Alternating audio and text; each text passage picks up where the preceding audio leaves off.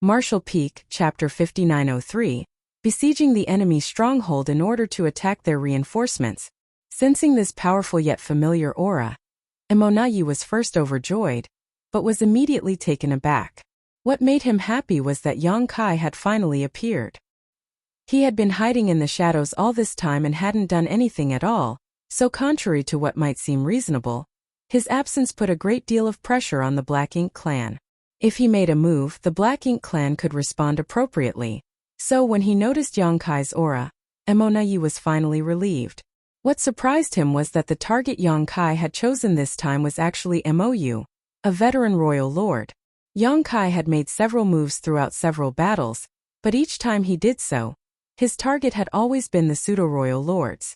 Due to his unpredictable means and the eerie Grand Dao River, the pseudo-royal lords he targeted rarely escaped, unless Dia Luo managed to come to their rescue in time. It could be said that half the pseudo-royal lords who had fallen on the battlefield over the past 10 years had died directly or indirectly because of Yongkai. He had almost single-handedly killed so many pseudo-royal lords to the point they were unable to lift their heads.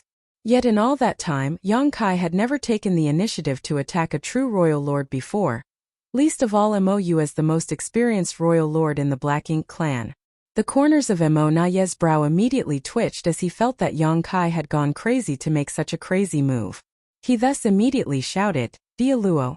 There was no verbal response, but the moment Yongkai appeared, Dia Luo led a dozen pseudo-royal lords towards him at astonishing speed.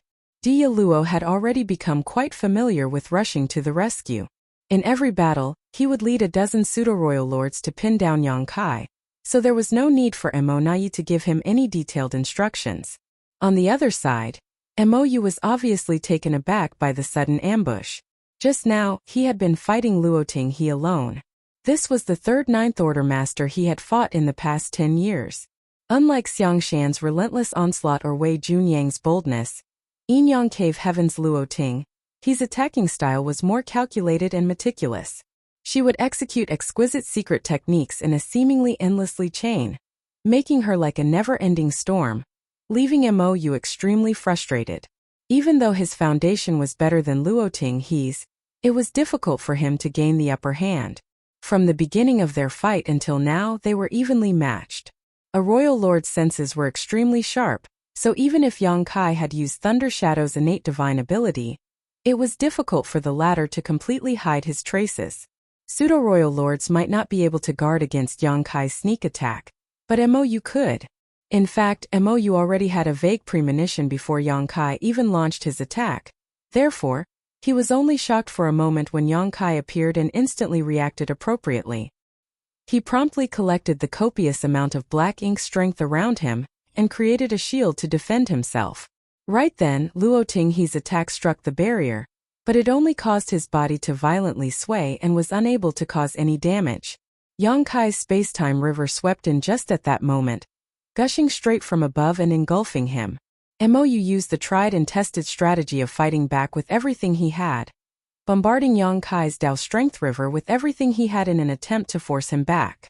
The raging waves crashed against Mou's barrage again and again, while the Dao strengths fluctuated non-stop. At the same time, Luoting He unleashed her strength. The combined assault of two Ninth Order masters proved too much, however, and quickly caused Mou to sink into the space-time river. The undercurrents inside the river instantly started surging. Surprisingly, it was Mou who was using his own strength to stir up trouble and bombard Yongkai's Dao strengths. The best way to deal with this situation was naturally for Yongkai to enter the space-time river and use the environment to his advantage to engage in a fierce battle with Mou. With his current strength, it wouldn't be difficult for him to kill the trapped Mou. But he didn't do this. If he wanted to kill a royal lord, he would have already done so 10 years ago, but killing a royal lord would not have done any good to the overall situation. The key masters in the Black Ink clan right now were still the pseudo-royal lords. They're here. Yongkai completely ignored the turmoil of his Dao strengths and lightly shouted, "Leave them to me." Luoting He replied as she gently pointed her finger towards the void. The next moment, Yinyang Dao strength rapidly filled the surroundings before an enormous Yinyang fish manifested, enveloping Dia Luo and the dozen pseudo-royal lords who were rushing over to help Mou. The yin-yang fish slowly started rotating, like it had a life of its own. Immediately, an inexplicable pull appeared in the void, causing the group of Black Ink Clan powerhouses to lose their footing.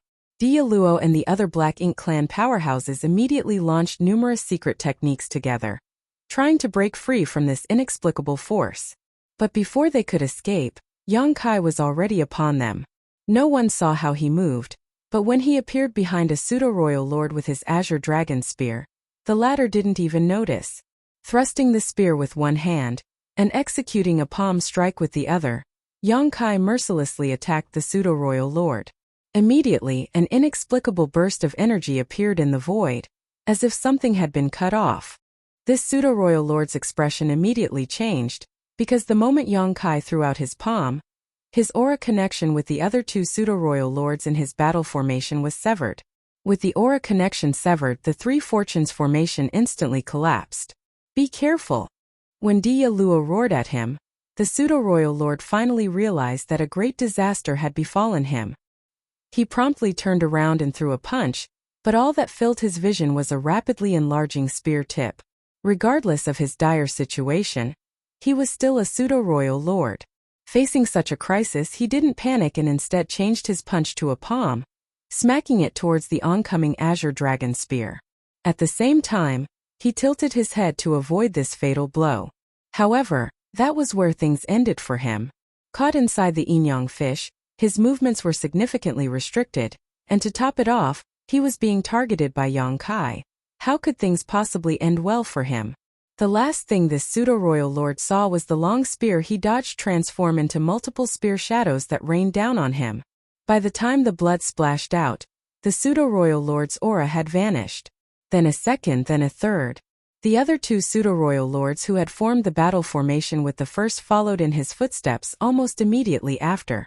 Only then did the secret techniques from all directions rain down on the spot where Yang Kai was standing. Unfortunately, all that was left there was his afterimage, and by the time it faded away, Yang Kai had already arrived on the opposite side. He had teleported to another three pseudo-royal lords in battle formation, and was about to launch a similar attack. In your dreams! Dialuo furiously roared again as he used all his strength to try and rescue the three pseudo-royal lords. However, another figure suddenly appeared in front of him, blocking his path. A jade-white palm flew out at him, carrying an earth-shattering power with it. Dialuo's expression became grave and without hesitation, he immediately met this palm with an attack of his own. Luo Tinghe's foundation was lacking compared to a veteran royal lord like Mou, but she was still stronger than Dialuo, who had only become a royal lord a few years ago. As such, it was relatively easier to fight him. With her restraining Dialuo, Yang Kai was able to act unhindered. Immediately, space principles surged as the surrounding space froze and a large number of small stone race soldiers appeared out of nowhere, surrounding this area. In a flash, a look of horror appeared on the faces of all the Black Ink clansmen, including Dialuo.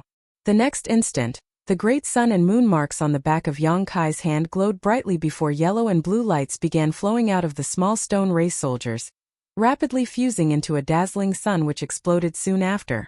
When the dazzling white light faded a few breaths later, a few pseudo-royal lords had disappeared from the battlefield, leaving clouds of blood mist in their place.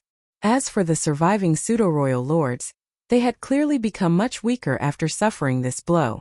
Yang Kai promptly charged at them with his spear in hand.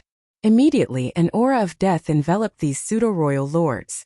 On the other side, Luo Tinghe looked surprised, staring at a fleeing figure with a frown. He is quite fast. The moment Dialuo saw Yang Kai summon the small stone race army, he decisively used his secret technique to escape.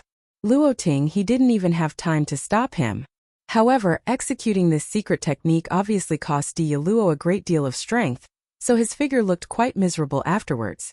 Luo Tinghe no longer paid any attention to the fleeing Dialuo, promptly turning around and joined forces with Yang Kai to kill the remaining pseudo-royal lords who had been injured by the burst of purifying light. How could the pseudo-royal lords be their opponents under these circumstances? Their auras vanished one after another, though the counterattacks of these pseudo-royal lords before their deaths could not be scoffed at. Knowing that they were doomed to die, each pseudo-royal lord displayed suicidal determination in their final moments, causing both Yang Kai and Luo Ting he to suffer some injuries. In particular, Yang Kai's Dao strengths were fluctuating in a wild manner, not because he was using his own Dao strengths to kill his enemies, but because the space-time river was under attack. After dealing with all the pseudo-royal lords, Yang Kai shouted, "I'll leave him to you." A moment after he shouted, a figure rushed out from the space-time river. It was none other than Mou, who had been swallowed by the space-time river earlier. Although he had been trapped inside, Mou had not suffered any physical injuries. His aura, on the other hand, was a little weaker than before, though this did not affect his combat strength much. When Mou saw the tragic sight before him, a cold and frigid look took over his face, but before he could do anything, Luo Ting he rushed him and the two resumed their original battle. Yang Kai, on the other hand, didn't even spare Mou a glance. He raised his hand towards the space-time river, grabbing it like it was a whip, then used instantaneous movement, disappearing into the void. He didn't attack Mou with Luo Ting Unless Yang Kai exposed his true strength, it wouldn't be easy to kill a veteran royal lord. Furthermore, it was more convenient to sneak attack the pseudo-royal lords than to kill a tough nut like Mou. At the no-return pass, Mou's face turned ashen. He had never expected that his strategy against Yang Kai would be broken so easily. Yang Kai sneak attacked Mou, but clearly he never had any intention of fighting him.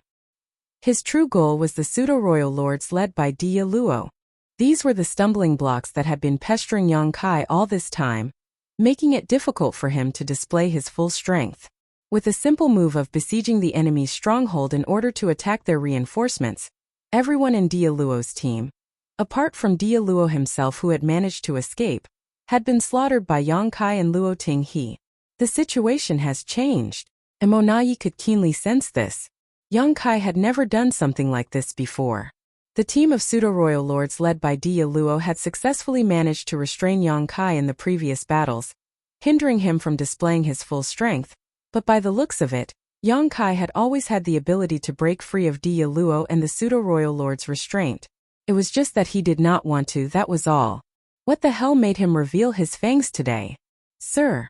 Dia Luo, who had fled back to the no-return pass, arrived in front of Mou, his face filled with shame. He didn't dare to face Yang Kai alone, so he didn't know what to do now. Martial Peak, Chapter 5904, Exchanging Pieces. Even now, Mou had not associated the turn of events in the situation to the fact that Yang Kai's strength had experienced a heaven-shaking, earth-shattering increase to another level. That was because he knew just how difficult it was for a human race master to cultivate. The stronger the cultivator, the more time they had to spend accumulating heritage to grow their power. Since ancient times, there had never existed anyone like Yang Kai who was able to grow to such an extent in less than 1,000 years after advancing to the Ninth Order. Ever since the humans attacked the no-return pass, Yang Kai had been concealing his ability by feigning weakness. In each battle, he only ever revealed strength as should be expected from a newly advanced Ninth Order master like himself while trying to avoid head-to-head battles with any of the royal lords. From Mou's perspective, Yang Kai may be stronger than when he just advanced back then in the universe furnace world, but such growth was still acceptable.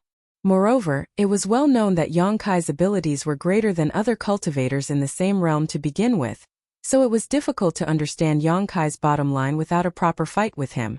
Even if someone told Mou about Yang Kai's true strength now, he probably wouldn't believe it.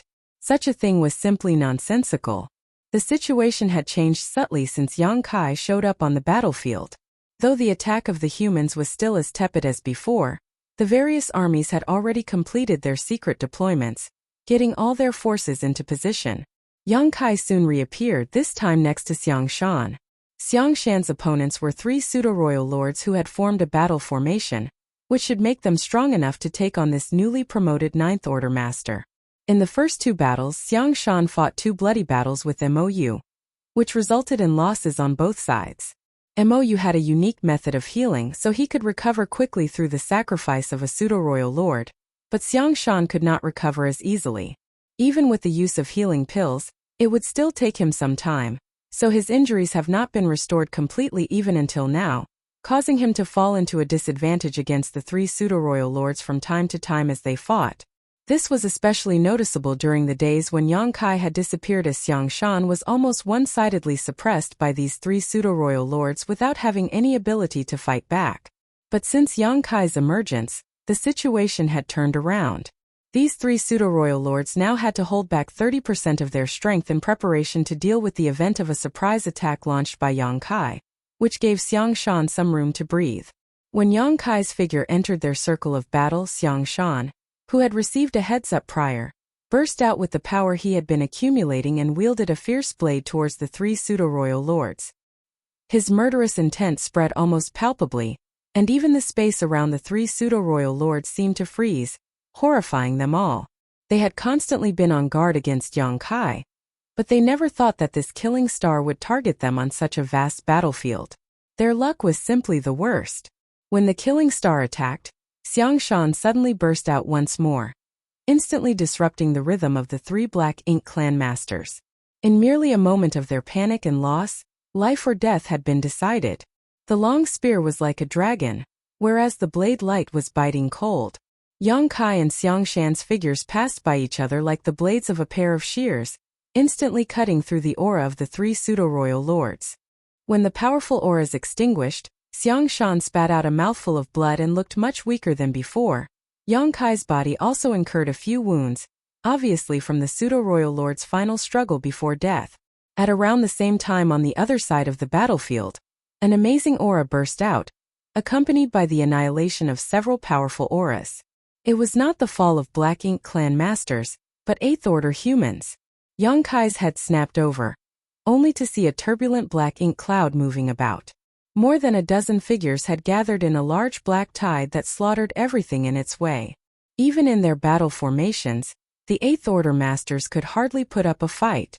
The reason for that was that there were traces of Mo Nai and Dia Luo's involvement in this tide, whereas the rest were all pseudo-royals. Almost at the same time as when Yang Kai looked over, Mo Nai turned his head over as well. Their gazes suddenly met, and they could both see the coldness in each other's eyes. Yang Kai instantly understood Mo Nai's intention and praised him inwardly. What a cruel and determined heart this guy has. Moments ago, when Dia Luo fled back to the no-return pass and returned crestfallen to Mo Nai's side, Mo Nai made a snap decision at that moment. An extremely radical one at that. On his command, a dozen pseudo-royal lords, who were standing by to defend the black ink nests, flew out in a group under Dia Luo's lead, heading straight towards the battlefield. Mo Nai gave up the idea of tracking Yang Kai since he knew that he would only end up being pulled around by the nose by him that way. This fellow was a master in the Tao of space who could appear and disappear like a ghost. Trying to pin down his tracks would only waste time. The only way to change their passive position to an active one was to give up on defending and attacking instead. If you want to kill our pseudo-royal lords, then I'll go and kill your Eighth-order masters. Let's see who will give in first and go to stop the other. This was Mo Nai's decision. Nobody could stop Yang Kai if he wanted to sneak up on them and stir trouble. Mo Nai deeply recognized that he lacked that ability now. Dia Luo had already failed, so in that case, he would just ignore Yang Kai for now and eliminate opponents he could kill. He would slaughter until the humans ached and despaired. Then even if they were to lose some pseudo-royal lords in battle, their deaths would have been worth it. At the very least, it was better than losing them to Yang Kai's sneak attacks while gaining nothing in return. The result was remarkable.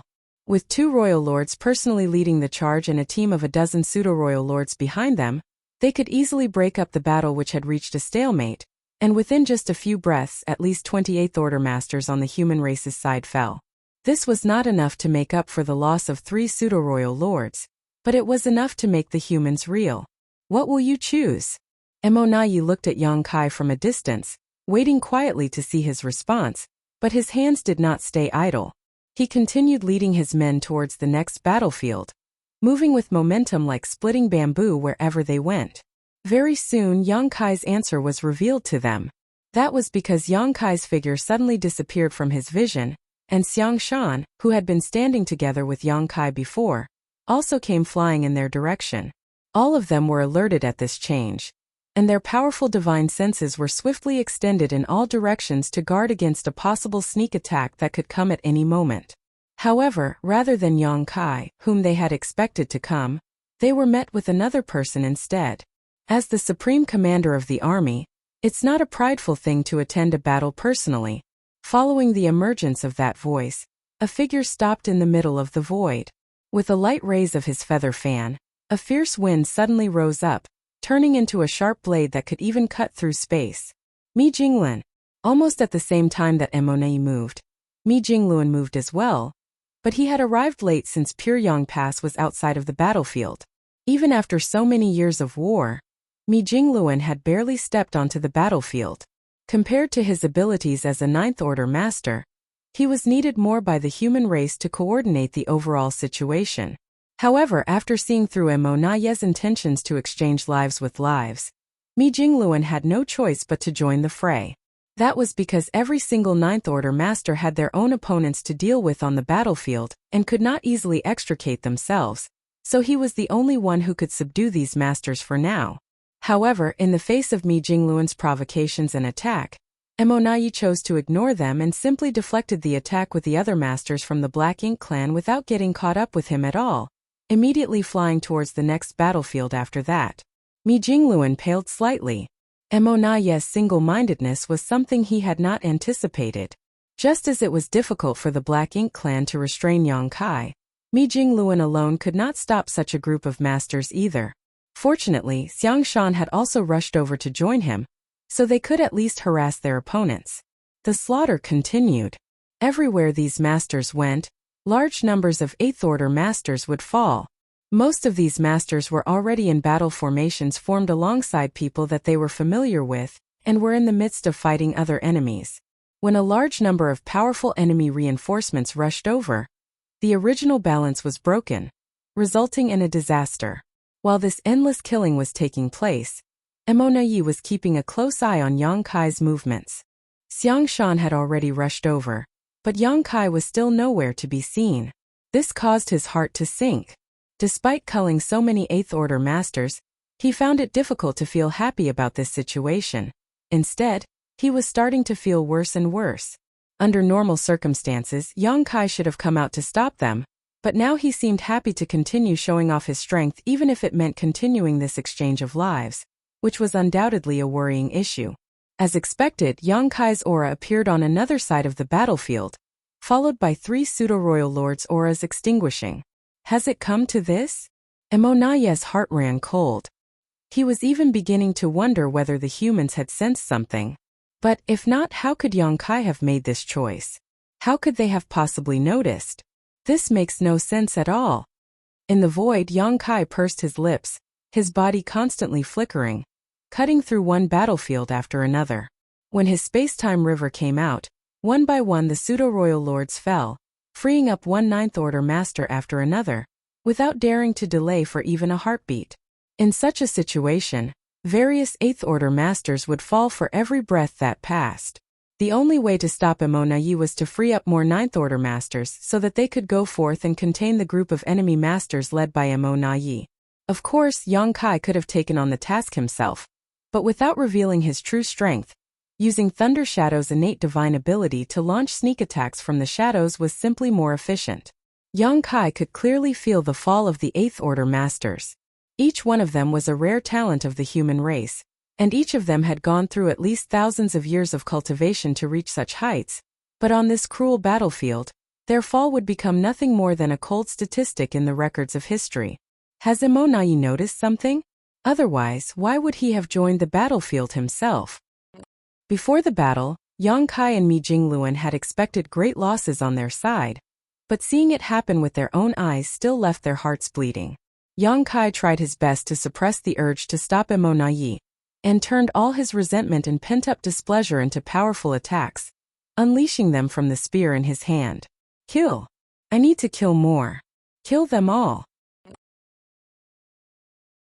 Martial Peak Chapter 5905 Decisive Battle.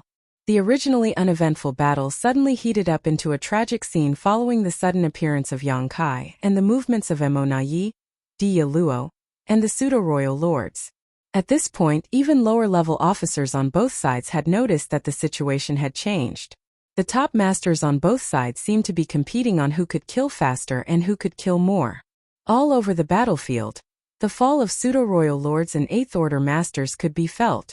In terms of killing efficacy, the Black Ink clan was undoubtedly better. A killing squad led by 2 royal lords with a dozen pseudo-royal lords in tow was extremely powerful. The battle formations that the Eighth Order masters had were simply incapable of defending against such a lineup. As soon as their battle formations were broken, the Eighth Order masters would quickly be killed. And no matter how fast Yang Kai was, the most he could deal with was 3 pseudo-royal lords at a time. In a short cup of tea's time, as many as 20 pseudo-royal lords had been eliminated. Yang Kai's body was covered in black blood from his killing spree, and the fierce murderous intent surrounding him made him seem like a god of death returning from purgatory, leaving all the pseudo-royal lords in the entire battlefield in fear. However, the humans had also paid an extremely heavy price on their side. As many as 100 Eighth Order masters had been reduced to nothing more than cold dead bodies. It wasn't until the Ninth Order masters had their hands freed one by one to join the encirclement against the Black Ink clan's group of masters that the situation finally eased up. Yang Kai wasn't just cutting down pseudo-royal lords aimlessly. He was specifically targeting the opponents of the Ninth Order masters. His space techniques brought him to each side of the battlefield, where he worked together with the Ninth Order masters to deal with their enemies. Once the last Ninth Order master swept over, the top masters on the human race's side formed an encirclement around the mighty Black Ink clan killing squad. It was only now that Mi Jingluan could finally breathe a sigh of relief. In the void, Mi Jingluan, Xiangshan, Ouyang Lai, Wei Junyang, Xiao Xiao, Wu Qing, Shizhuang, and Tang Tao all stood. 8 Ninth Order masters were sealing the Black Ink clan team from all directions. It could be said that all Ninth Order masters, excluding Yang Kai, who was roaming around and picking off enemies, Luo Tinghe, who was facing off against Mou alone, as well as Yang Shui and Wu Kuang, who were all the way over at the Primordial Heaven Source Grand Restriction, had all come together. This was the heritage accumulated by the human race over thousands of years.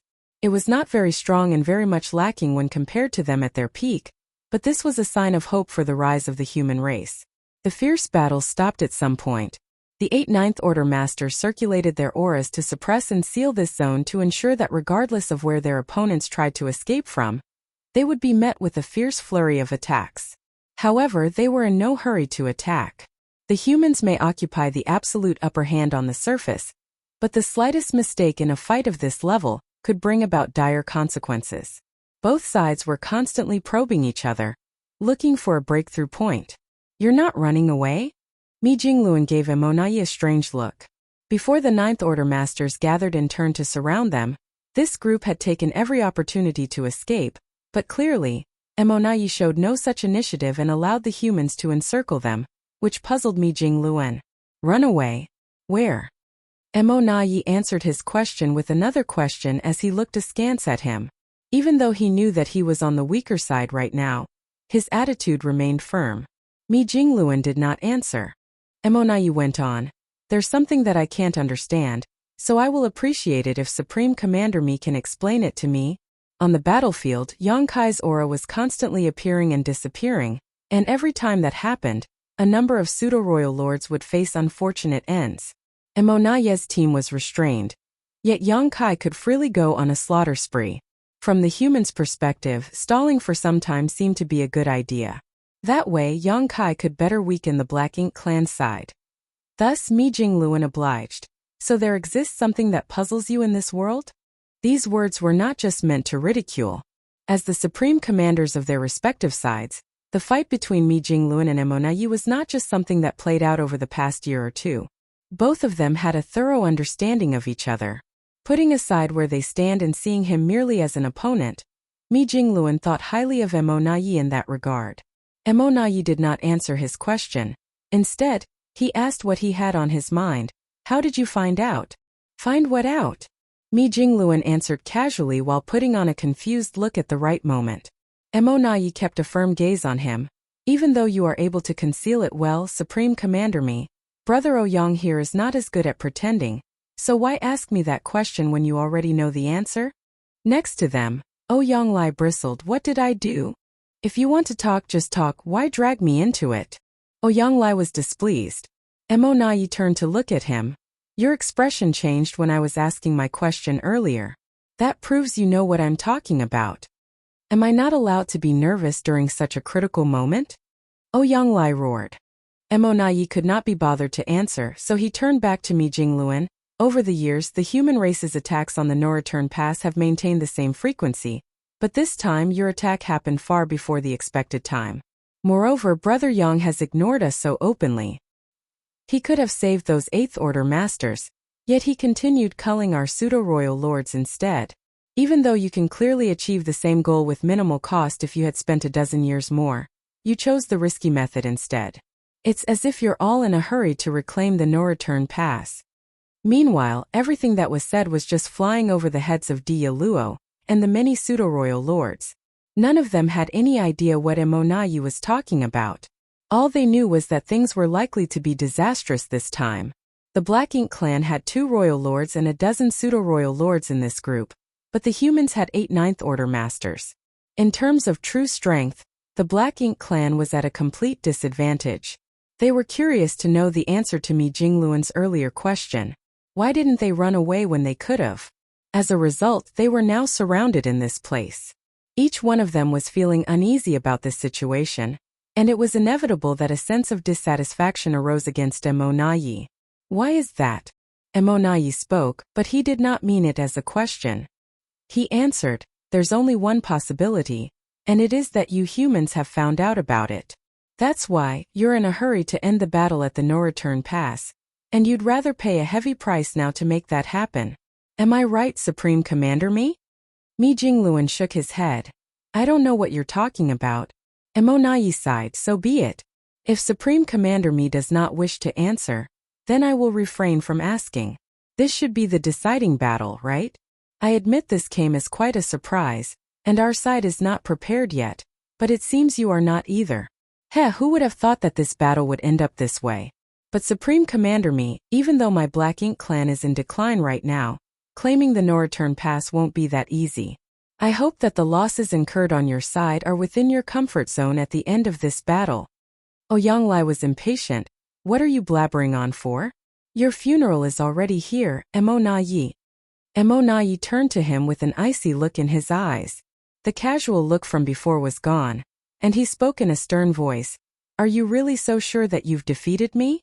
Almost at the same time as those words were spoken, dozens of powerful auras that shook the void rose up within the no-return pass and swept out. It was the pseudo-royal lords who had remained in the no-return pass all this while, guarding the high-rank Black Ink nests. These pseudo-royal lords had been stationed in the no-return pass since the humans began attacking it, but there was no helping it. It was mainly because they had to guard against the annoying Yang Kai. This fiend was constantly appearing out of nowhere, always coming out of the barren territory every battle. Without these pseudo-royal lords to protect the Black Ink nests, Yang Kai would long have destroyed them all. And without them, the Black Ink clan will have no way to replenish their forces or heal from their injuries. And during Yang Kai's repeated fights with the pseudo-royal lord team led by Dia Luo, it was they who fended against the fallout from their battle to keep the high-rank Black Ink nests safe. These pseudo-royal lords had never left the no-return pass since the humans began their attack. However, all of them had left at this moment without a single one remaining behind. Without their protection, the no-return pass was practically defenseless at this moment. Even though there were still 2 Black Ink giant spirit gods standing on either side of the no-return pass, if Yang Kai had wanted to, he could easily take advantage of this opportunity to charge in and destroy all the Black Ink nests. If the 2 Black Ink giant spirit gods were to attack him at that point, it would only speed up the destruction of the Black Ink nests. Noticing the unusual movement from the no-return pass, the Ninth Order masters all looked astonished. Mo Naiyi grinned at Mi Jingluan. Since it's the final battle, I won't be standing on ceremony. The humans were willing to pay a huge price if it meant taking the no-return pass, so how could the Black Ink clan hold back? If this battle was lost, would there still be any Black Ink nests left? In such a situation, there was no longer any need to guard the no-return pass. In a fight with their lives on the line, the winner would be the king, and the loser would be the villain. Kill! Mo Naiyi suddenly shouted as he led his team towards Wei Junyang, which caught the latter off guard. Even with the other Ninth Order masters responding promptly, he was still immediately forced back. Like Xiang Shan, Wei Junyang was also wounded and was obviously seen as a breakthrough point by Mo Naiyi. which made him very angry. But fortunately, the Ninth Order Masters were all top masters and soon stabilized the situation.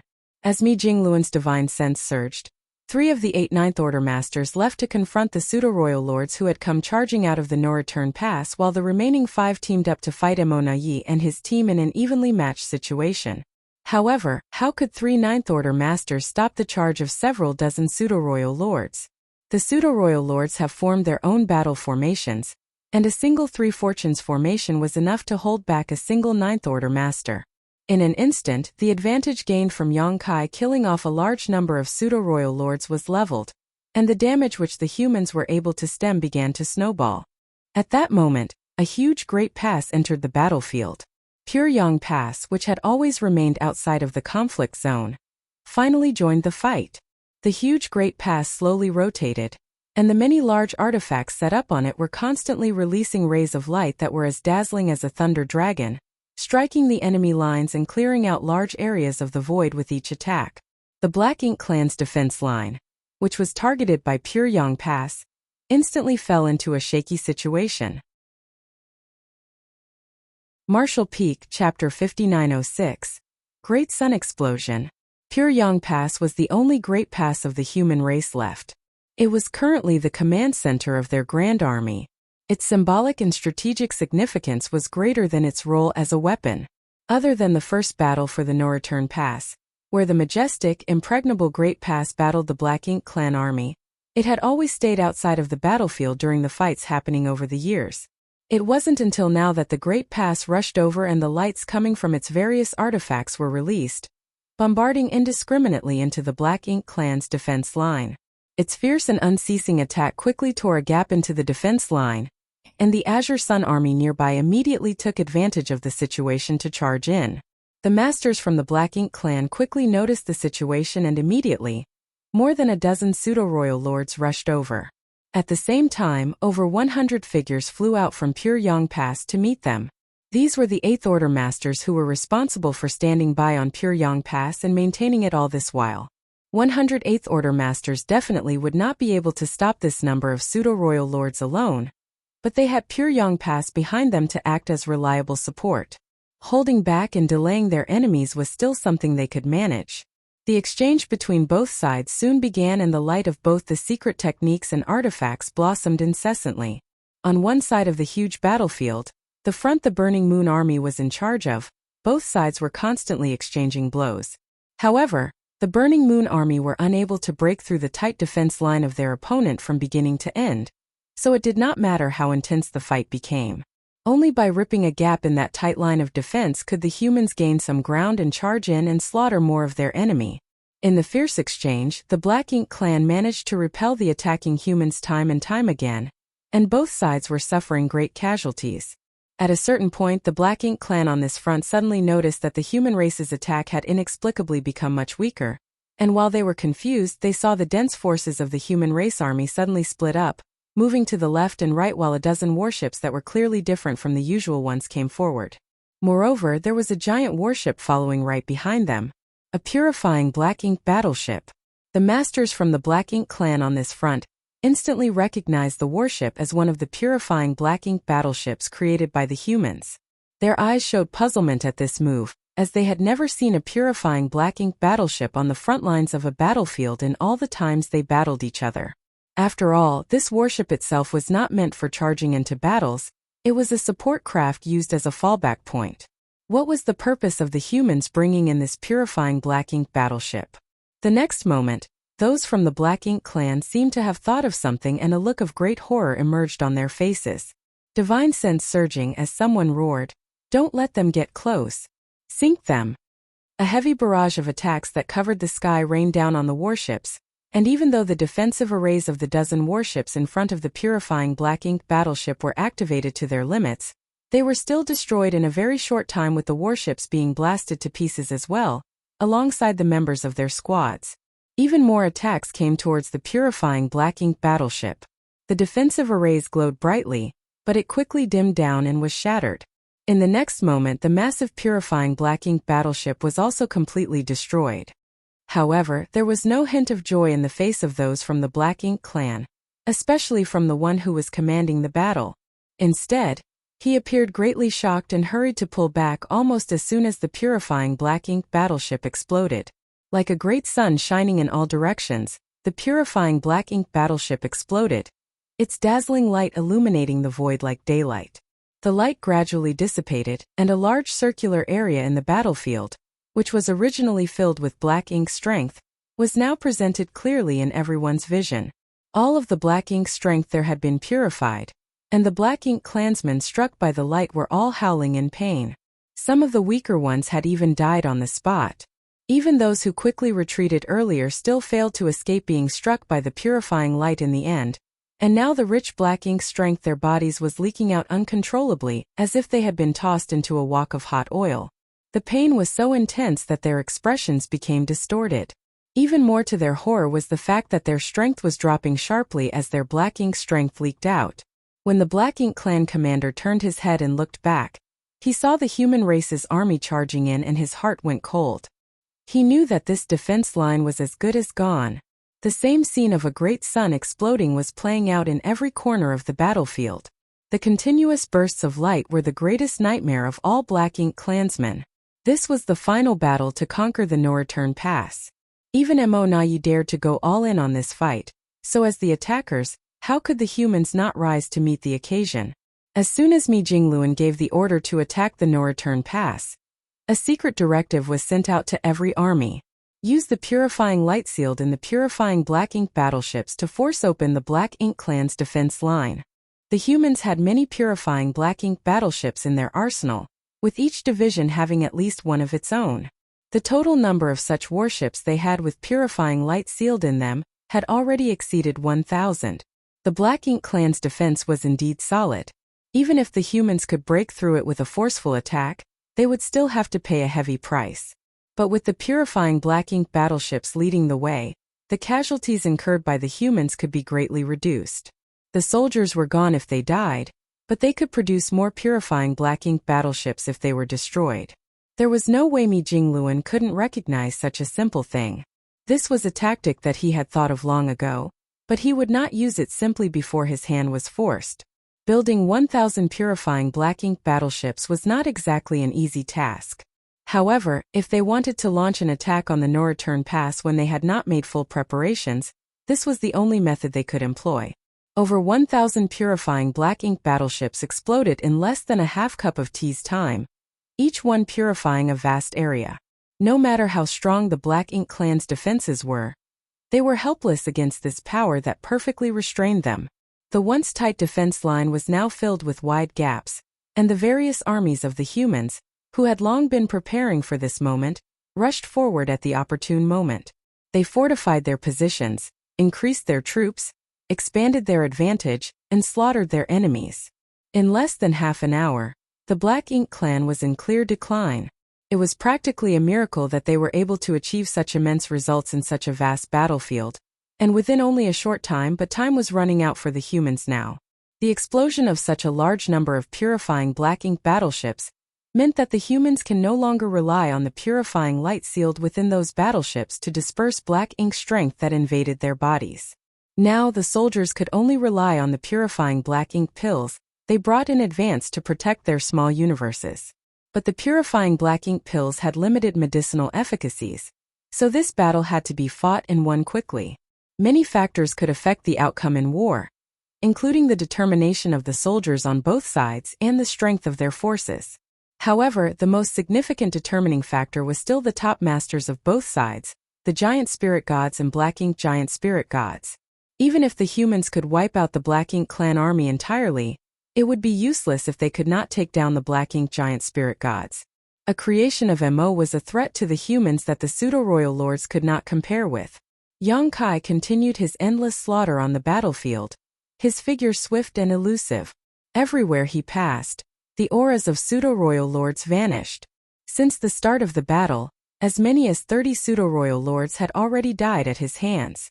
This was the battle where he killed the most pseudo-royal lords. The high-intensity battle left his body covered in blood and his aura unstable. The final struggle made by the pseudo-royal lords before their deaths was not something that could be ignored. However, His efforts were able to reduce the casualties for his people by a great margin. Emonayi burned all bridges when he realized that this was going to be the final decisive fight, commanding all the pseudo-royal lords standing by at the no-return pass to come out as well, completely giving up on defending the no-return pass. Despite how many Eighth Order masters the humans had, they were still somewhat powerless when faced with these groups of pseudo-royal lords in battle formations. Many Eighth Order masters suffered miserable fates under their hands.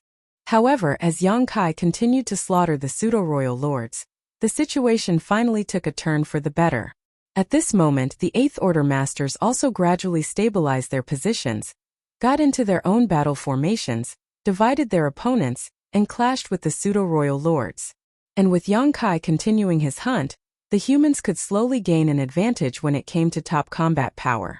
However, Yang Kai was not satisfied because the two Black Ink giant spirit gods had not made a single move from beginning to end. They were still just guarding the no-return pass. If the Black Ink giant spirit gods did not make a move, Yang Kai did not dare to reveal his true strength either. If they continued fighting like this, their casualties would continue to increase, and even if they captured the no-return pass in the end, it would be difficult to make the cost of the fallen masters worth it. Fortunately, after the total collapse of the Black Ink clan's defense line and further expansion of casualties, the two Black Ink giant spirit gods who had been standing by finally could not sit still any longer. A deep sigh seemed to come from the void, causing every living being on the battlefield to tremble. Immediately afterwards, the two enormous creatures guarding the left and right sides of the no-return pass moved. They each arrived at the forefront of the battlefield with just a single step, and with a casual wave of their hands, both humans and Black Ink clansmen were silently reduced to paste. It was not that they didn't want to avoid Black Ink clan members, but their bodies were simply too large.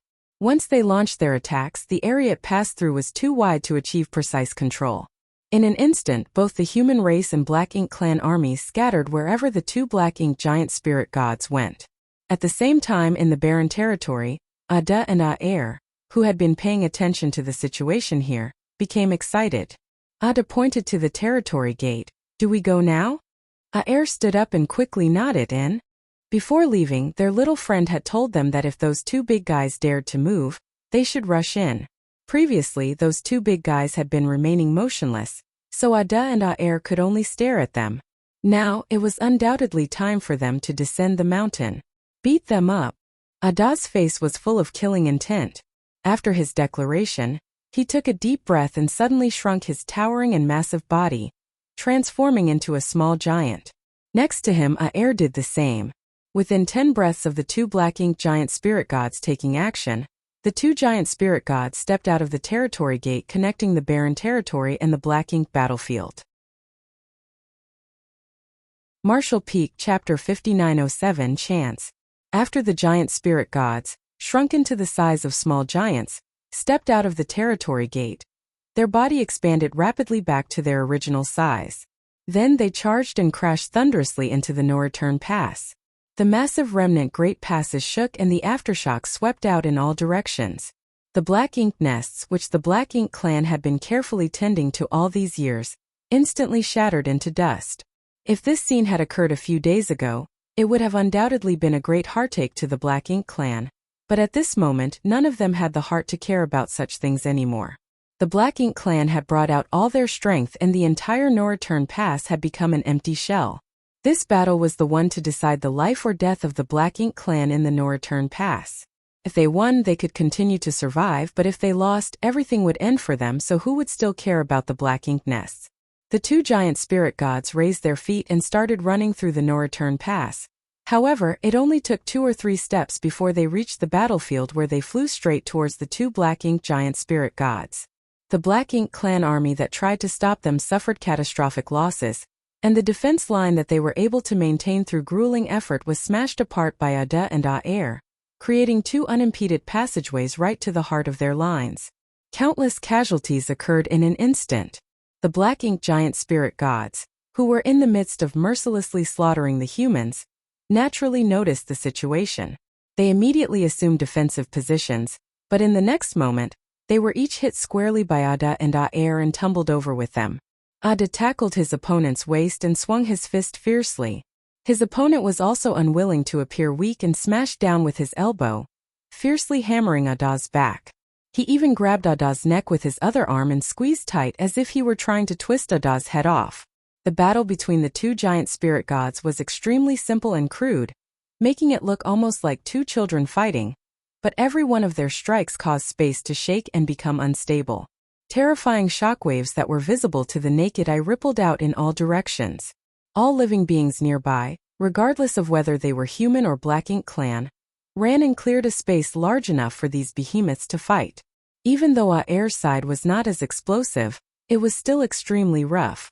He and his opponent exchanged punches, each first reaching the other's body, causing both sides to stumble. These two were old rivals who had fought for thousands of years in the barren territory, but neither had ever defeated the other. This battle was simply a continuation of their previous struggle. If nothing out of the ordinary happened, it was unlikely that there would be a clear winner in the fights between the giant spirit gods. The masters from either side could not interfere with a fight of this level. More than that, simply being caught in between these four would have dire consequences. Only Yang Kai waited in the shadows as he watched on from the sidelines, waiting for the right moment to strike. The Black Ink giant spirit gods were finally moving, something which he had been eagerly anticipating. Ada and Aer also arrived promptly to restrain them, so there was no need to worry about them posing a threat to the human race army. Now, all Yang Kai had to do was look for a suitable opportunity to strike. However, when this opportunity would rear its head, or if it would even arise to begin with, was uncertain.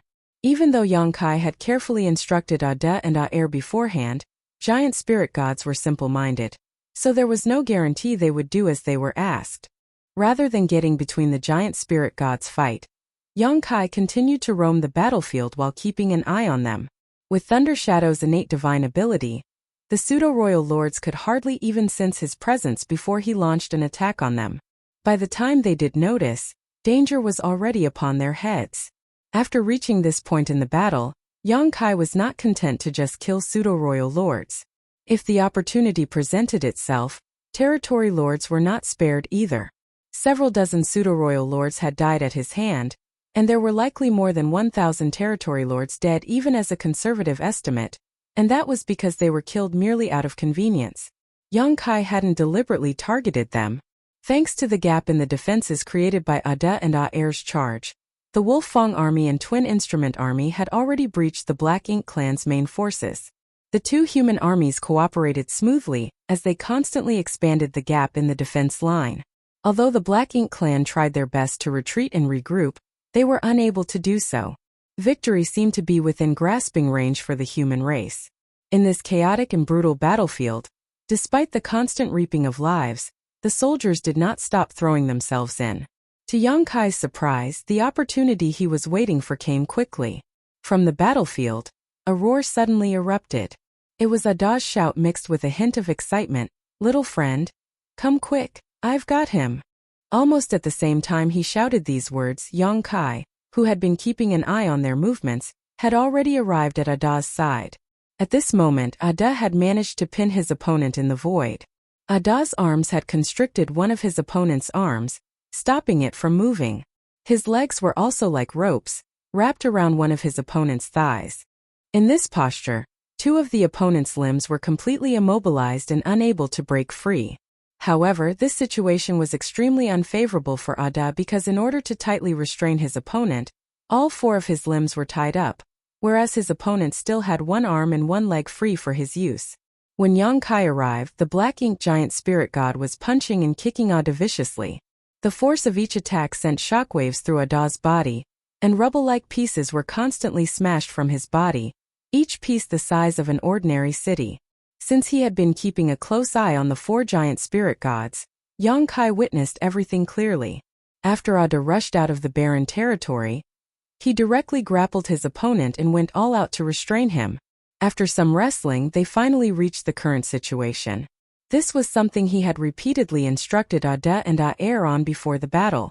No matter what, they had to find a way to restrain the Black Ink giant spirit gods. Yang Kai originally thought that Aer would do a better job at this since Aer had clearly shown more intelligence than Ada throughout the many years of Yang Kai knowing them. Therefore, when Yang Kai instructed them on this matter, He focused more on Aer and also placed his hopes on him. But in fact it was Ada who achieved it first. This was something Yang Kai did not expect, but it still made some sense when he thought about it. Due to his lower intelligence, his thoughts were simpler, so he just did everything within his power to do what he was told. It was not the first time that a giant spirit god and black ink giant spirit god had wrestled like this before. Previously, when Aer was fighting his opponent in the barren territory, a similar scene had appeared. Yang Kai had seen them entangled like this many times when he passed by the barren territory. In the end, this struggle had developed into a stalemate, so the black ink giant spirit god did not feel the need to act defensive against Ada's actions. After being restrained, it instead rained attacks down on Ada as it pleased. Unlike the giant spirit god, which lacked sentience, the black ink giant spirit god was Mo's soul clone with a clear cleverness to it. Ada's actions were seen as foolish in its heart. Even though it was caught off guard for a moment, the one at a loss here was not itself. That was why it had no fear. That was until Yang Kai suddenly showed up. The black ink giant spirit god who was punching and kicking Ada instantly realized something and stared fiercely at the ant-like figure in front of it. "Well done!" Yang Kai shouted and instantly opened the portal of his small universe while surging his space principles to the fullest at the same time. Countless residual images appeared at once as if countless Yang Kais had appeared in that instant. In just a short 3 breaths, the residual images dissipated and Yang Kai returned to his original position. However, where the residual images were located, stone giants with powerful auras appeared. They were the small stone race, and from the powerful aura that was flowing out of them, each one was comparable to an 8th order master. The black ink giant god who was being firmly restrained by Ada finally paled at this sight. It had previously eaten a similar loss before when it was restrained by Xiao Xiao and Wu Qing in the barren territory. So when these small stone races masters appeared, it knew that something terrible was about to happen. But what puzzled it was where Yang Kai had amassed so many powerful small stone race masters from. Not only had Yang Kai taken in a massive army of hundreds of millions of them from the chaotic dead territory, a large number of them were even in the 8th order. Even though he gave some 8th order small stone race masters to the other humans, their numbers were not many. He had kept most of them for himself. In all these years of war, Yang Kai had never used these 8th order ones, and that was because they were the trump card he was saving to use against the black ink giant spirit god. He could not easily reveal them. Now, at this moment that trump card was finally going to be played. As many as 2,000 8th order small stone race masters suddenly appeared on the battlefield, which shocked all those who were fighting here. All eyes were instantly fixed on this side. And when they realized that the source of the surging aura was from this small stone race army, the human race masters breathed a sigh of relief while those from the Black Ink clan began panicking. Especially Mo Na Yi, who instantly understood Yang Kai's intentions. His pupils shrank in shock. A sharp aura suddenly struck him and left a bone-deep injury on his body. Mi Jingluan lightly waved the feather fan in his hand as Dao's strength surged, instantly engulfing his opponent in his attack. You still have the heart to be distracted at such a critical moment? That's not a good habit to have. Mo Na Yi gritted his teeth while defending against Mi Jingluan's attack. Has he been hiding his trump card just for this very moment? Who knows? Mi Jingluan gave a casual reply, but his attacks grew more and more aggressive. Normally, Mo Na Yi wouldn't suffer much against such attacks, but his mind was distracted at the moment, so his body became covered in wounds in just a short while.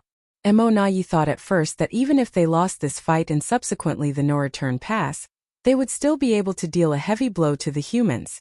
After all, the Supreme One's soul clones were so powerful that no one could oppose them. Worst comes to worst, they would disappear into the depths of the void and meet up with the reinforcements that were rushing this way, then they would still be able to stop the human race army.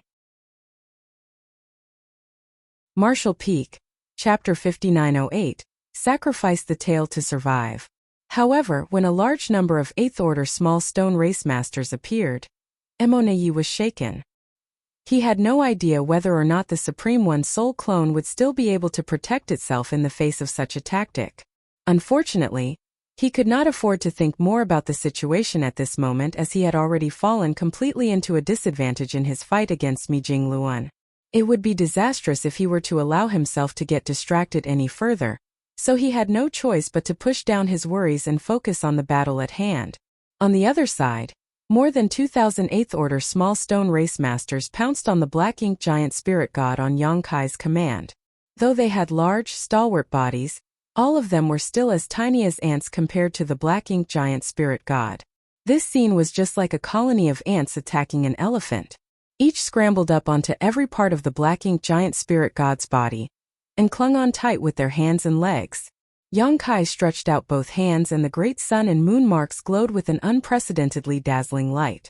As he clenched his fists, he roared, "Explode!"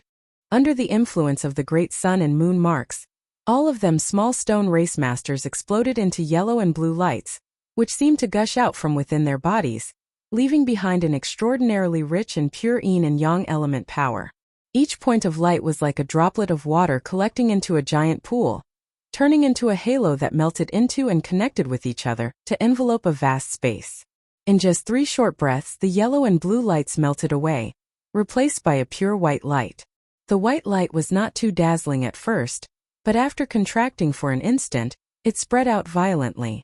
The entire battlefield was covered by the light in an instant. Both armies on the battlefield, regardless of their cultivation realm, even the royal lords and Ninth Order masters, had their vision filled with white. Everything disappeared and nothing could be seen. The noisy and horrific battlefield went eerily silent for a moment, as if time had stopped flowing. The light that was of utmost purity exploded, penetrating the barriers of the void and shining far into the depths of the black ink battlefield. Even the detonation of the purifying black ink battleships was like a firefly next to the bright moon when compared to this scene. Never once had an explosion of purifying light of this magnitude been seen since the humans began using it to restrain black ink's strength. Even Yongkai had not predicted the terrifying power that was brought about by the sacrifice of 2,000 Eighth Order small stone race masters. Around the origin of the explosion of purifying light, there had been a large number of black ink clansmen holding the defense line, but after the eruption, the vast majority of those auras evaporated. Those who were lucky enough to survive still suffered a large drop in their strength. The explosion of purifying light brought about by the sacrifice of 2,000 Eighth Order small stone race masters had completely collapsed an entire segment of the Black Ink clan's defenses with just its after effects. Almost every Black Ink clansman in and around the Noreturn Pass was affected by the purifying light to some degree, compromising their strength to a certain extent. After more than a dozen breaths, the dazzling light finally dissipated, and the eerie tranquility was disturbed by the noise of death and slaughter. As countless numbers of Black Ink clansmen howled in pain, Black Ink's strength was constantly escaping uncontrollably from their bodies, as if they had accidentally fallen into a wok of hot oil. Seeing this situation, the human race army attacked with all their might. They would never miss such a good opportunity. The purifying light was a great danger to the Black Ink clan, but it had no effect on the humans. Originally, the Black Ink clan army were fighting hard to resist the humans, so it was difficult to break through their defenses, but every front was given a good opportunity now to strike. In a matter of breaths, they easily broke through each defense line and routed the Black Ink clan's forces. Yongkai himself did not expect that his trump card against the Black Ink giant spirit god would fundamentally alter the tide of war and save countless numbers of human race soldiers. At this moment, he did not pay attention to the battlefield of the armies and instead turned his head towards a certain place in the void. Standing there was a huge creature, one of the Black Ink giant spirit gods. This Black Ink giant spirit god had originally come out from the divine spirit ancestral land, the same one who was restrained by the combined efforts of Xiao Xiao and Wu Qing for thousands of years. Yongkai had dealt with it several times in the past. It had never properly looked at Yongkai since from its standpoint, Yongkai was nothing more than an ant no matter how powerful he was. Whether it was a strong ant or a weak ant, there was no difference to it. But now it finally had to face this ant that it had been ignoring, and it was because this ant actually had the power to wound it, even if it was through borrowing an external force. Yongkai's gaze swept over the Black Ink giant spirit god's figure, especially the 2 stumps where its arm and leg had been torn off from. Thick, viscous black blood spurted out of the huge wounds like 2 black fountains. It was a spectacular sight to behold. The arm that he lost was in Ada's arms while the missing leg was wrapped between Ada's 2 legs. The moment when the purifying light erupted, The black ink giant spirit god had decided to act like a lizard and sacrifice its tail to save its body. Yang Kai's brows knitted into a frown. From the wounds on the black ink giant spirit god's arm and leg, it was evident that they were severed voluntarily. Unable to break free from Ada's grip, it had no other choice but to regain its freedom through such a decisive method. Yang Kai was glad that he made the small stone race masters cling to the giant spirit god's body when he summoned them. Otherwise, it might have actually been able to evade a direct hit from the purifying light. Even though Yang Kai wasn't able to fully unleash the purifying light's might against his foe, the black ink giant spirit god still lost an arm and a leg. Moreover, Yang Kai could clearly sense that its aura had weakened significantly. It managed to break free from Ada's grip by sacrificing an arm and leg, but the purifying light still played a significant role, which could be seen from the black ink strength leaking endlessly from its body. This black ink giant spirit god was no longer the same master that inspired fear and despair in people's hearts from before. Yang Kai raised his hand and summoned his azure dragon spear. Dao's strength shook and the space-time river manifested.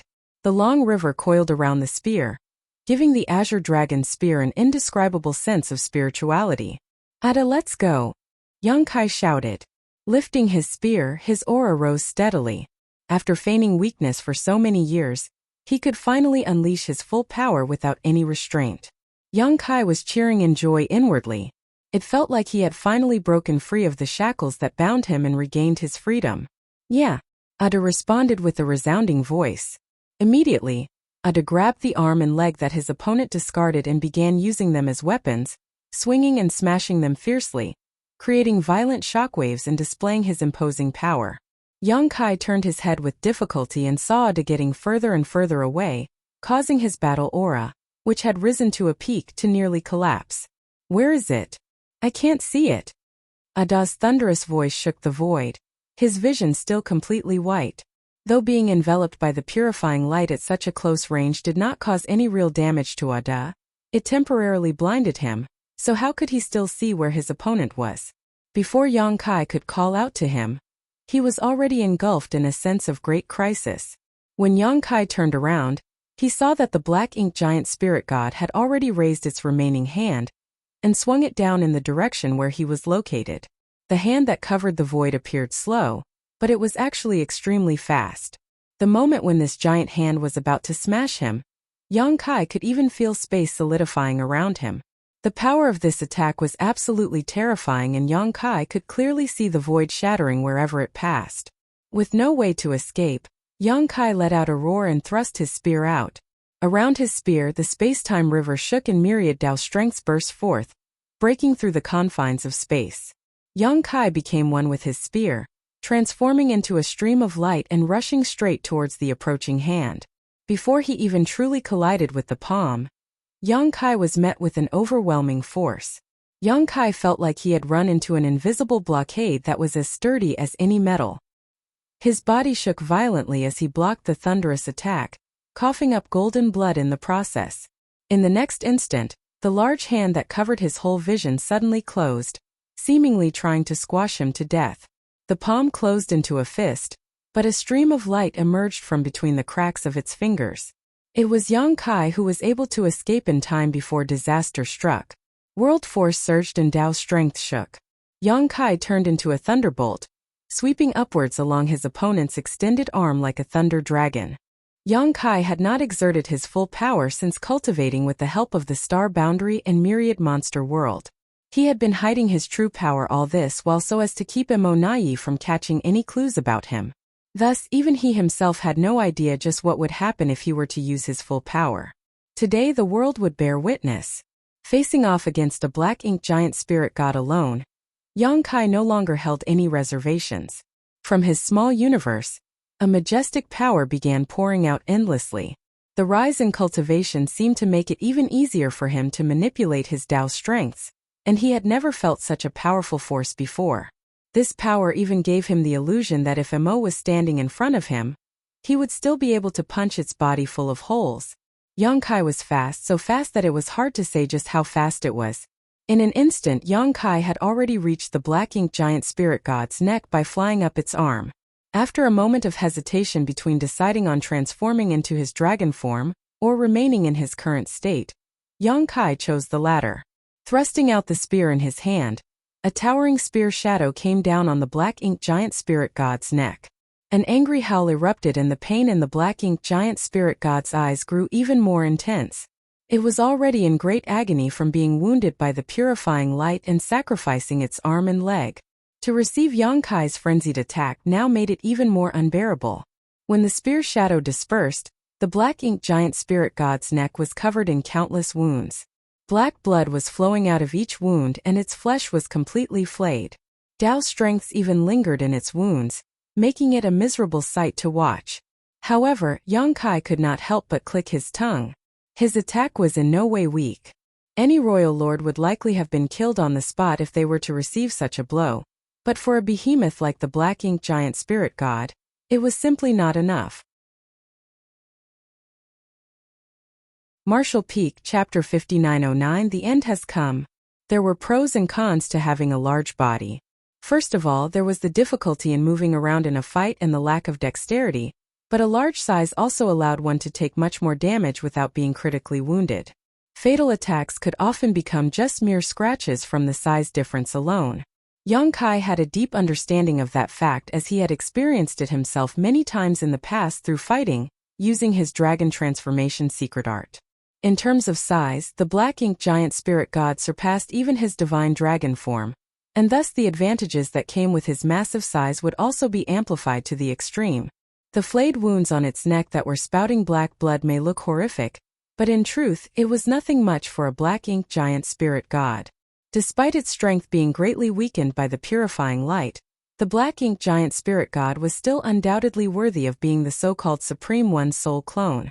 The flesh at the wound writhed and rich black ink strength poured out. Then the injury was quickly stabilized. Only Yang Kai's Dao strengths were not that easy to disperse and remained stuck to its wound, constantly changing and evolving, continuing to cause damage. Seeing this, Yang Kai made an instant decision to retrieve his spear and escape. Before the black ink giant spirit god could swing its palm over again, Yang Kai stuck to its shoulder and rushed in the opposite direction. In the blink of an eye, Yang Kai reached the stump of its severed arm, which was still oozing thick black blood, but in just a short moment, the terrifying wound was greatly relieved. It would likely take no more than a couple dozen more breaths for the severed arm to scab over just like its neck, leaving only a closed wound behind without black blood oozing out anymore. Its regenerative abilities were truly shocking. Yang Kai raised his spear, and as world force surged, his body moved with his weapon, turning into a spiral that drilled into the wound at his arm. The black ink giant spirit god was instantly overtaken by an immense pain that caused it to hiss in shock and anger. "What are you doing?" Yang Kai did not answer. He had brought out his full strength and merged with his spear, turning into an unstoppable blade that broke through the thick blockade of black ink strength, trying to penetrate into the black ink giant spirit god's body from its wound. "Don't even dream of it." The black ink giant spirit god knew what was coming. No matter how strong it was, it still could not anticipate what would happen to it if it allowed Yang Kai to succeed. Its huge eyes were filled with fear and panic. It never thought that it would fall into such a situation in such a short amount of time since the fight began. As soon as it finished speaking, it raised its hand and slapped it down at Yang Kai, as if swatting at a mosquito that was biting it. If that palm connected, then Yang Kai would die even if he were to transform into his divine dragon form. At the same time, it also exerted all of its power to form a viscous yet sturdy defense around the wound to stop Yang Kai's invasion. As long as it could sweat its opponent to death before he had a chance to invade its body, then the crisis would be easily resolved.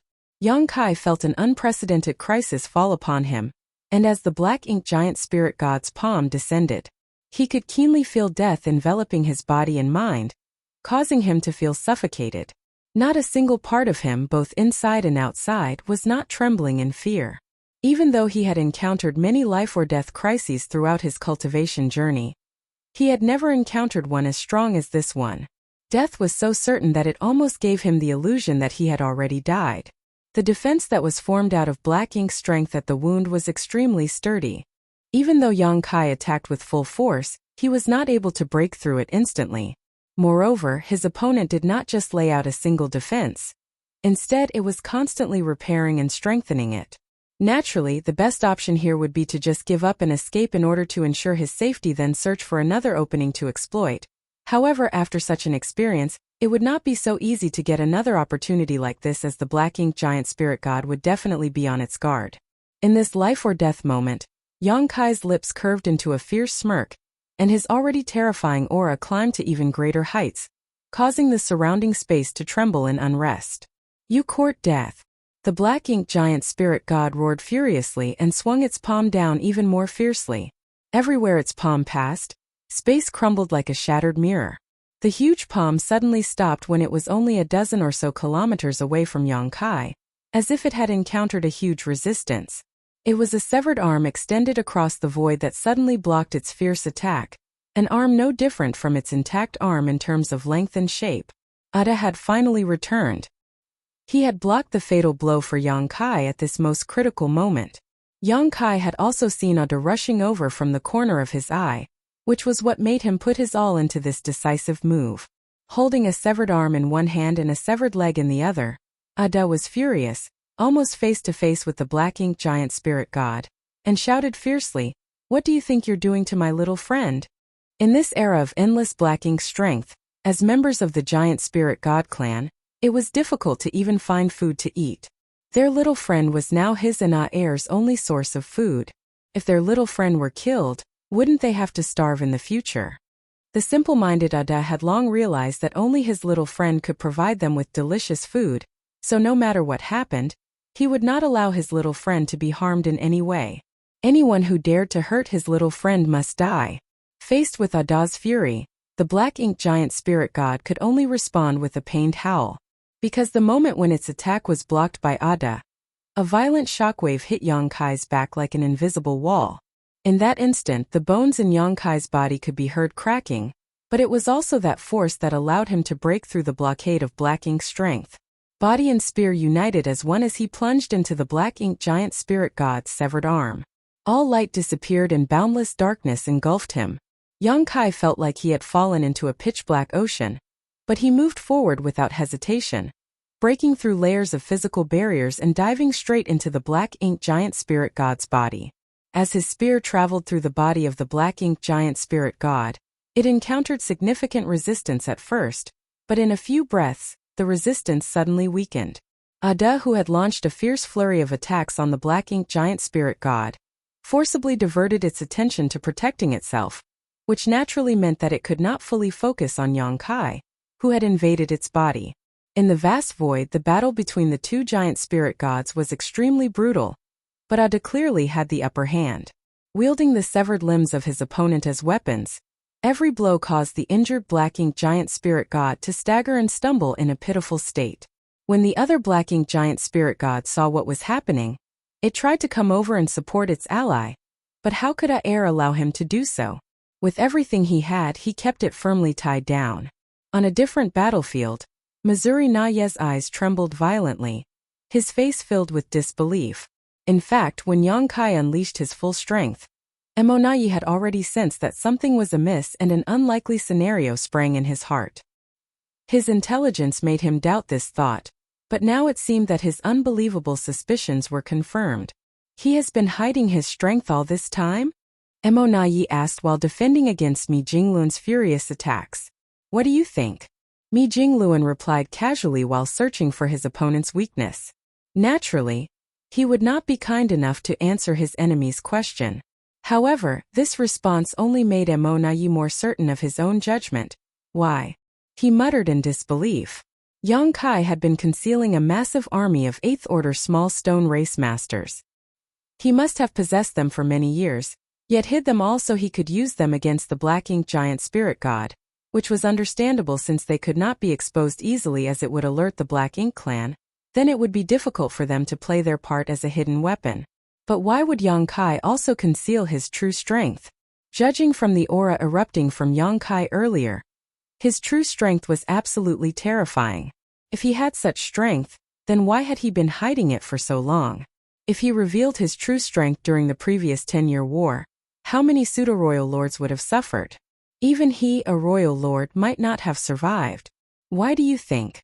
Mi Jingluan gave an equally generic answer, his fan sweeping out fiercely, sending a violent wind blade that cut a deep wound into Emonaye's abdomen. He had finally found an opening. Perhaps it was because Yang Kai's performance distracted Emonaye, but the royal lord had truly lost his bearings at this moment. Emonaye reeled back as black blood spurted out, but Mi Jingluan's unending attacks followed him closely. Suddenly, Emonaye gave a weary scoff. I understand now. It was the black ink giant spirit gods. Yang Kai concealed his strength and hid his 8th Order small stone race army. Also he could use it against the black ink giant spirit gods. Because whether it be the 2 giant spirit gods of the human race or the 2 black ink giant spirit gods of the Black Ink clan, they were the key to determining the outcome of the war. Only by finding a way to deal with the opponent's strongest masters could they truly bring this war to an end. Emonaye had seen through that fact even before this war even began, so how could Yang Kai not be aware of it?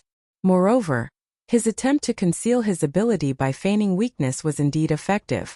The black ink giant spirit gods had not paid any attention to Yang Kai, only considering the true giant spirit gods as opponents. As old rivals who had fought each other for thousands of years, they knew each other's strengths and weaknesses, but they never would have expected to suffer such a big loss at Yang Kai's hands. Defeat was now inevitable, and Emonaye's heart was filled with sadness. He could not figure out just how Yang Kai gained such power in such a short amount of time. Only about 700 years had passed since he ascended to the 9th Order in the Universe Furnace world, a paltry number that hardly amounted to anything in the eyes of 9th Order masters. 700 years was barely enough time for a new 9th Order master to consolidate their cultivation and make a little bit of progress.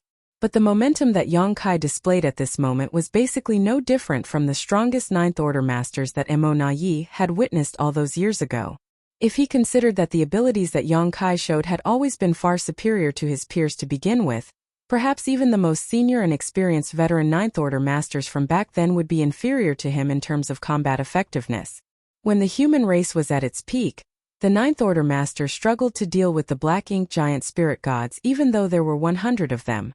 There was only a single time where they managed to kill a black ink giant spirit god, but that was only with Aer's help and at great cost. But now, with only Yang Kai and a single giant spirit god, the humans were able to force a soul clone of the Supreme One into a desperate situation. Martial Peak Chapter 59:10, Universe covered in black ink. Fierce battles were taking place everywhere on the vast battlefield. But the most intense and shocking one was undoubtedly the fight between the giant spirit gods and the black ink giant spirit gods. Aer and his opponent were fully entangled, their powerful clashes causing space itself to shatter. Void cracks appeared one after another and clung onto their large bodies like spider webs, and from those cracks, an extremely strong aura of chaos and nihility was spilling out. Only 2 fates awaited ordinary creatures in such an environment. One was to fall in and become lost in the void. If they were very lucky, they might find a way out, but if not, they would be forever trapped. The second outcome was to simply be sliced to pieces and die.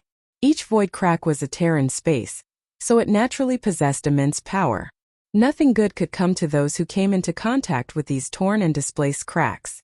However, the 2 massive beings confronting each other in this dangerous environment at this very moment were not ordinary by any definition.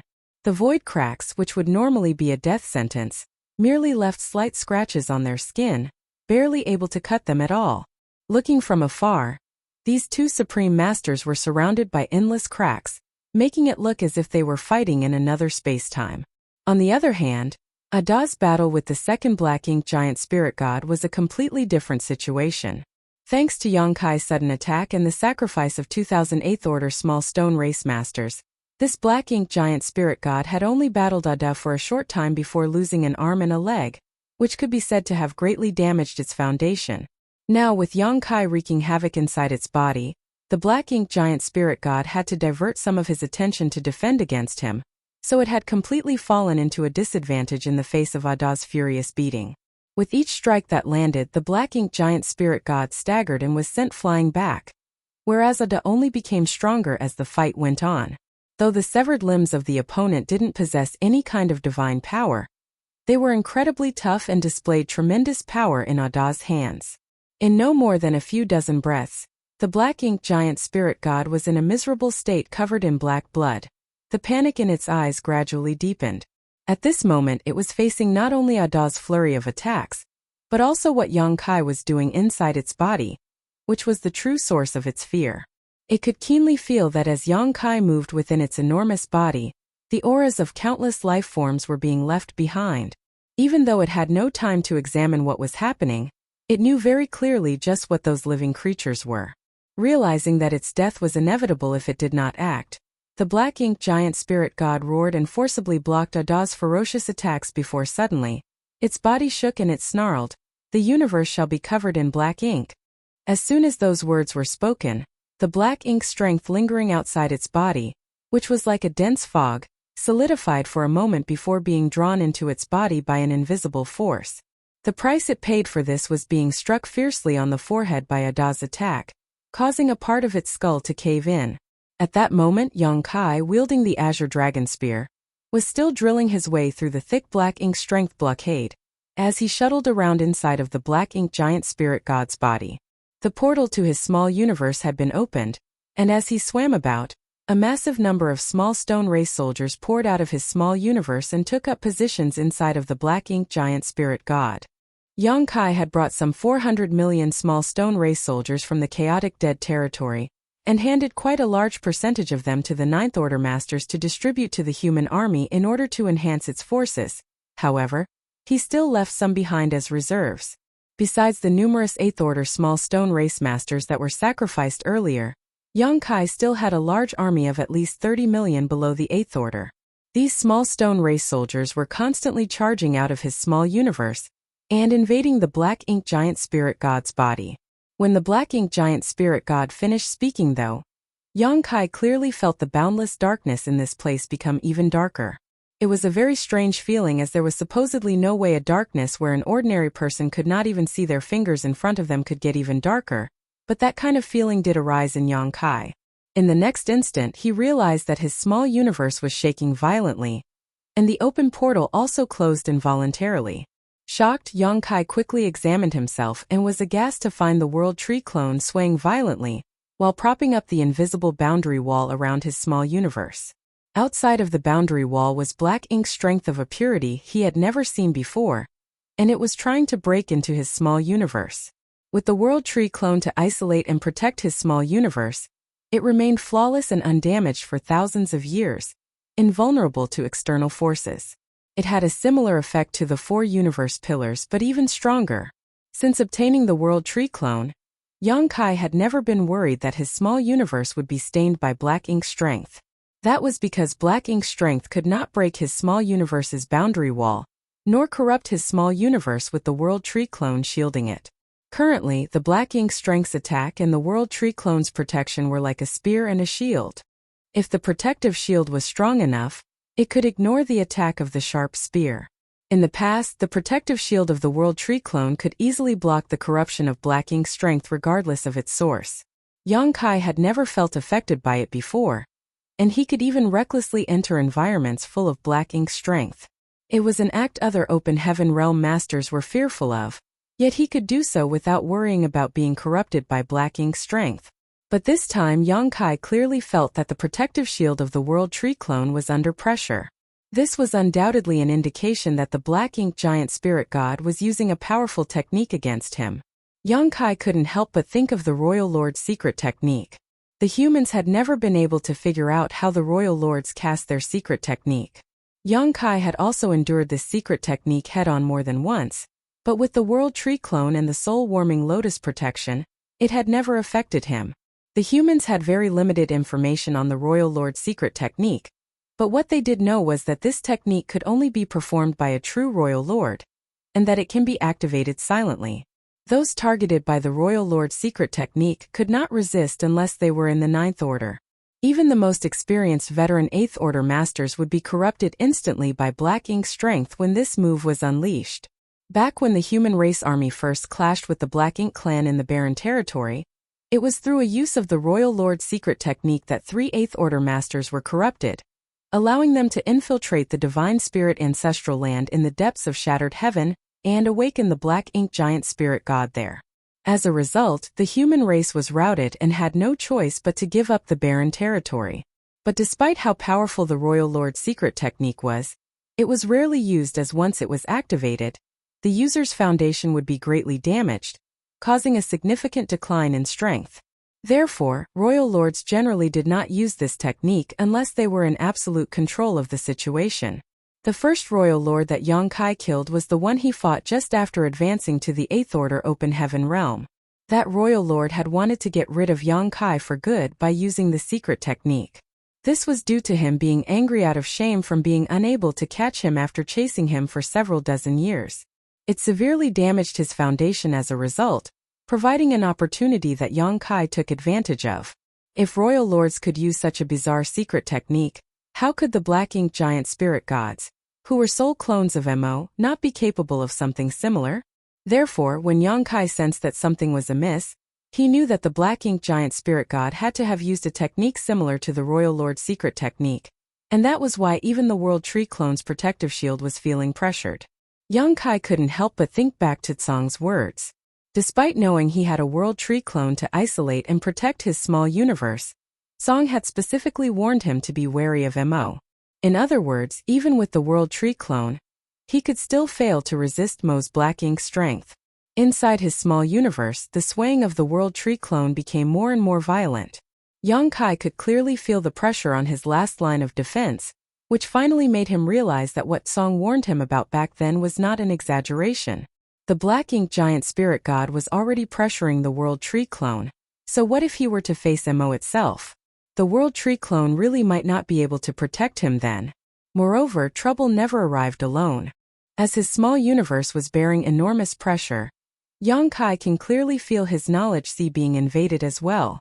Boundless Black Ink strength gushed over, staining his originally colorful knowledge sea completely black. The corruption of Black Ink strength on cultivators had always been both a physical and spiritual affair.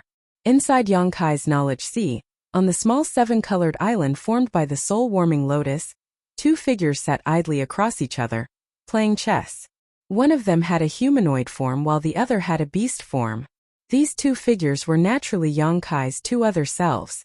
Since his 3 selves united, Yang Kai advanced into the 9th Order, but Thunder Shadow's and Fang Tianxi's consciousnesses were preserved and had been staying in the soul-warming lotus all these years. This was the best place for them to remain, as without the soul-warming lotus nurturing, they might have perished with the loss of their physical bodies over time. When the boundless Black Ink strength surged in, Fang Tianxi immediately noticed that something was amiss. When he looked over, there was a look of surprise in his eyes. Thunder Shadow also stood up in a panic, knocking over the chessboard in the process and exclaiming, "Black Ink strength? What is Big Brother doing? How could Black Ink strength reach this place? Big Brother isn't going to be corrupted, is he? Oh no, what do we do?" He made a scene, looking extremely worried. Fang Tianxi, however, looked at him speechlessly. Reaching out, he restored the knocked-over chess pieces back to their original positions. "Don't try to shift focus. You're about to lose." Thunder Shadow turned its head to look at him, shouting, "Who has the heart to play chess with you at such a critical moment? If Big Brother is stained by Black Ink, we're done for. When that happens, Big Brother will definitely pull us out and eat us one by one." Fang Tianxi's brow couldn't help but twitch. Firstly, if the true body is corrupted by Black Ink strength, we will also be corrupted by it. Secondly, this is the soul-warming lotus, a supreme treasure of the universe that can shield and nurture the soul better than any other item in existence. With the soul-warming lotus, even if Black Ink strength were to invade the true body, Big Brother would still be able to hold on to a trace of clarity, and will not be completely corrupted by Black Ink strength. Is that so? Thunder Shadow sat down with a clueless expression on its face. Fang Tianxi couldn't endure it any longer. "Drop the pretentious act. You're not a sore loser, are you?" Thunder Shadow scoffed. "Chess isn't fun. Let's play something else." "So, you finally admit that you're not my opponent?" Fang Tianxi looked at it scornfully with his nose in the air. Thunder Shadow bellowed, "Who's not your opponent? Don't think that I have to endure your provocations just because you're the second brother. You better watch your mouth. Then let's continue. It's your turn." Fang Tianxi gestured to the board. Thunder Shadow hesitated for a moment before gritting its teeth. "Just watch as I destroy you until you don't even have a single piece of armor left." As Black Ink's strength surged in, the only pure land in Yonkai's knowledge sea was a chess game where one man and one leopard unceasingly exchanged moves. Martial Peak Chapter 59:11 Killing the Black Ink Giant Spirit God. Inside the body of the Black Ink Giant Spirit God, an army of millions of small stone race soldiers were scattered about. If they had been ordinary small stone race members, they might not be able to withstand the corruption of the thick Black Ink strength, but these small stone race masters had grown by consuming the extremely pure yin or yang energy of the burning light and serene glimmer, so they had a natural resistance to it. Moreover, they were extremely sensitive towards Black Ink's strength and viewed it as their absolute enemy. As soon as they were released, they began attacking the Black Ink Giant Spirit God from inside its body, causing it to experience what the pain of being devoured by countless ants was like. No matter how indestructible the Black Ink Giant Spirit God was outside, its internal defenses were naturally much weaker. Yonkai's original plan was to summon all of the small stone race soldiers from his small universe, which amounted to around 30 million, but he had no choice but to stop because of the Black Ink Giant Spirit God's secret technique. The longer such an intense battle dragged on, the greater the variables became. As soon as he sensed the Black Ink Giant Spirit God's unusual move, Yonkai decisively activated the great sun and moon marks. The next moment, the tens of millions of small stone race each shone brightly. Yellow and blue lights began to flow and blend in the extremely dark environment, turning it pure white, creating a mystical scene. In the void, Ada once again swung down his opponent's severed arm, smashing it fiercely towards the Black Ink Giant Spirit God, and hitting it squarely in the neck until its head was slightly bent out of shape. At the same time, the Black Ink Giant Spirit God's face distorted in extreme pain, as if it was being subjected to unbearable torture. Then a bright white light overflowed from its mouth and nose. It howled in pain, and its roar echoed throughout the universe, frightening all Black Ink clansmen who heard it. The bright white light was not only overflowing from its mouth and nose now, but also from the stumps of its severed limbs and even from the wounds all over its body, creating columns of light like 10,000 swords piercing through its flesh. As the columns of light emerged, so did a figure covered in black blood, rushing out with his spear. It was none other than Yonkai. He turned his head to look at the pitiful appearance of the Black Ink Giant Spirit God, and could clearly sense that its aura had weakened greatly. This eruption of purifying light had an even more profound effect than the sacrifice of 2,000 Eighth Order small stone race masters from before. It made sense. After all, the previous blast of purifying light only enveloped the Black Ink Giant Spirit God from the outside, making it a purely external attack. But now the purifying light was created by the fusion of an army of tens of millions exploding inside its body, meaning almost all of the impact was absorbed by it without any escaping. So, despite the fact that the quality was somewhat lacking, the quantity made up for it, and the damage to the Black Ink Giant Spirit God was even greater than before. Ada charged forward once again.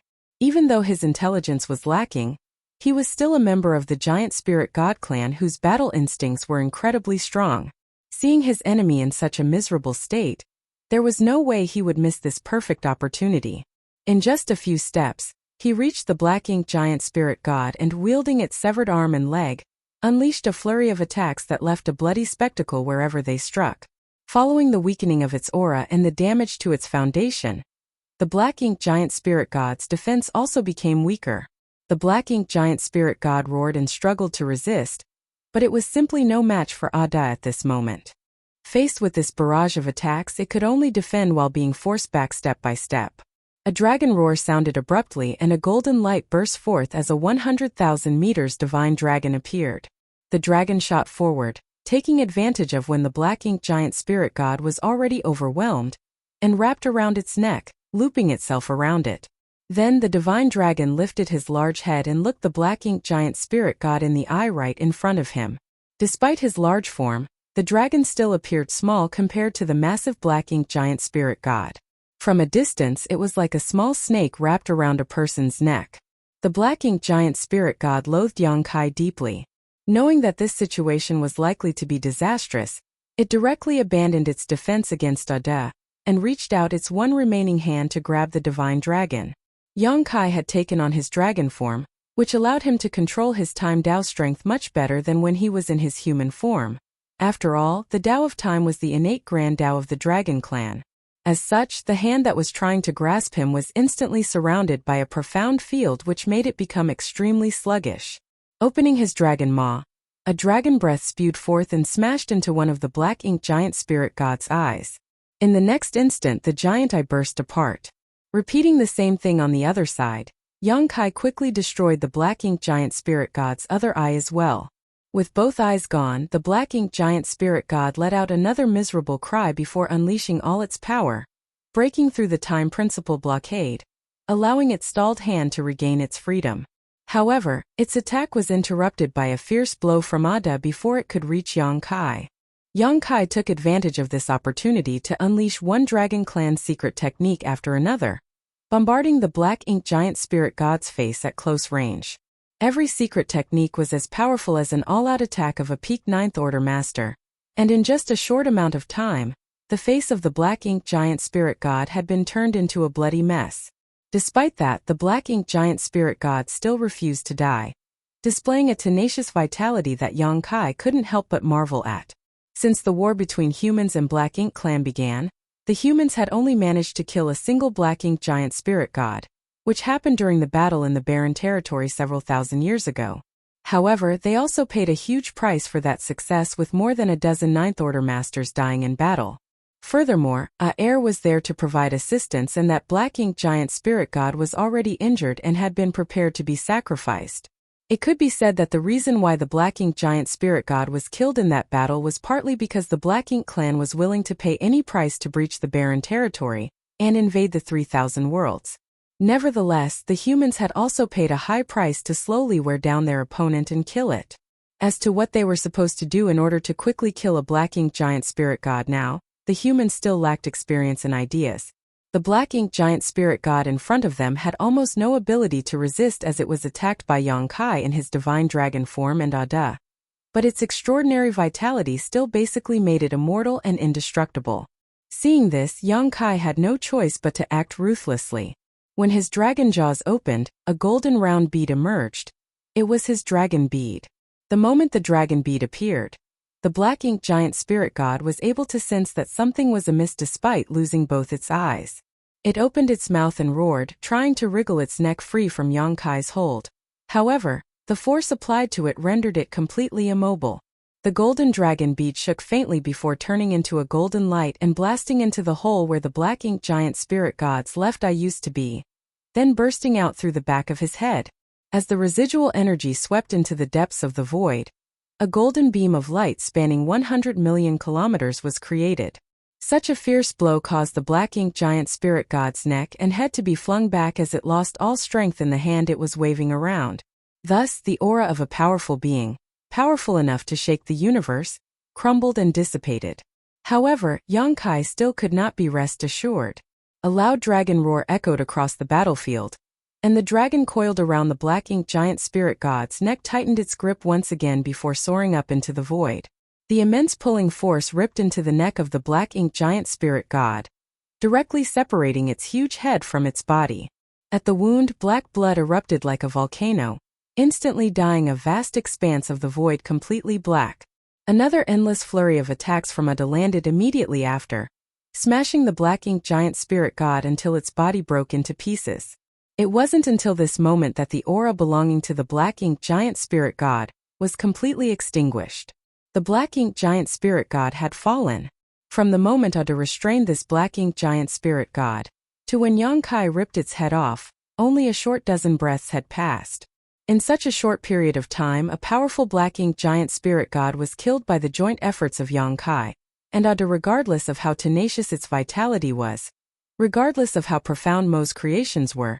There was no way it could have any vitality left after its body was literally smashed into paste. Thousands of years ago, this black ink giant spirit god emerged from the divine spirit ancestral land and laid the foundation for the Black Ink Clan's victory in the war in the Barren Territory.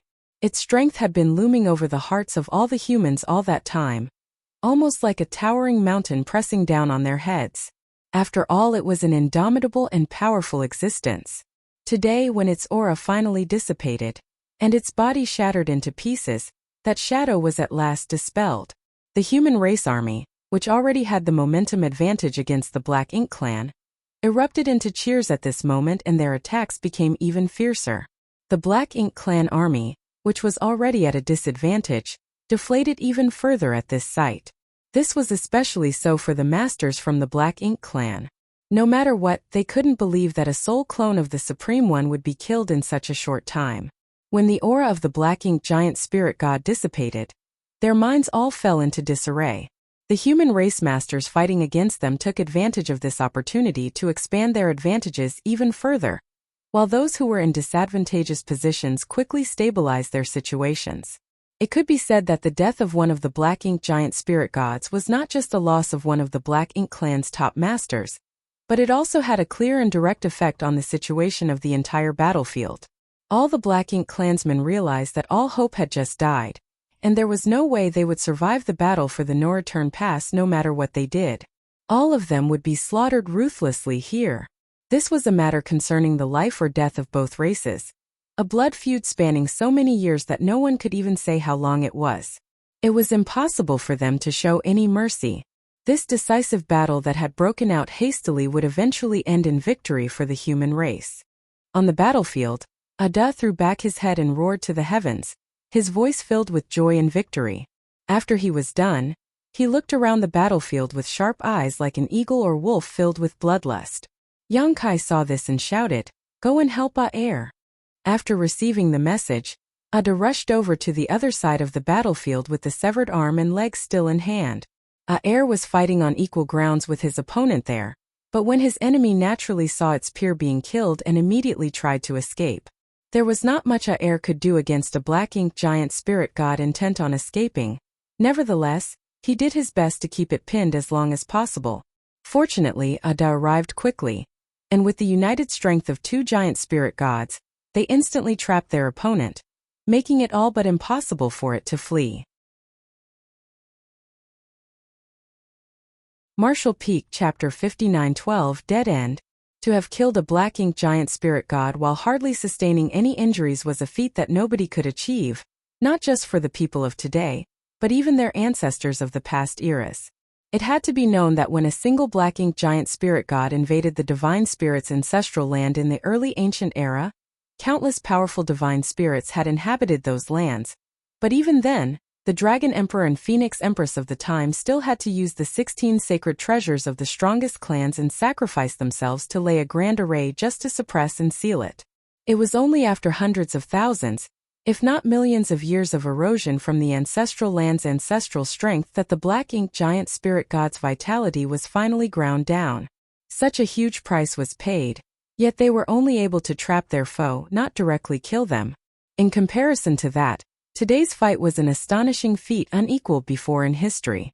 Of course, it was mainly thanks to the two explosions of purifying light that greatly damaged the Black Ink giant spirit god's foundation. Even though the ancestral strength in the divine spirit ancestral land provided some suppressive power against Black Ink strength, it was far less potent than purifying light. Even though he did not sustain much damage, Yang Kai expended a lot of his strength, especially when he summoned his dragon bead at the end, so he was basically a dry oil lamp right now. The dragon bead was the culmination of a dragon's cultivation. Just like a monster beast's monster core, one would never summon it unless it was absolutely necessary, for once it was brought out, either one's enemy died or the owner perished. It was a desperate final move. Since he became a grand dragon and obtained his own dragon bead, Yang Kai had summoned this final weapon a few times in the past, and it was exhausting each time he did. This time was no different. It was hard for Yang Kai to even maintain his dragon form after using his dragon bead to attack, so he quickly transformed back into his human form. Not only was his face extremely pale, he looked completely deflated. That was especially true for his dragon vein. Usually, he could circulate the might in his dragon vein without issue even in his human form. But now, the power in his dragon vein was almost still. Looking inside himself, Yang Kai could see that even his dragon bead was dim and gray, not bright and golden as before. It seemed like he would need to recuperate for a long time before his dragon vein and bead could be restored. Before then, it would be difficult to even use any techniques related to the Dragon Clan.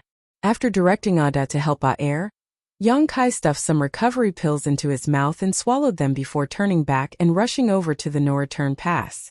The defense line of the Black Ink clan had long been riddled with holes, and humans had the advantage in most of the positions across the battlefield. As they were enveloped by the dazzling lights of both secret techniques and artifacts, the Black Ink clansmen were being wiped out in great numbers every breath. The human race's victory here was set. All that was lacking to resolve this war now was time. In an instant, Yang Kai had passed over the defense line where the human race and the Black Ink clan armies were fighting and went straight into the no-return pass. As space principles surged, his figure swiftly passed through each area of the no-return pass. Everywhere he went, large numbers of Black Ink nests were destroyed. When Ada and Aer were first rushing over from the barren territory, they had already caused significant damage to the Black Ink nests in the no-return pass.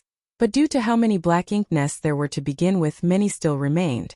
With Yang Kai to clean up the rest, all the surviving Black Ink nests would soon be destroyed. If the pseudo-royal lords were still guarding this place, they might have been able to hinder him somewhat, but all of them had left of the inner region of the no-return pass to fight under Emonaye's order, so how could there be any masters left to stop Yang Kai? Within an incense stick of time, the no-return pass became a chaotic mess. All of the Black Ink nests, whether they were high rank, mid rank, or low rank, were all destroyed without exception. Even the Black Ink clansmen that had escaped back to the pass for shelter suffered heavy casualties. Without pause, Yang Kai disappeared in a flash. Somewhere in the battlefield, Missouri Na Yi and Mi Jingluan's fight was still going on, with the situation being extremely disadvantageous for the former.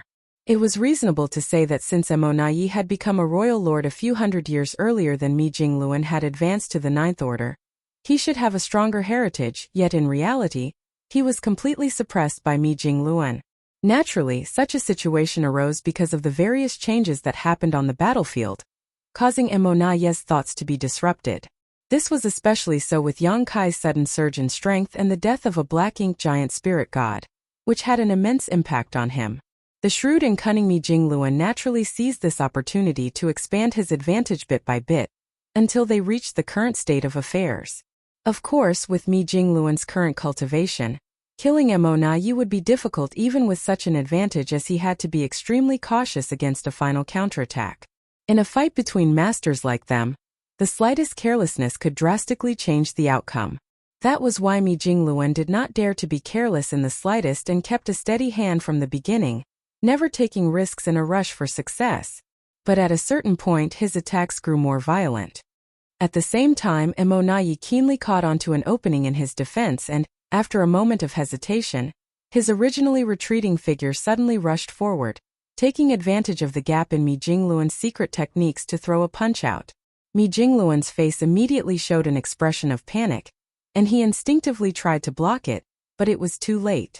As Emonaye's fist was about to hit Mi Jingluan's head though, Emonaye's body suddenly shook as if he had been hit by a binding technique, freezing in place.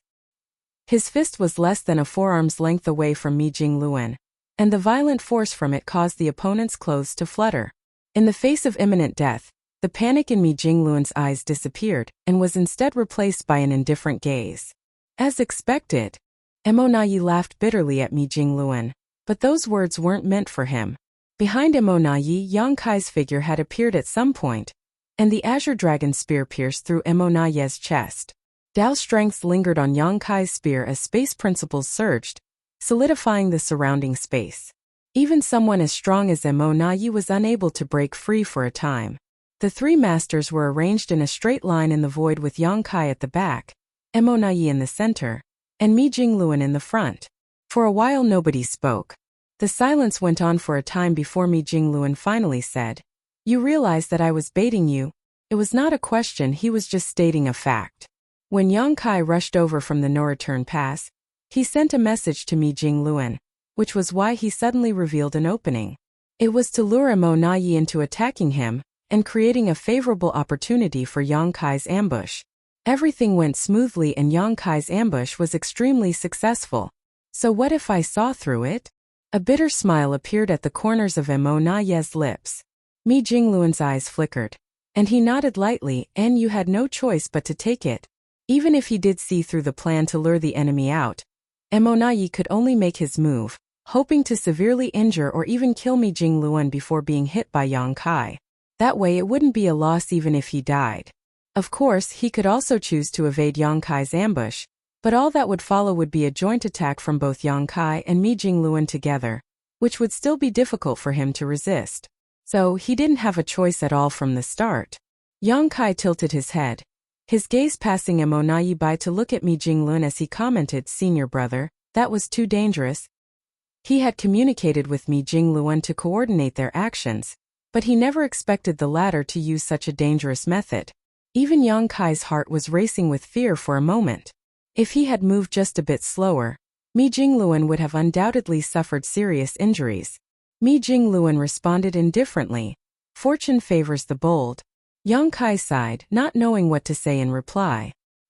He had no doubt that Mi Jingluan trusted him, but he had no idea that Yang Kai had already exhausted too much of his strength in the previous battle.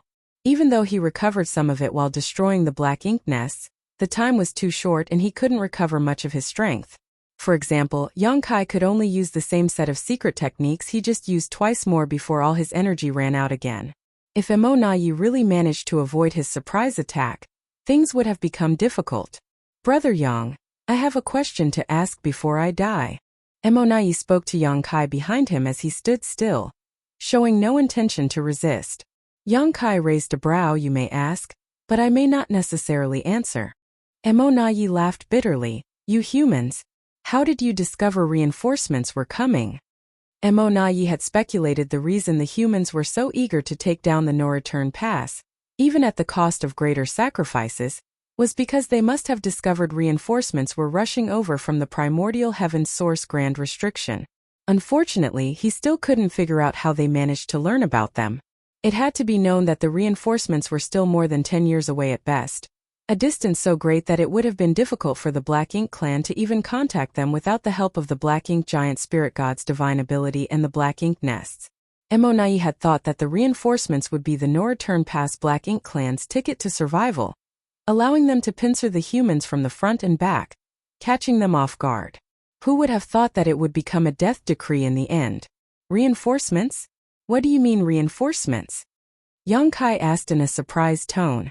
Emonayi turned his head with difficulty so he could see his expression, but as he moved, the azure dragon spear shook slightly, forcing him to keep still. Yang Kai continued, "Where can your Black Ink clan get reinforce? The primordial heaven source grand restriction, is it? What happened over there?" Emonayi's brow furrowed. Unable to see Yang Kai's face, he could only stare at Mi Jingluan, who had a look of sudden realization. "The thing you mentioned earlier was about the Black Ink clan's reinforcements?" There was a moment of confusion for Emo. Before the war started, he tried to probe Mi Jingluan for clues but failed to get any answers. He had been confident that the humans must have known about their reinforcements, which was why they launched such a decisive attack. But now, judging from Mi Jingluan and Yang Kai's reactions, it seemed that they actually knew nothing about it. Do the humans really have no idea? Speak. Are Black Ink clan reinforcements from the primordial heaven source grand restriction on the way here now? How is that possible? Yang Kai's shout sounded from behind while at the same time, the spear that penetrated his chest pulsed with Dao strength, causing Emonayi to groan in pain. Even in such a critical situation, he was still closely observing Mi Jingluan's expression, and he could see that those eyes were full of worry and anxiety. Ha ha ha ha ha ha ha. Emonayi could not help but break out in fervent laughter. "What are you laughing at?" Yang Kai shouted and shook his spear, interrupting Emonayi's laughter. Martial Peak Chapter 59:13, Capturing the No-Return Pass. The immense pain distorted Emonayi's features, but he gritted his teeth. "I laugh at you humans for being so ignorant in the face of the Supreme One's power. No matter how hard you struggle, it is all meaningless, all your efforts will ultimately be in vain." He spoke as if he were stating a fact, or laying a malicious curse, but it also seemed like a prediction of the future. Yang Kai coldly snorted. "You have a big mouth for someone with little skill." Emonayi frowned. "Brother Yang." Yang Kai shook the spear in his hand, interrupting his words as a strongly disgusted look emerged on his face. "Who is your brother Yang? Do you even have the qualifications to call me your brother?" Emonayi looked surprised and stammered, I thought. Yongkai interrupted him again. We have been fighting each other for many years, and we each have our own victories. So, you think that as opponents we should be sympathetic to each other? Shouldn't we? Emonayi tossed the question back. The disgust on Yongkai's face deepened. It's you who knows nothing. I, Yongkai, have been cultivating for thousands of years and encountered many powerful opponents. Indeed, there are some worth sympathizing with because it was the pressure they gave me that enabled me to forge ahead step by step until this day. But that does not include you or any other Black Ink clansman. We are mortal enemies. Only by killing you can we humans find peace. Emonayi was silent for a moment before suddenly realizing, only opponents are sympathetic to each other, not enemies. It seems you understand now. So answer me, where did the Black Ink clan's reinforcements come from? Did something happen at the primordial heaven source grand restriction? You only have one chance to tell me the truth. Yongkai's icy words were biting like the cold chills of winter. Smirking, Emonayi looked at Mi Jingluan across from him. Black Ink eternal. A violent force suddenly erupted from Emonayi's chest. Yongkai's 10,000 Dao strength surged. This royal lord, who had been commanding the situation in the Black Ink clan for thousands of years, was blasted into pieces with blood and severed limbs flying everywhere. Emonayi had fallen. Yongkai gave him only one chance to speak, but he had no intention of revealing any valuable information. Yongkai naturally would not show mercy, and regardless of what answer Emonayi gave, he still would not escape death today. Yongkai would never give him another chance to escape. 700 years ago, he failed to kill Emonayi when the universe furnace appeared, which had been a source of regret for him. Later, when the universe furnace closed, he thought he would have another chance to kill Emonayi, but unexpectedly, he was brought to the edge of the universe by the universe furnace, allowing this guy to escape by some stroke of luck. Emonayi knew it well, and Yongkai had also expected this. All along, Emonayi's biggest threat to the human race was not his strength, but his superior intellect that far surpassed all his other clansmen. If he hadn't been the commander of the Black Ink clan's war effort, this battle at the Noreturn Pass would not have been as hard-fought. Almost 30% of the human race's casualties in the war could be attributed to Emonayi alone. Now this royal lord had finally reached the end of his fate. Mi Jingluan reached out and grabbed a severed arm, the limb left behind by Emonayi after his death. He pried open the large, tightly clenched fist and took out an unhatched Black Ink nest from his palm. Glancing over at Yongkai, he asked, "So this is the reason you tricked him?"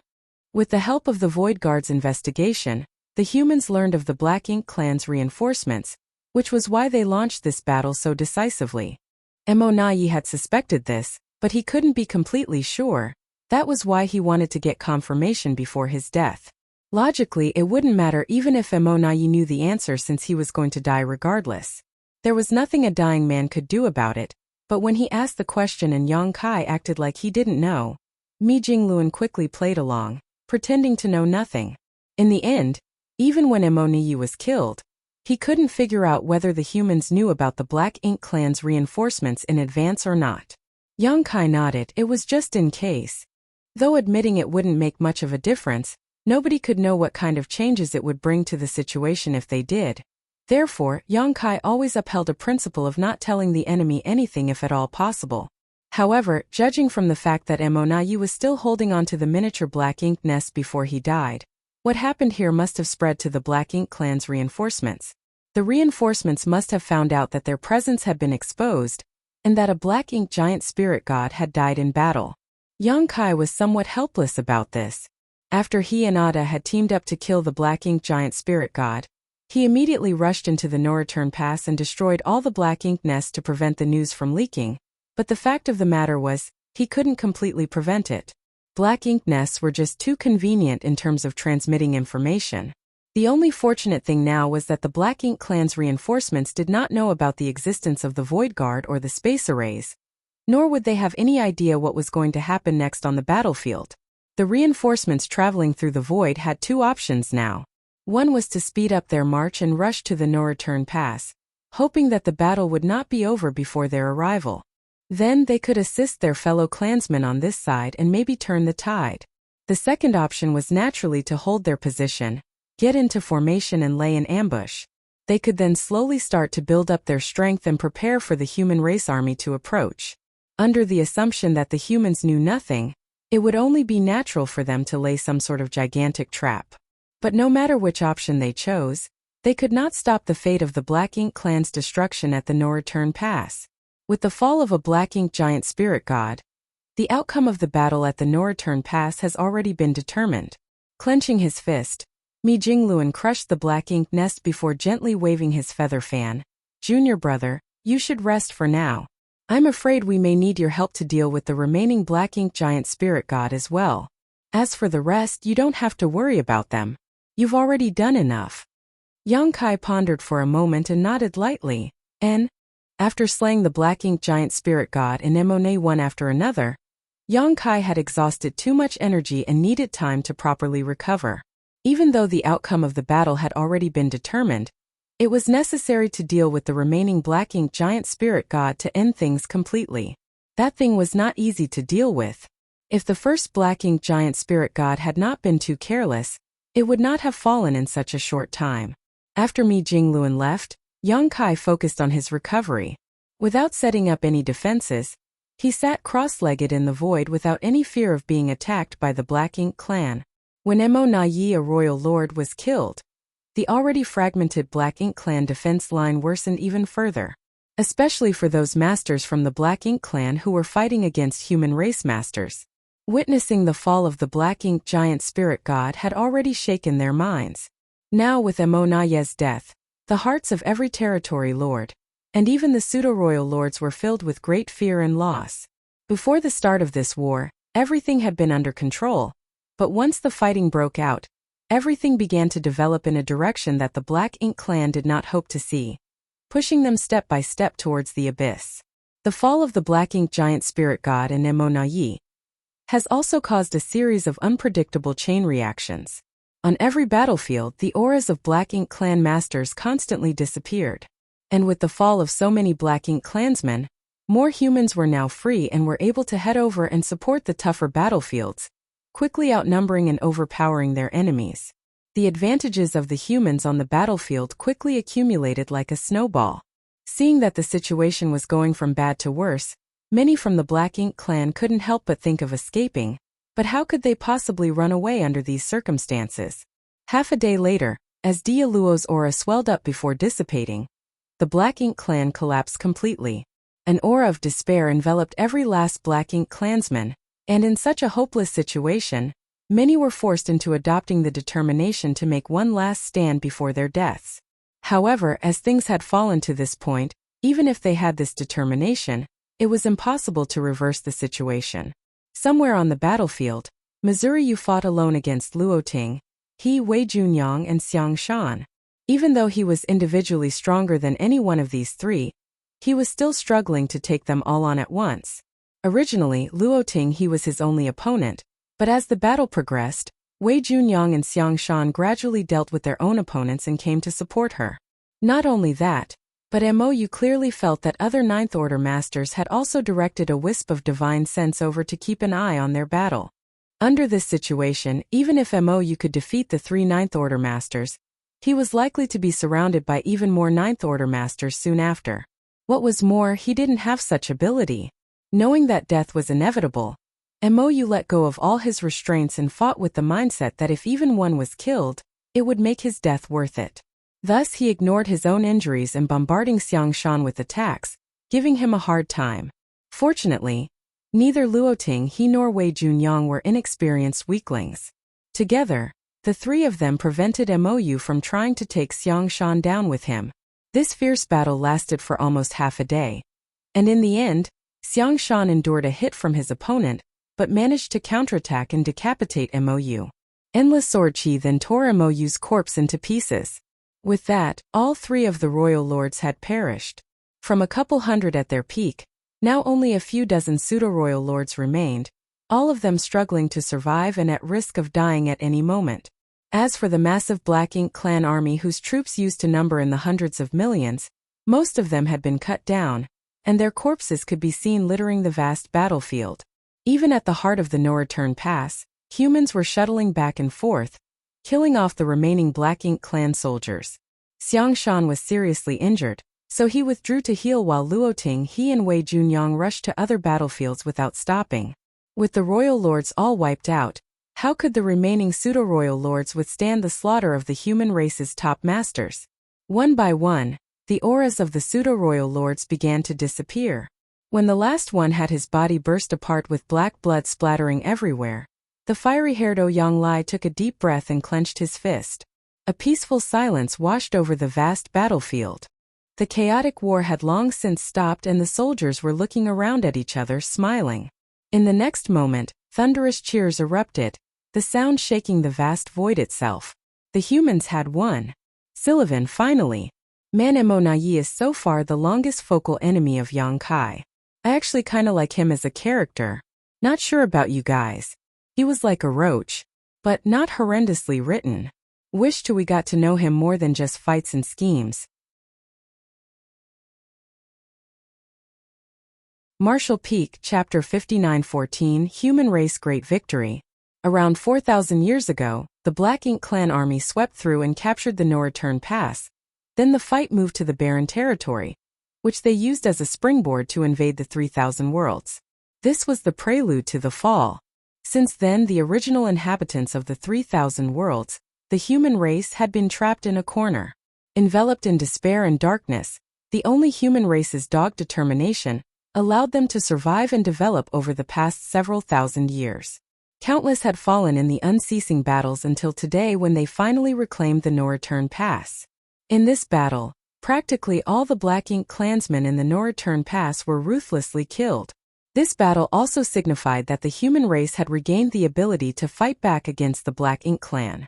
It was a battle worthy of being recorded in history to be admired by all future generations. The humiliation and oppression of many years had been fermenting in the hearts of every member of the human race, so when the final Black Ink clansman fell, the warriors could no longer suppress the joy in their hearts, tearing the void apart with the sounds of their cheers. However, the fight was not completely over yet. One last Black Ink giant spirit god was still stubbornly resisting, but anyone could see that it was on its last legs. With Ada and Aer of the giant spirit god clan to restrain it, this Black Ink giant spirit god couldn't escape. After this, the humans need only cooperate with the giant spirit gods to take down the Black Ink giant spirit god. The human race army, despite having just achieved a great victory, did not delay for long. They did not even have time to tally their losses before their soldiers marched on with their weary bodies under orders from the Supreme Headquarters. The 12 armies of the human race were like 12 unstoppable torrents, blockading the void in all directions around the battlefield of the two giant spirit gods and the Black Ink giant spirit god. The remaining warships of each army were woven into one large fleet, and the power of the various arrays and artifacts on them began silently accumulating power. Their target was the Black Ink giant spirit god. Under this situation, even a being as strong as the Black Ink giant spirit god would not be able to help itself from feeling depressed as if it had come to the end of its life. It knew that nothing it could do would help it survive today. In fact, it had already felt the urge to run away immediately after Yang Kai and Ada killed the first Black Ink giant spirit god together. However, Aer kept on getting in its way and it couldn't get away in time. In the short window Aer bought, Ada rushed over to provide support, sealing its fate. Currently, the human race army has formed a siege with tens of millions of soldiers. This was the entire military strength that they could mobilize at present.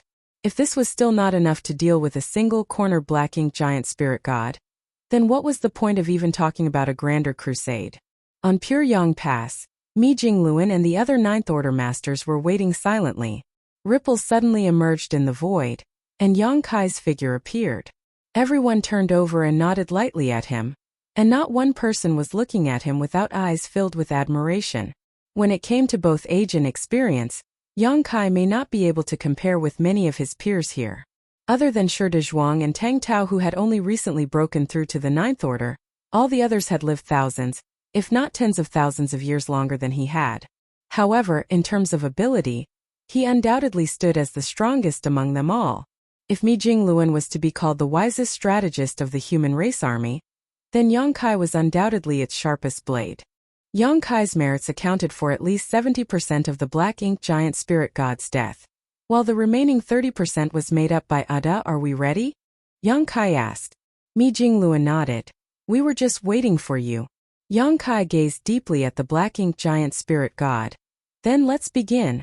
Mi Jingluan immediately made a gesture, and when the messenger behind him, covered in blood, saw the sign, he immediately conveyed the order in all directions.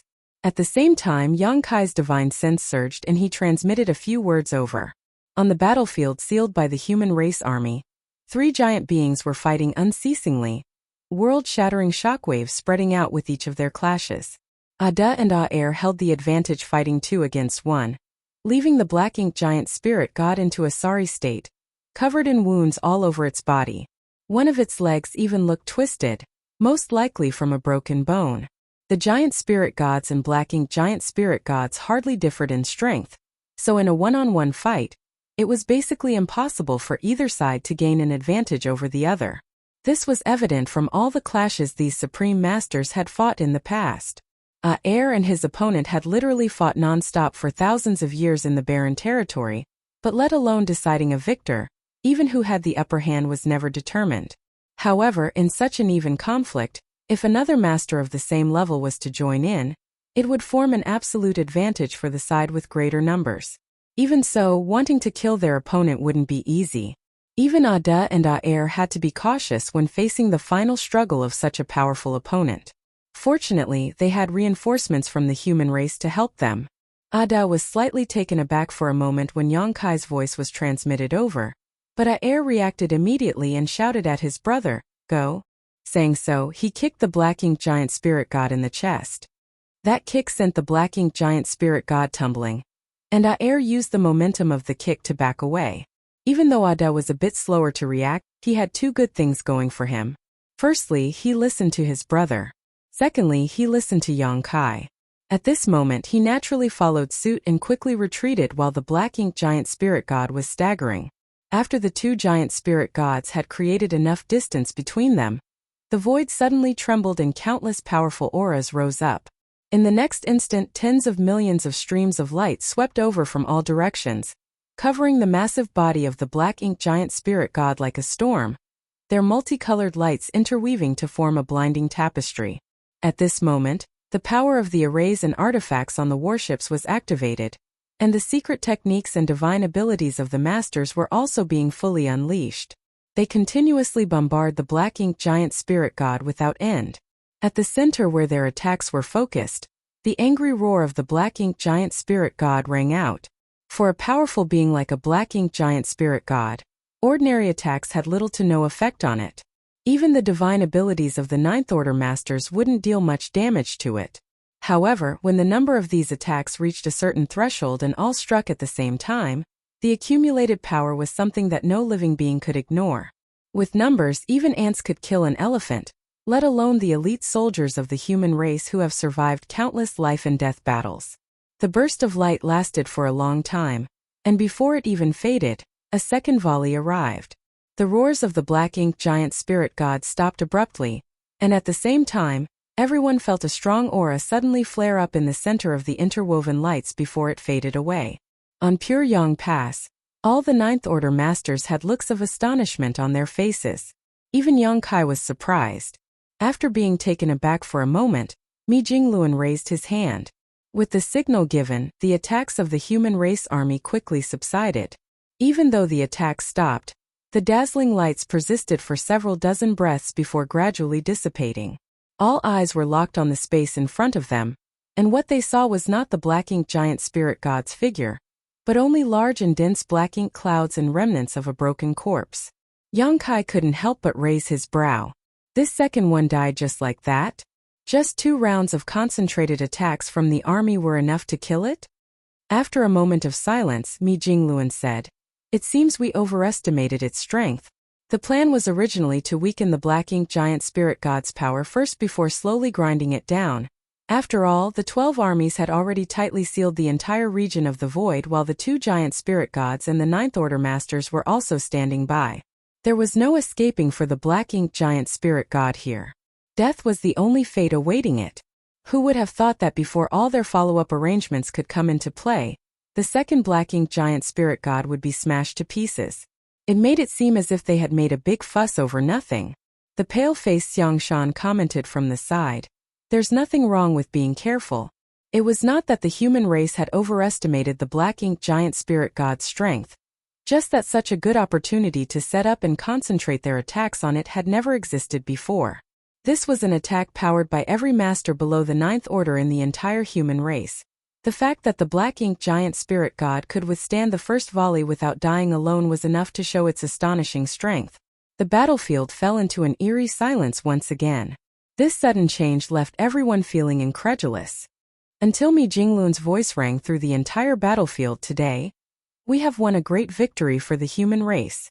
After a few breaths of silence, cheers that were even louder than before spread out like waves. Slaughtering the Black Ink clan and taking back the no-return pass essentially secured their victory, but there was still the last Black Ink giant spirit god to be dealt with, so the battle hadn't ended at that point. It wasn't until this moment when the second Black Ink giant spirit god was defeated that victory truly belonged to the human race. From this moment on, the humans had fully regained control of the no-return pass and once again secured the 3,000 worlds. No longer would they have to worry about the Black Ink clan invading. Feelings of joy and exhilaration were transmitted among all the soldiers. Many of the survivors wept, not because they were happy to survive, but because they had to mourn those who died in battle and could not see the glory of the human race's victory. The soldiers expressed their emotions freely. Yang Kai suddenly turned in a certain direction with joy in his eyes. In that direction, among the soldiers cheering in excitement, one person's aura was fluctuating violently. As his aura shook, his momentum soared rapidly. That person clearly realized what was about to happen and looked up towards Pyongyang Pass. Beside him, all the soldiers noticed the situation, and many showed envy in their eyes. Oh, Yanglai laughed heartily. That's Zhang Wuyu of my profound nether army. I'll go and give him some pointers. Saying so, he flew over to that side with a big smile on his face without any care for his tired and battered body. This couldn't be helped. The person named Zhang Wuyu was showing signs of breaking through his peak 8th order bottleneck, which meant that he was about to advance to the 9th order open heaven realm. It was exciting news for everyone. Since about 30 years ago, when Shi Dezhuang and Tang Tao successively broke through into the 9th order, there had been no new 9th order masters among their people. But everyone knew that Shi Dezhuang and Tang Tao's breakthroughs were just the beginning. After them, more 9th order masters were sure to be born, and it was bound to be an endless process because the World Tree clone's feedback in the Open Heaven Realm cradles was just about to demonstrate its greatest effect. There had been a continuous stream of promising seedlings that had advanced directly to the 7th order over the past few thousand years. Thus, it was only a matter of time before these seedlings reached their final destination, the 9th order. Martial Peak, Chapter 59-15. Heavens bless the human race. As the first rising star to advance to the 9th order, Shi Dezhuang's advancement could be seen as a sign that the humans had finally passed through the difficult times of stagnation where new masters were lacking to replace the old. Now, more 9th order masters would undoubtedly be born in the future. However, after Shi Dezhuang and Tang Tao broke through into the 9th order, no new breakthroughs existed. Until this moment when the second Black Ink giant spirit god fell, and the humans recaptured the no-return pass, becoming the final victors of this war. Zhang Wuyu, an 8th order master, finally showed signs of a breakthrough. They can finally vent the feelings of oppression that have long been brewing within them. As their moods surged for the better, and their aura stirred, coupled with sufficient accumulation of heritage, breaking through their bottlenecks is a matter of course as the conditions are ripe. Mi Jingluan spoke softly as he looked in that direction. Yang Kai was thoughtful. If that's the case, more than one person may break through this time. In terms of time, many rising stars were qualified to break through to the 9th order, and had already reached their current limits in the 8th order. However, breaking through was not that easy. Oftentimes, it depended on opportunities which could be an epiphany or a sudden event, or maybe even a journey that comes by chance. Among these opportunities, any one of them would trigger one's heart to be moved, and then stir up their aura into a state of making a breakthrough. It was thanks to the great victory they gained in this battle that Zhang Wuyu could touch upon this opportunity.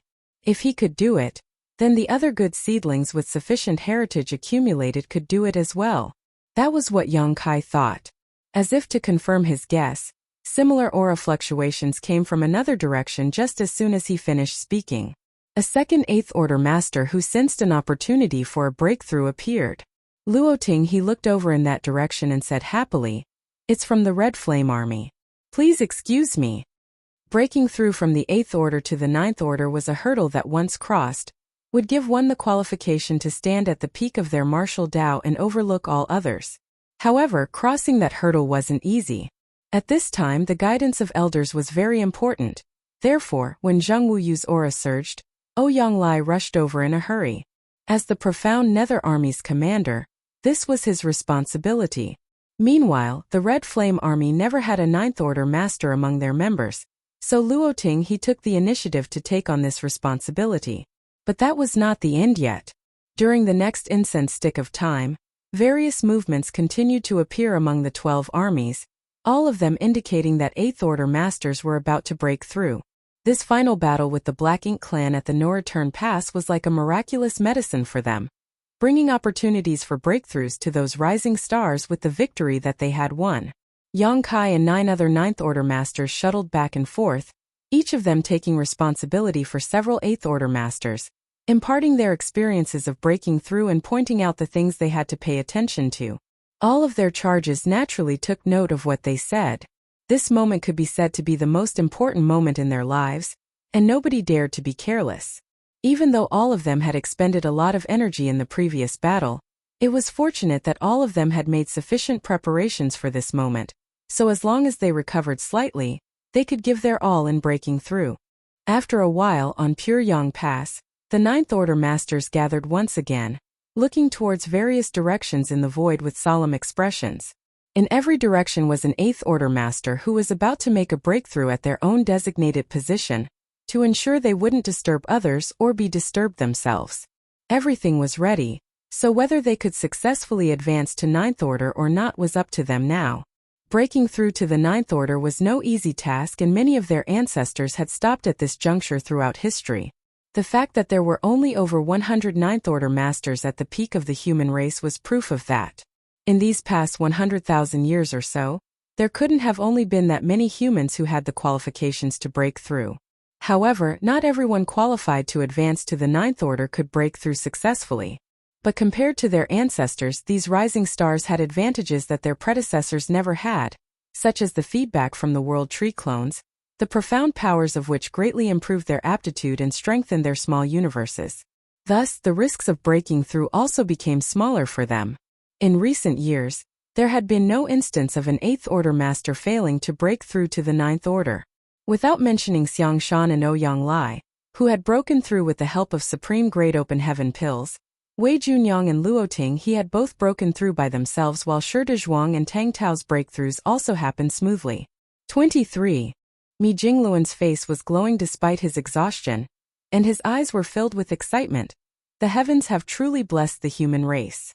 Originally recapturing the No-Return Pass, slaughtering the Black Ink clan, and killing 2 Black Ink giant spirit gods was already the best consolation for all the soldiers who died in battle over the past few thousand years, but no one could have expected that as many as 23 Eighth Order Masters would sense an opportunity to break through to the Ninth Order at the end of this battle. This would in turn raise the overall strength of the human race significantly, which would be of great help to them in the upcoming crusade. Overall, the human race was not weak by any definition, but the number of Ninth Order Masters they had was relatively small. However, now it seemed that this disadvantage could also be compensated for. 4 of the 12 armies of the human race had always been without a Ninth Order Masters to lead them, so even though they had more divine spirits to make up for this, the absence of a Ninth Order Master had always been a disadvantage for them. Now, once these Eighth Order Masters broke through to the Ninth Order, each army would have at least 3 Ninth Order Masters assuming command. The strength of each army would then usher in a burst of explosive growth. Mi Jingluan was even considering whether to split the 12 armies up. After all, the number of soldiers in each army was indeed quite large and a little bloated. If they were split, then they could better utilize the strength of the soldiers. Of course, that was just an idea that sprang up. It would require the Ninth Order Masters to discuss and decide if they wanted to put such a plan into action before changes could be made. During the war, Mi Jingluan was able to command the entire army with a single word. But he would not act alone on important matters that might affect the future of the human race when they were not actively in combat. "I hope everything goes smoothly," Ouyang Lai, who was standing nearby, muttered. For so many Ninth Order masters to break through at once was something that had never happened even in the late ancient era, when the humans first grasped the essence of the open heaven realm method. There would inevitably be failures today, and the only possible outcome of failure here was death. Therefore, while everyone is celebrating, Ouyang Lai was somewhat worried. Every one of these 23 people was an elite among elites, so it would be heartbreaking to lose any of them. While the 23 masters were accumulating strength and attempting a breakthrough, the rest of the army was either resting, cleaning up the battlefield, or counting the spoils of war. Over the years of fighting, the humans had basically used up every resource they gathered, spending every material as soon as it was collected. Yang Kai's huge demand for his cultivation was especially astonishing, almost equaling the amount invested in an entire army. So, even with 3 million cultivators scattered throughout the Black Ink battlefield mining resources, they did not have much surplus on hand. It was fortunate that they captured the No-Return Pass, where the Black Ink clan must have some reserves. For thousands of years, the Black Ink clan had occupied most of the 3,000 worlds and the entire Black Ink battlefield, where they had been constantly mining resources and breeding more clansmen. Despite the immense expenditures, they should still have a large amount of resources in reserve. Soon news was coming in from each direction. Mi Jingluan investigated the extent of the damages first. Even though he had a rough idea about it already, he couldn't help but breathe a sigh of relief when he saw the results. The army's losses were much lower than he expected. Originally, when Yang Kai returned from the depths of the Black Ink battlefield, and they decided to launch the final battle, they had mentally prepared themselves to face severe damage to the human race army's foundation. This was unavoidable, though.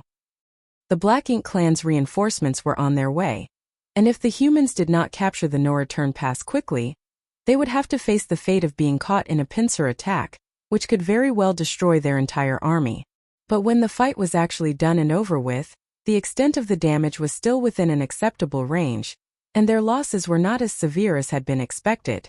The greatest reason for that was because the battle had not dragged on too long. The critical moment was the fall of the first Black Ink giant spirit god. Together, Yang Kai and Ada were able to kill him in just a few dozen breaths, which greatly shook the morale of the Black Ink clan. Following that, Monaye's fall dropped the morale of the Black Ink clan even further, while also greatly disrupting their ability to coordinate and organize themselves. As they acted decisively and were able to settle the fight quickly, the losses to the human race army were naturally kept to a minimum.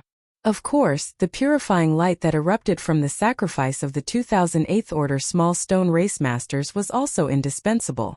At that time, the purifying light not only severely damaged the Black Ink giant spirit god, but almost instantly wiped out a large swath of Black Ink clansmen, while all the Black Ink clansmen over the entire battlefield were affected by it somewhat, lowering their strength to a certain extent. All these unexpected events laid the foundations for their grand victory. After looking through the battle report, Mi Jingluan handed it over to Yang Kai, who couldn't help but breathe a sigh of relief as he swept his divine sense over it. The losses were not small but weren't too large either.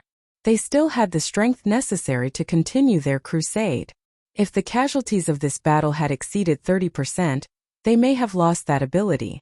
It should be noted that there were still the Black Ink clan reinforcements waiting for them, which was another difficult hurdle they had to jump through.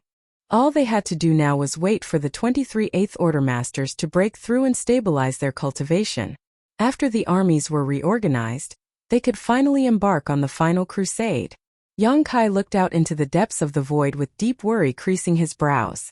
Even now, he had no idea what had happened at the Primordial Heaven Source Grand Restriction, nor what the situation was with the suppressing Black Ink army. His family and disciples were all over there, and it would be a lie to say that he wasn't worried about them. If he could, he would have rushed to the Primordial Heaven Source Grand Restriction as soon as he found out about the movements of the Black Ink clan's reinforcements. But he couldn't go earlier or even now. As the strongest Ninth Order Master, the battle at the No-Return Pass would not have ended so easily if he wasn't here. Between family and the survival of the entire human race, a choice had to be made. The only thing Yang Kai could be sure of now was that even if something did happen at the Primordial Heaven Source Grand Restriction, it was still in progress. Otherwise, it would be impossible for there to not be a single true royal lord in the reinforcements. Though it was partly wishful thinking, this conclusion was the only comfort Yang Kai had in his heart. As time passed, the auras of the 23 people in the void continued to fluctuate, and each of them had an illusory phantom of their own small universe appear behind them. As their auras continued to fluctuate and their momentums rose continuously, their bottlenecks were gradually broken, and the boundary walls of their small universes that had reached their limit began expanding again.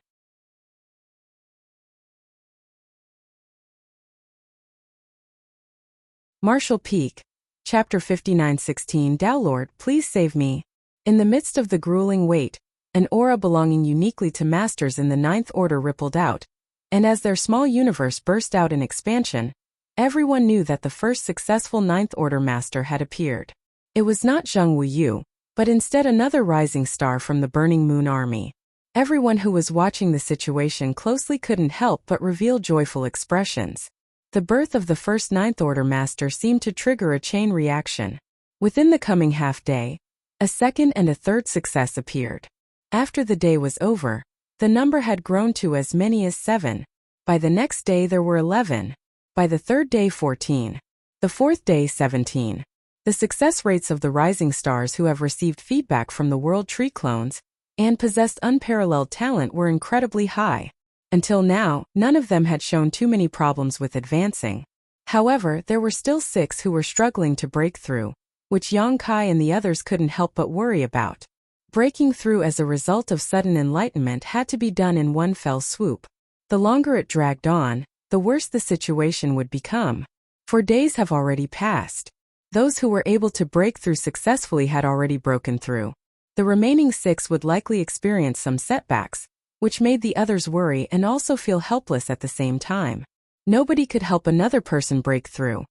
Everything depended on their own hard work and accumulations. If their accumulation was enough and their luck was not bad, then they would naturally be able to succeed just like the 17 before them, but fate was a tricky thing that nobody could perfectly predict. Yang Kai suddenly turned his gaze towards a certain direction. There a person was pushing their aura hard. The illusory phantom of their small universe was constantly expanding and contracting behind them, as if it were a living being that was breathing. If everything went smoothly, then once the illusory phantom of the small universe expanded to its limit, it would break through and expand greatly.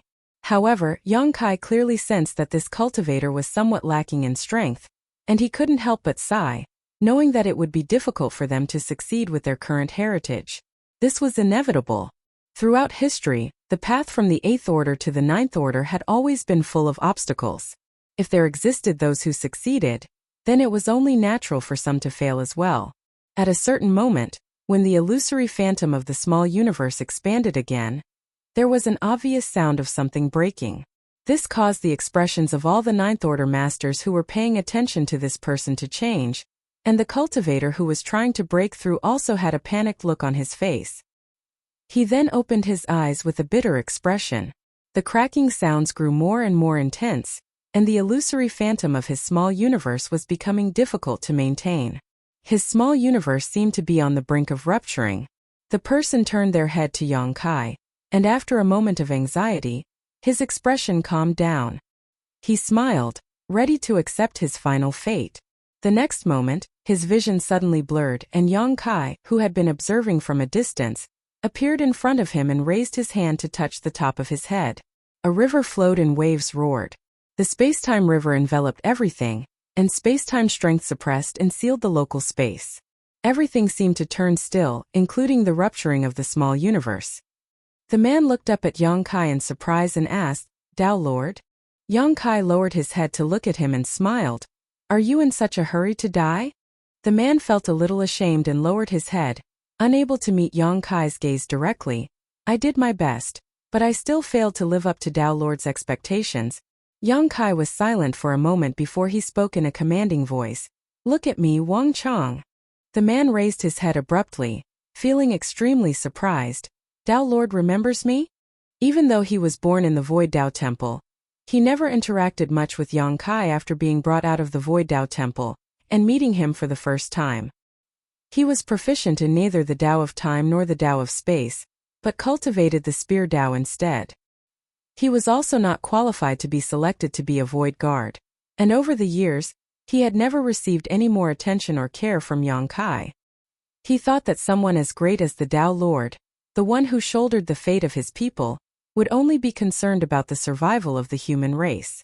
Even though he came from the Void Tao Temple, the only connection they had was in name. The Tao Lord had also never given special treatment to any of the disciples who came from the Void Tao Temple. He never thought that he would be called out by the Tao Lord by name today. I remember every one of you, Yang Kai began. The survival of the 3,000 worlds was not really your concern to begin with, yet I brought you out of the Void Tao Temple and threw you into this cruel and bloody battlefield to sacrifice yourselves for the survival of a group of humans you have never met before. If anyone should feel guilty, it should be me. Wang Chong was anxious to respond. It is the honor of us disciples to serve you, Tao Lord. Even so, Yang Kai nodded gently. You are all excellent, and have never let me down. Wang Chang's expression turned grim. This disciple cannot break through to the ninth order, and my small universe is about to rupture. So what if you reach the ninth order? So what if you're in the eighth order? You slaughtered many of our enemies from the Black Ink clan. It is the same when you were in the eighth order. You still killed our enemies and pushed them back. You also protected your allies behind you. Your eldest senior brother Miao's aptitude is limited. Unless he can obtain a supreme grade open heaven pill, he will never be able to reach the ninth order. But isn't he still living a fulfilling life? You didn't fail to break through because you have not worked hard enough. Destiny simply didn't favor you today, that is all. Yang Kai reassured him. Turning the conversation around, Yang Kai raised his voice. I only ask you one thing. Even if you cannot reach the ninth order in this lifetime, can you still hold on to your original convictions and sacrifice yourself for the human race? Will you fight and slay our enemies to eradicate this evil? Wang Chong answered meekly, naturally, I am willing, but Tao Lord, my small universe is about to rupture. Can I still survive? The small universe was the foundation of every open heaven realm master. If the small universe ruptures, the cultivator would perish. Yang Kai grinned, are you dead now? Not yet. Wang Chong shook his head. Even he himself thought his answer was ridiculous after saying it. If you are willing to live, then you can live. If you are not willing, no one can save you. Wang Chong seemed to understand something and his dark eyes lit up again. Tao Lord, please save me. Yang Kai nodded lightly. Looking up at the small universe behind Wang Chong, he contemplated for a moment before extending a finger. At the same time, the space-time river that suppressed and sealed this space began to surge wildly. In the far-off void, Mi Jingluan and others were watching the situation attentively. Everyone was heartbroken. After 17 out of the 23 cultivators eligible to break through to the ninth order successfully advanced, a failure still appeared in the end. At such a critical moment, failure was equivalent to death. However, just as everyone was silently waiting for fate to carry out its judgment, the space-time river suddenly appeared, surrounded by the fluctuation of the space principles. It wasn't until this moment that everyone realized that Yang Kai had rushed over. No one knew why Yang Kai had gone over at this time. But before anyone could see what was happening, the space-time river suddenly disappeared. Following that, Yang Kai returned to his original position. It was as if he had never left. Only his face was slightly paler than before. Junior brother, Mi Jinglun was shocked. Huh? What just happened? Oh, Yang Lai suddenly exclaimed, scaring Mi Jingluan so much that he choked on his words. Following his gaze, all the ninth order masters were shocked by what they saw. The rupturing of Wang Chang's small universe had mysteriously been reversed, leaving the illusory phantom behind him completely intact. The only differences were there was no longer any sign of a breakthrough going on and Wang Chang's aura had become weaker, as if his foundation had been damaged. Many thoughts flashed through Mi Jingluan's mind as he turned to Yang Kai in astonishment. Junior brother, what did you do? Regardless of what Yang Kai did, they could tell from the results in front of them that Wang Chong, who was doomed to die, had been saved while his breakthrough had failed. Compared to dying and fading away, this was undoubtedly a good result. At the very least, Wang Chong had survived and could still contribute to the war. Yang Kai said, I crippled hundreds of years of his foundation. Is that also possible?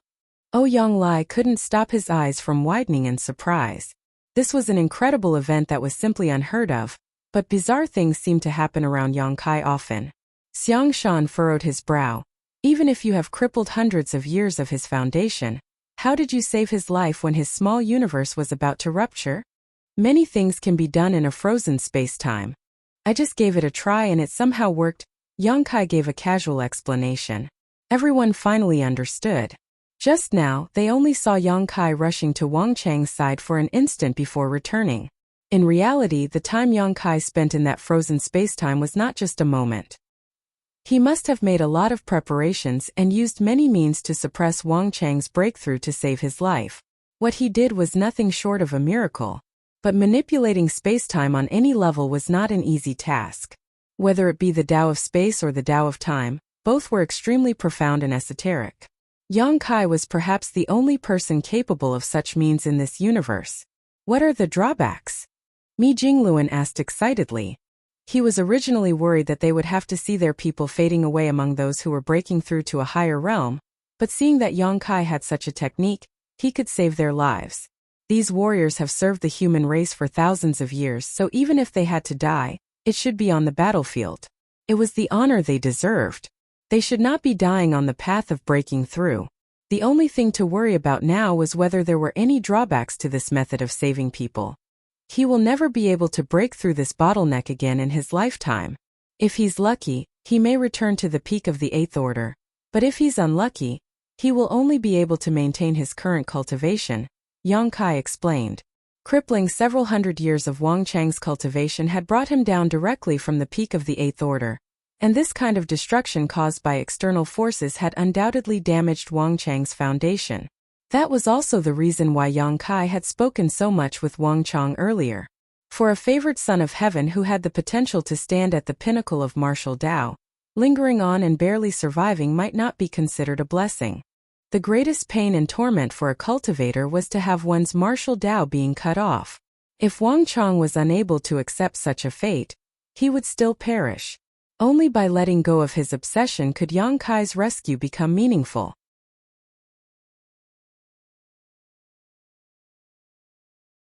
Martial Peak, Chapter 59:17. Prepare to set off again. The cost was undoubtedly high, but for those who wished to remain among the living, it was nothing. After Wang Chang, 2 more people failed to advance, and Yang Kai stepped in to save their lives one after another. Fortunately, while the other 3 encountered some obstacles in their breakthrough, they all safely advanced in the end. At this point, a total of 20 out of the initial 23 had successfully broken through to the Ninth Order, which meant that the human race had seen the birth of 20 new Ninth Order masters in one go. Including Yang Kai and the others, there were now 30 Ninth Order masters among their ranks. This number was still not comparable to the human race at their peak, but it was a good start. The Grand Army was now resting as almost everyone had injuries to recover from. Conquering the No-Return Pass was only the beginning. In their original plans, the next step would be a crusade against the primordial heaven source grand restriction. The human race had suffered a crushing defeat outside the primordial heaven source grand restriction before, resulting in countless deaths and the eventual invasion of the 3,000 worlds. Nobody wanted to experience that failure again. Even after that defeat, the humans had the strength to fight on. But now the human race had gathered all their strength. If they were to lose this time, they were likely to be doomed to extinction. However, even the best-laid plans could never keep up with reality. The appearance of the Black Ink Clan's reinforcements disrupted the original strategy. Before they could embark on their crusade to the primordial heaven source grand restriction, an elite Black Ink Clan army of 10 million had to be disposed of. Without breaking through this obstacle, there was no point in thinking about a crusade to the grand restriction. The only good news was that the reinforcements had emerged from the primordial heaven source grand restriction, and a lifetime of isolation left them with very limited knowledge of the current situation of the human race. They did not know about the existence of the Void Guard, nor were they aware that their movements were being monitored by the humans, something which could be exploited. Yang Kai and Mi Jingluan held several discussions, and finally came up with a feasible plan. While the Grand Army was recuperating, some confidential items were rapidly being developed, consuming a massive amount of resources. Half a year after the humans conquered the No-Return Pass, Pure Yang Pass. Inside the main conference hall, the Ninth Order Masters were gathered. In front of the 29th Order Masters who had only just broken through after the last war, people like Yang Kai were already considered veterans. Everyone couldn't help but lament how the newcomers were replacing the old members, and the back waves of the river were pushing the front waves on.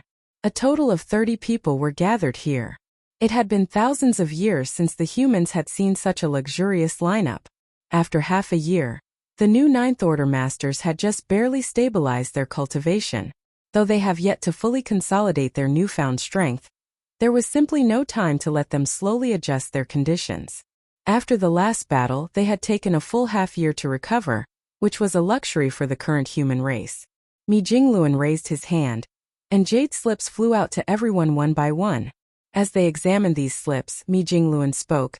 After that major battle half a year ago, the Void Guard scouting ahead reported that the reinforcements from the Primordial Heaven Source Grand Restriction have stopped and are now waiting to ambush us when we set out. They are currently located around the junction of the Black Ink battlefield and the Late Ancient Era battlefield, though much closer to the latter. Listening to his briefing, the Ninth Order Masters checked the jade slips and found this basic information was listed inside. Mi Jingluan continued, "From the intelligence we have now, the Black Ink clan reinforcements have found out about the war here at the No Return Pass as well as the outcome of the battle. That's why they are lying in wait for our army to fall into their trap ourselves. This is good news.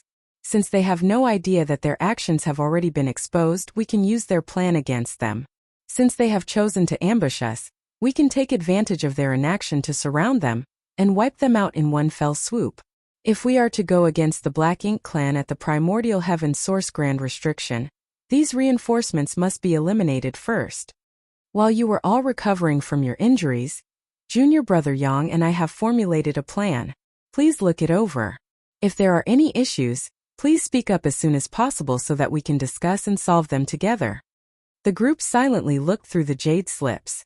The newly advanced Ninth Order Masters remained silent, not because they felt that they lacked the qualifications to express their opinions, but because they felt that the plan was indeed feasible, and there was nothing that had to be changed. They knew that while they were recovering and stabilizing their cultivation and retreat, Yang Kai and Mi Jingluan were still working hard. Xiang Shan on the other hand asked, "Other than the fact that they have no true royal lords among their ranks, the number of masters they have is not inferior to the No Return Pass when it was at its peak. Can we confirm there are no true royal lords among them?" Mi Jingluan looked at Yang Kai. "Junior Brother Yang personally went to investigate and can confirm this. Of course, we will survey the area again to ensure that our intelligence is correct before we begin our operation." Xiang Shan nodded lightly. "Then there's no problem." Even though the forces of this reinforcement army were not much different in terms of strength from the forces the Black Ink clan had during their peak at the No Return Pass, the situation they were facing now was quite different. At the very least, these reinforcements did not have any true royal lords or Black Ink giant spirit gods among them. Meanwhile, the humans had not only gained 20 more Ninth Order Masters, but they also had the support of Ada and Aer. The advantages brought by the two giant spirit gods alone were immeasurable. Furthermore, there was a big difference between trying to siege a fortified position and conducting a field battle. Even if they had to face an army of millions of elites, the humans were confident that they could defeat the Black Ink clan with minimal losses as long as careful preparations were made. Since there are no issues, let's proceed according to plan. We have been preparing for this battle for the past 6 months, so all armies should be ready to depart in 3 days. All the Ninth Order Masters stood up to answer before dispersing. After capturing the No Return Pass half a year ago, the new Ninth Order Masters were divided among the various armies. Ultimately, it was decided to keep the configuration of the 12 armies, so each army now had 2 or 3 Ninth Order Masters assuming command, avoiding the awkward situation of anyone lacking a Ninth Order Master. Once everyone left, Mi Jingluan turned to Yang Kai and asked, "Junior brother, how are your injuries?" Yang Kai replied, "Nothing to be concerned about, but I won't be able to use my dragon vein powers for a short period. The drawbacks of using his dragon bead could not be restored quickly.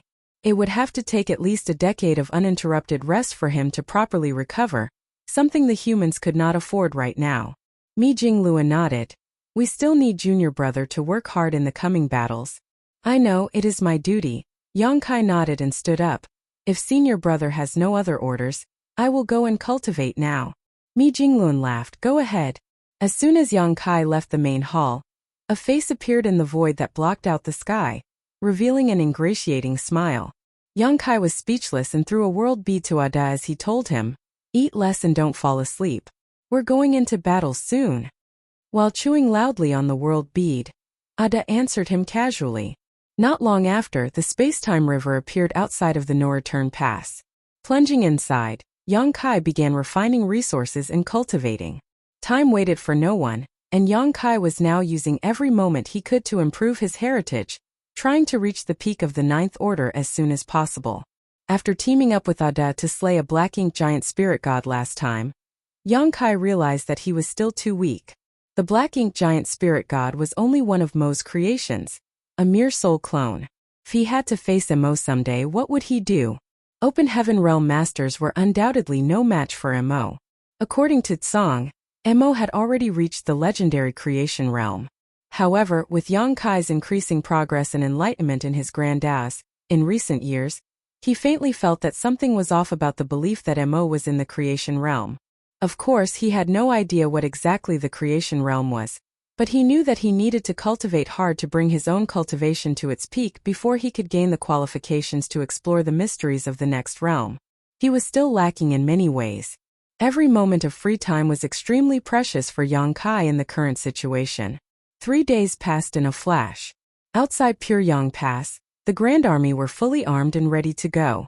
The mood was solemn, and killing intent filled the air. After preparing for half a year, the soldiers had still not lost their momentum or fighting spirit. All of them knew that taking the no-return pass was only the beginning, and winning a single battle did not mean the end of the war. Only when the human race conquered the primordial heaven source grand restriction and vanquished Mo could they truly call themselves victorious. In this situation, letting their guard down in any way would mean death. 12 universe fragments had already been prepared and lay across the outside of the no-return pass.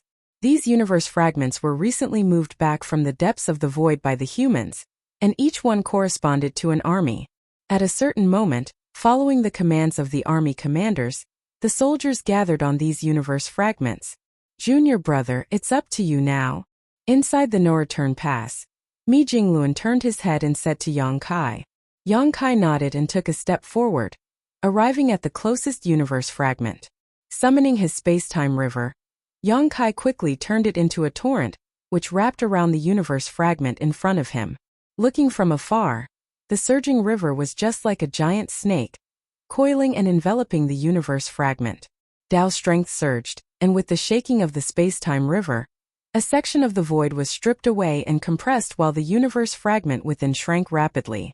In less than an hour, Yongkai retrieved the river and reached out, grabbing a newly formed world bead. After a quick investigation, he tossed it to Xiang Shan, who was standing next to him.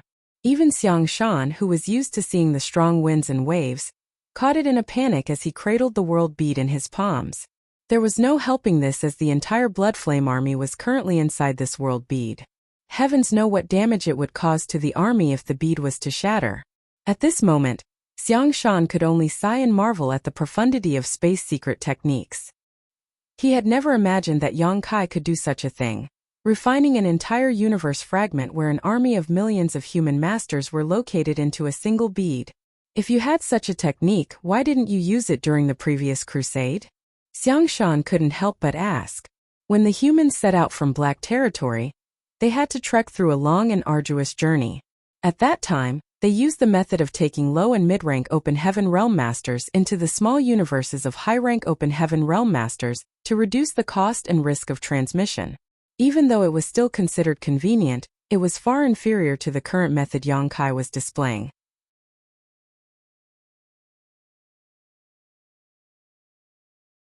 Martial Peak, Chapter 59:18, Turtle Hiding in Its Shell.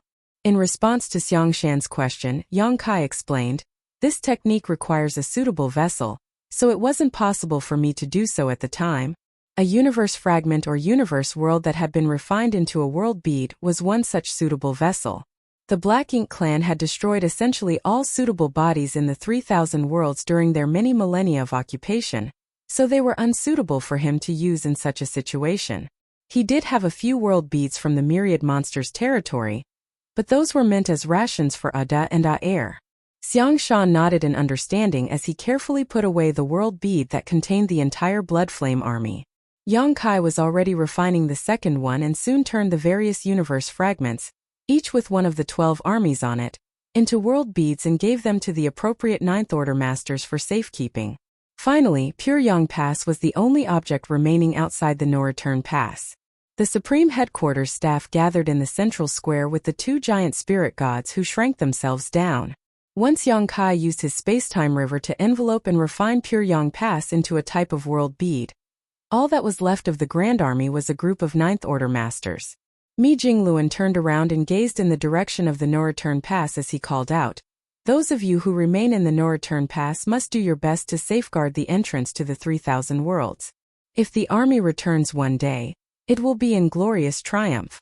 If, however," he paused, "if you receive unfavorable news from the front lines, seal the territory gate, return to the 3,000 worlds, and make the necessary preparations." Though the majority of the army was setting out, there were still some who remained at the No Return Pass to stand guard.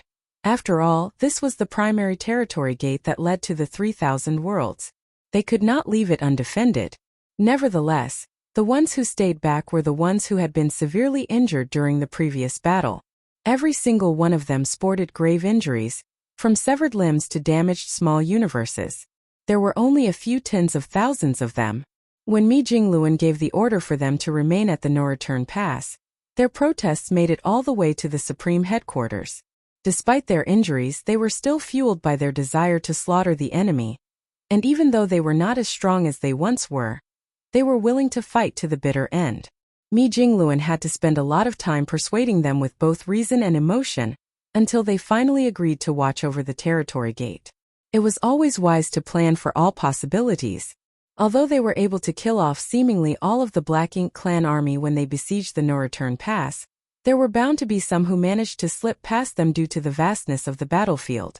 While these remnants of the Black Ink clan army might not be all that powerful, they could still wreak havoc on the humans who remained behind in the 3,000 worlds if they were given free rein. Furthermore, the ones who stayed behind were not all powerful masters.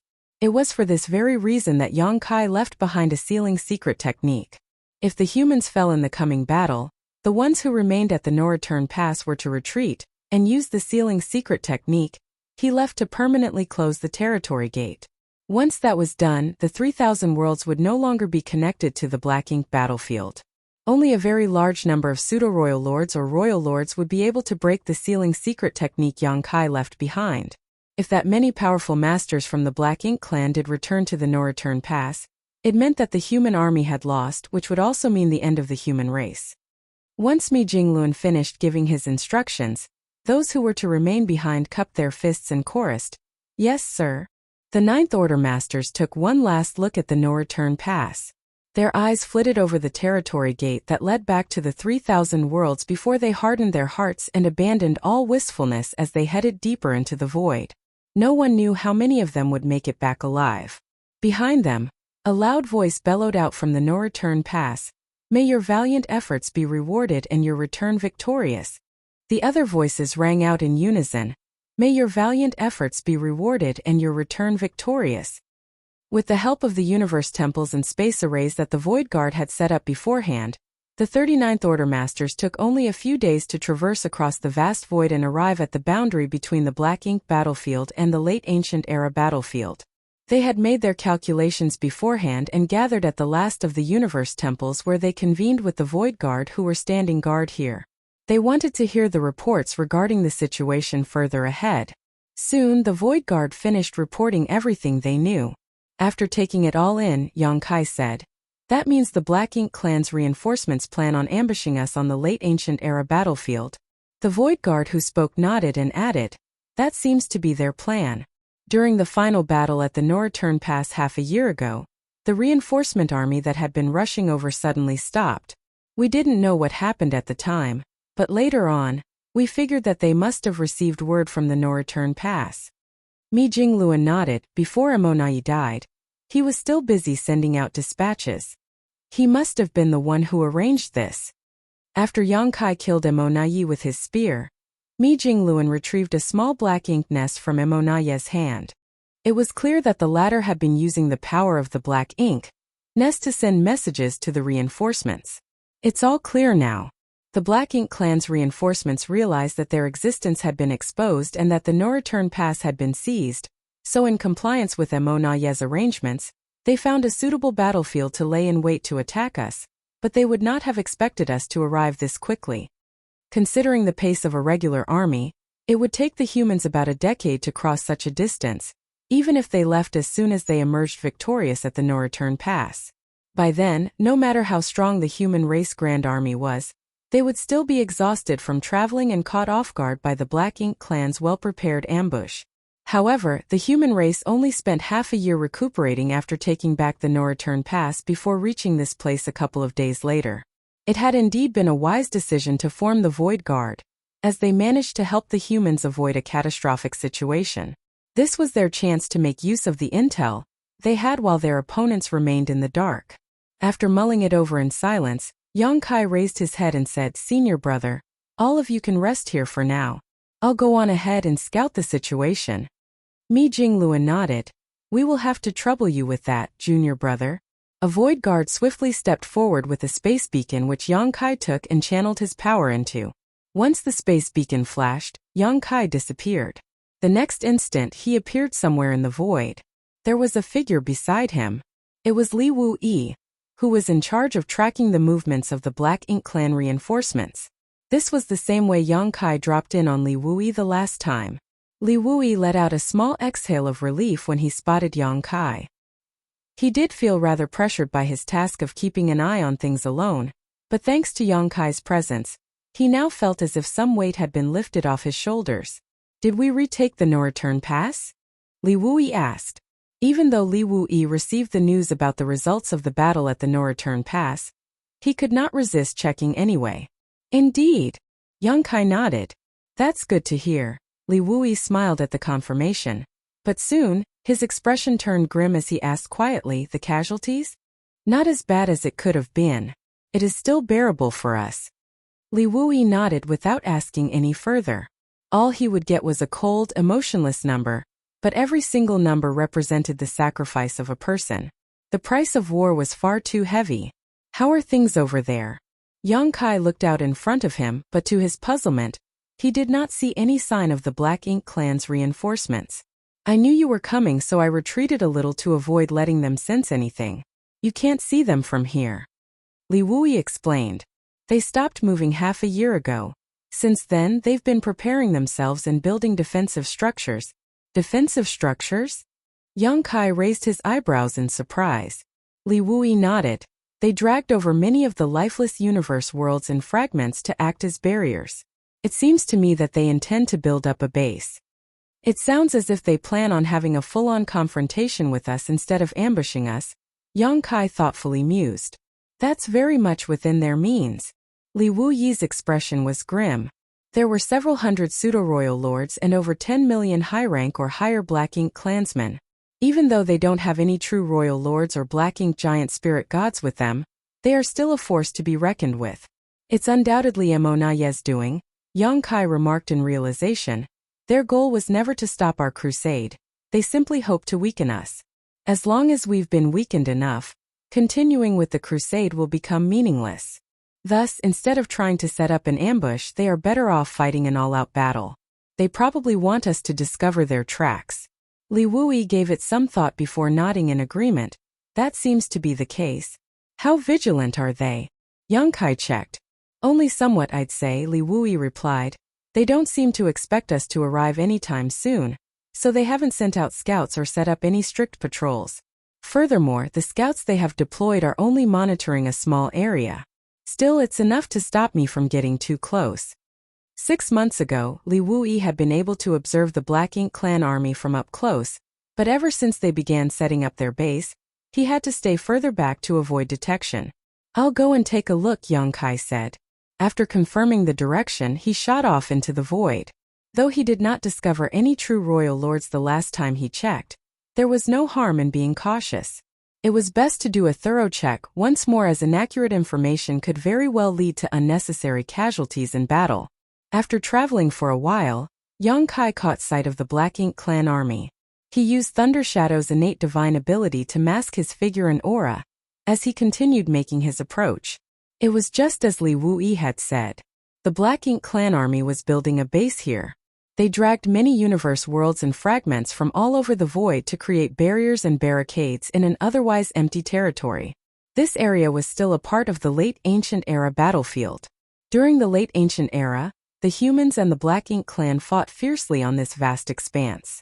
Countless great experts died in battle, leaving behind numerous traps in the form of barriers, seals, and restrictions. There were even divine abilities and secret techniques that had yet to be used up. These were all things that the Black Ink clan could use to their advantage. Yang Kai scrutinized the surroundings as he made his way closer to the Black Ink clan's reinforcement army. Soon he arrived at the nearest spot he could reach and began studying the Black Ink clan's reinforcement army closely. Once he was certain that they did not have any true royal lords amongst them, his worries eased. Though they were a sizable force and powerful as well, their lack of military intelligence when compared to what the humans knew made them little more than turtles hiding in their shells.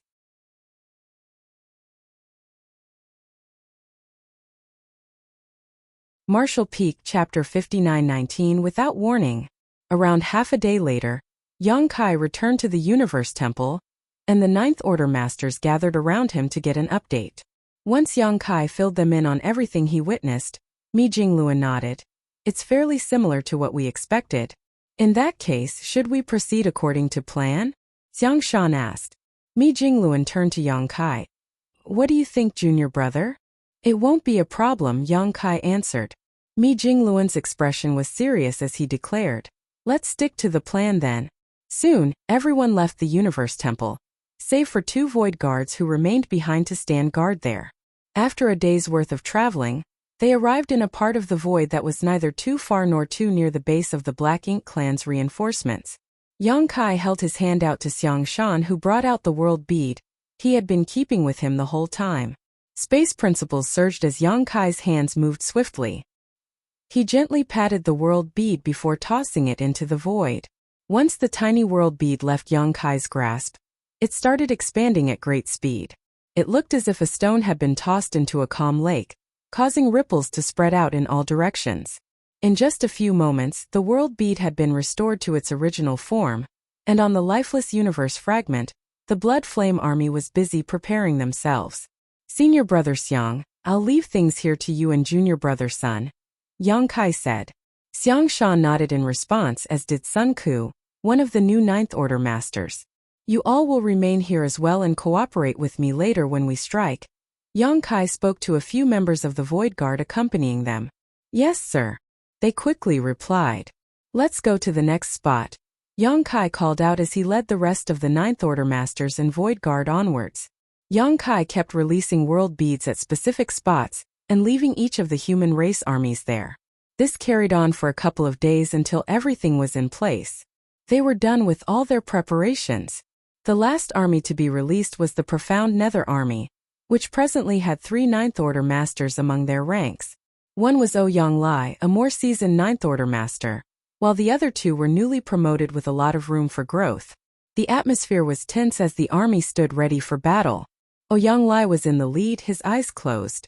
Approximately a quarter hour later, the time that had been agreed upon earlier arrived. Ouyang Lai whipped his eyes open, raised his hand and shot off. The Profound Nether Army that had been waiting eagerly for this moment heard him roar, "Charge!"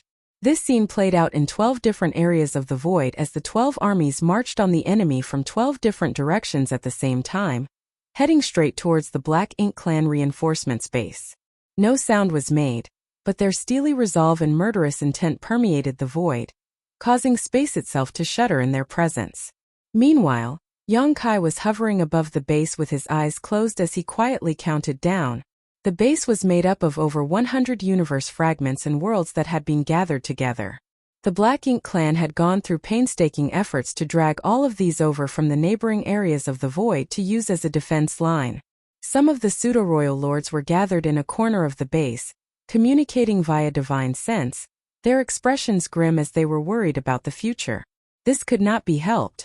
6 months ago, they suddenly received word from the No Return Pass that the humans had launched a frenzied, all-out attack. Not only did they lose one of the Supreme One's soul clones in the battle, but the entire Black Ink clan army there had been routed and was at risk of being annihilated. They had no way of knowing the outcome of the battle, as they stopped receiving updates from the No Return Pass after the royal lord named Moe transmitted some final information to them. Nevertheless, they could hazard a guess that the Black Ink clan at the No Return Pass must have met their doom and all the Black Ink nests were destroyed. If that was not the case, it was impossible for them to not get any further news. Initially, they stormed out of the Primordial Heaven Source Grand Restriction to help the Black Ink clan army at the No Return Pass, but now that the humans had captured it, was there any point in heading over as reinforcements? In the end, they chose to follow Monaye's directions. They remained in place to await the arrival of the human race army with the intent to block their path. The human race army was so powerful that they could even slaughter a soul clone of the Supreme One. Thus, the reinforcements knew they would surely lose any war they fought against them, but they had no choice. Fortunately, they were quite a distance away from the No Return Pass and thus had sufficient time to prepare for the confrontation. Just as the pseudo-royal lords were in the middle of their discussion though, a feudal lord flew over and stood by the side as he greeted them. "What is it?" A pseudo-royal lord that looked like a giant spider turned to him and asked. It was an extremely peculiar sight as the spider-like pseudo-royal lord had a human face. However, the Black Ink clan came in all manner of strange and peculiar forms, so he was not unique by any means. "I have something to report, sirs," the feudal lord respectfully said. "Go on." It was a pseudo-royal lord who looked like a small giant with 4 arms who spoke this time. The feudal lord swiftly reported his findings. It did not count as anything serious. A few of the teams who had been sent out to collect resources should have returned as early as 2 weeks ago, but had failed to show up, and now even the scouts sent out to check on them could not be contacted anymore. After hearing the reports, the spider-like pseudo-royal lord frowned and snapped, "You don't need to interrupt us with such inconsequential matters. Just send out a few more scouts to investigate." They were on the late ancient era battlefield where there were a myriad of powerful traps in the form of barriers, seals and restrictions left in the void. Many of their mining teams and scouts had already gone missing as well prior to this news, so the pseudo-royal lords did not pay much attention to these things. Therefore, they ignored the feudal lord's concerns. The feudal lord had more to say, but in the end, he feared the pseudo-royal lords too much to continue, so he respectfully took his leave. He could only do as the pseudo-royal lord had commanded, so once he got back, he sent out a few more scouts and instructed them to investigate the places where the previous teams had gone missing, though he still felt uneasy. Even though there had been instances where their scouts or teams in charge of collecting resources went missing in the past, it happened far less frequently than it did recently. At the same time, Yang Kai, who was hidden above the base, slowly opened his eyes. "It's time." Yang Kai looked down at the base and the universe fragments filled with the resting Black Ink clan army. Then he opened his palm. The space-time river was circling atop his palm like a snake biting its tail, and in the middle of it was a piece of the void that had been cut out. A tiny great pass was sealed up inside that piece of the void, and 2 figures sat cross-legged inside of it. They looked quite adorable in their miniature state. As Yang Kai looked at them, the 2 figures noticed his gaze and looked up at him before rising to their feet. Yang Kai nodded lightly at them before flicking his hand, causing the space-time river to fly out. In a similar fashion to what had happened when Yang Kai released the world beads, the space-time river began rapidly expanding the moment it left Yang Kai's grip. The sudden commotion instantly drew the attention of all from the Black Ink clansmen. The pseudo-royal lords, territory lords, and feudal lords all sensed that something was happening and quickly looked up. The sight they saw shocked them to no end. A large river appeared out of nowhere and rapidly expanded until a massive great pass appeared before their eyes. A pseudo-royal lord saw the characters etched into the great pass and had to rub his eyes before taking another look to ensure he was not hallucinating. Pyongyang Pass. They had never seen Pyongyang Pass before, but the intelligence Monayi sent them before he died mentioned the existence of such a great pass. It was the only great pass the humans had right now, and had greatly contributed to their invasion of the No Return Pass. Why would Pyongyang Pass be here? And why does that strange river that cuts across the void look so familiar? After giving it some thought, isn't that great river the exclusive divine ability of Yongkai, the killing star from the human race? They were gobsmacked by the sudden turn of events and had not figured out what was happening, but there were always going to be smarter ones in their midst. As such, a voice soon roared so loudly that it echoed in the void. The humans have come. We're under attack. That was enough to shock all from the Black Ink clan into action. Although they did not know how the humans managed to arrive so soon, now was not the time for them to dwell on this conundrum. However, before they could do anything, the massive Pure Yang Pass came crashing down on the universe fragments in the center of their base. Technically, Pure Yang Pass was many times smaller than even a single universe fragment, but when the two met, it was the universe fragments that exploded into pieces. It looked as if someone used a hammer on a watermelon. The sudden forceful attack turned the first universe fragment into shattered pieces, and the Black Ink clansmen atop it were thrown into chaos. The unlucky ones were killed upon impact, but most of them were stumbling around and coughing up blood as they had been heavily injured in the collision. Only those who were at least a feudal lord could survive the fallout of such a collision. At least 100,000 high-rank Black Ink clan soldiers died from just this attack alone, and it was only the beginning. Without the humans to wield the strength of Pure Yang Pass to its maximum, it was simply an inanimate object that could not do much. However, just as Pure Yang Pass smashed that universe fragment to pieces, two figures shot up and swiftly expanded. They instantly turned into giant silhouettes that flanked the great pass on either side. The immense pressure that emanated from the enormous figures made the Black Ink clan feel as if their souls were shaking and chills ran down their spines. Giant spirit gods. Terror-stricken screams rang out from all directions. None of them expected to see a giant spirit god suddenly appear amidst their ranks, let alone two. Pure Yang Pass, which was supposed to be back at the No Return Pass, had shown up here, and two giant spirit gods came with it.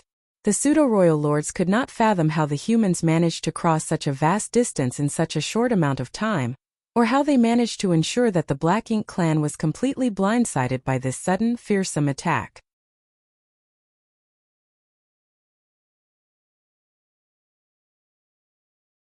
Martial Peak Chapter 5920 in full force.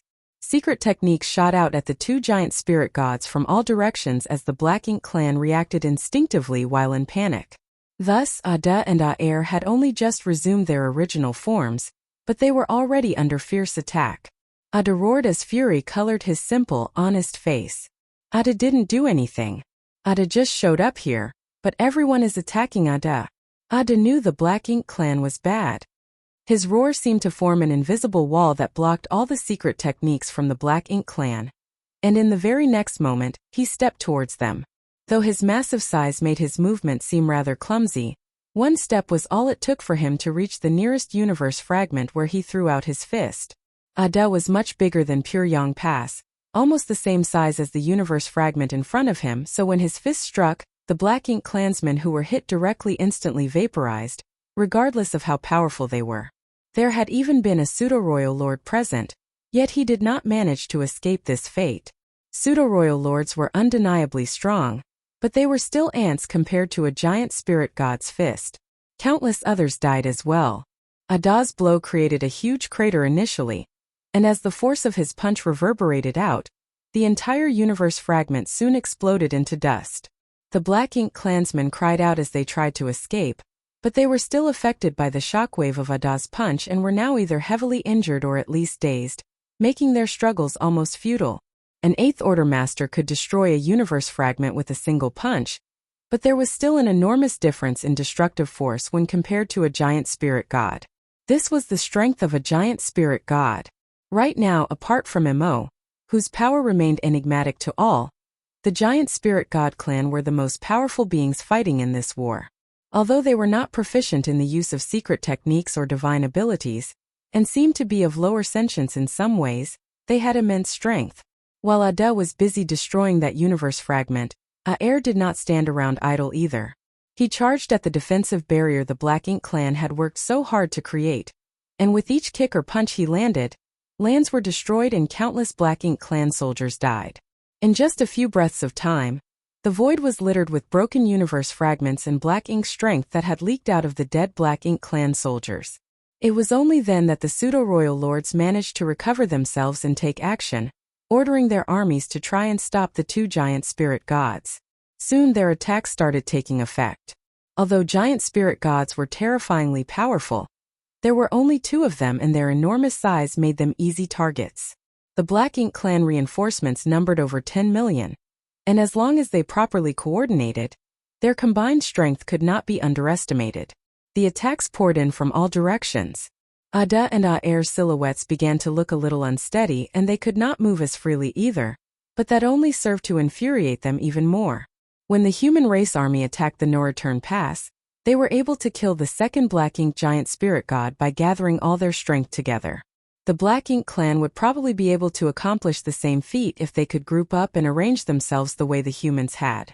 Though it had to be said that the Black Ink giant spirit god the humans killed had already been through an intense battle with Ada and Aer, and thus was already seriously injured.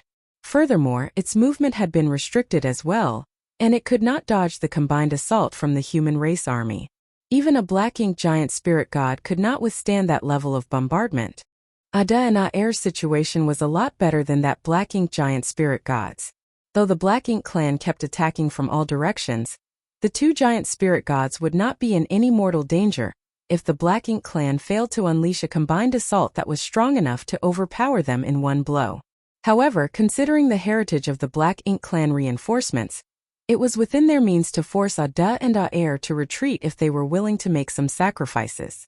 That would only be possible if nothing unexpected happened, however, and alas, it soon did. All of a sudden, those on the battlefield detected the fall of a pseudo-royal lord. An intense fight had broken out on the battlefield, and the death of a pseudo-royal lord was not something surprising. The unluckiest of them all had died from the giant spirit god's first strike. However, what caught the Black Ink clan's attention was the fact that the pseudo-royal lord who just died did so a great distance away from the giant spirit gods at a place that did not seem to be under attack. Furthermore, even if the fallout from the giant spirit god's blows had managed to travel that far, how was it possible for a pseudo-royal lord to not be able to block that level of attack? Before the Black Ink clan managed to figure out what had just happened, the aura of yet another pseudo-royal lord vanished. A third and a fourth soon followed. At last, the pseudo-royal lords realized the situation they had on their hands. Apart from the two giant spirit gods, there was also a third master they did not know about who was lurking on the battlefield and assassinating the pseudo-royal lords. The pseudo-royal lords were alarmed. "It's young Kai. He's here." One of the smarter pseudo-royal lords roared. A strange river had cut through the void when Pure Yang Pass and the two giant spirit gods abruptly appeared, and several of the pseudo-royal lords recognized what it was. According to the information Mo Nayi provided before his death, the river was made out of Dao strengths and belonged to Yang Kai, the Killing Star. He was the most powerful Ninth Order master and the one that Mo Nayi warned them to guard against, for he was an even bigger threat to the Black Ink clan than the giant spirit gods. When the pseudo-royal lords in the reinforcement army heard this report, they found it hard to believe that a lone human, no matter how strong, would pose an even bigger threat to the Black Ink clan than the giant spirit gods. Nevertheless, Mo Nayi was a true royal lord, and they had to pay serious attention to the last warning he gave them just before he died. It was only now that the pseudo-royal lords realized Mo Nayi could have been right. Though the giant spirit gods were powerful, they were extremely overt in the way they did things. It was much easier to guard against a spear in the light than an arrow in the dark.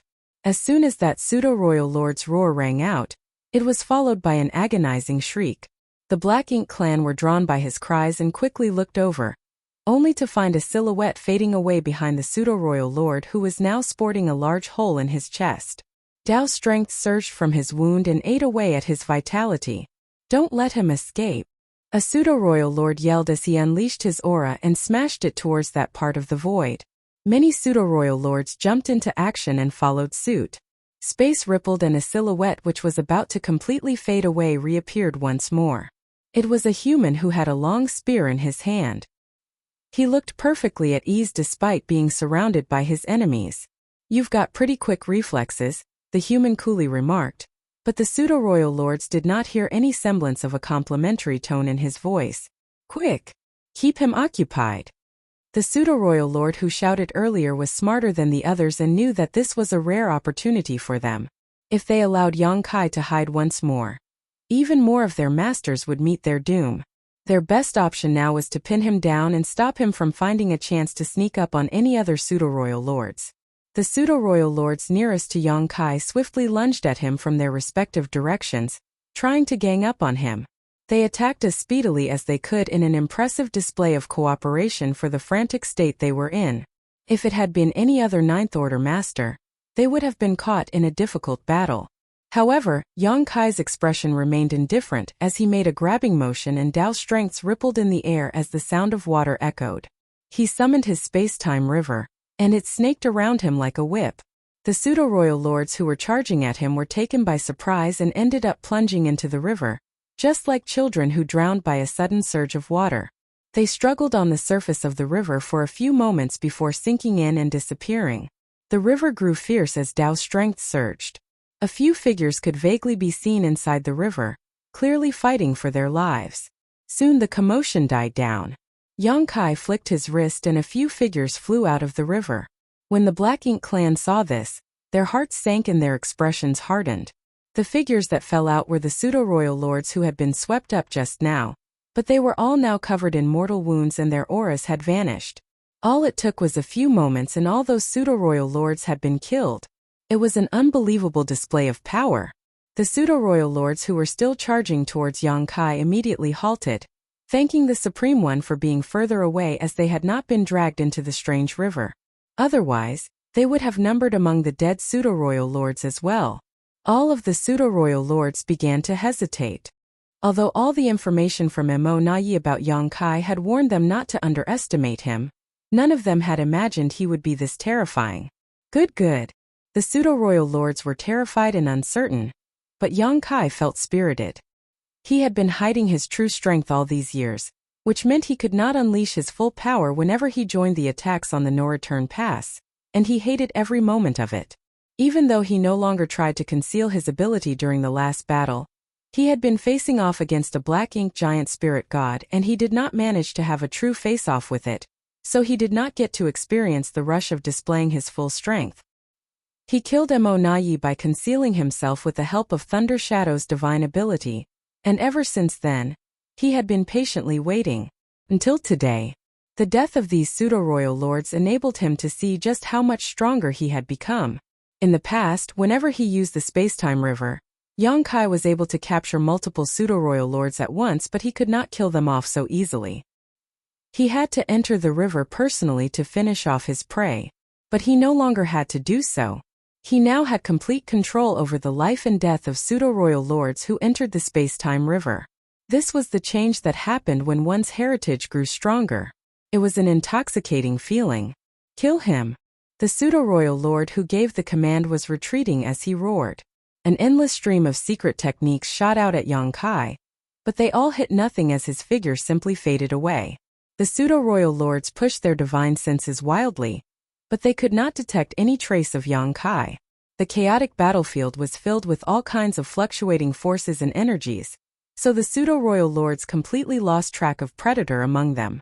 Nevertheless, Yongkai soon reappeared behind the pseudo-royal lord who had given the command, his long spear casually piercing through the latter's head.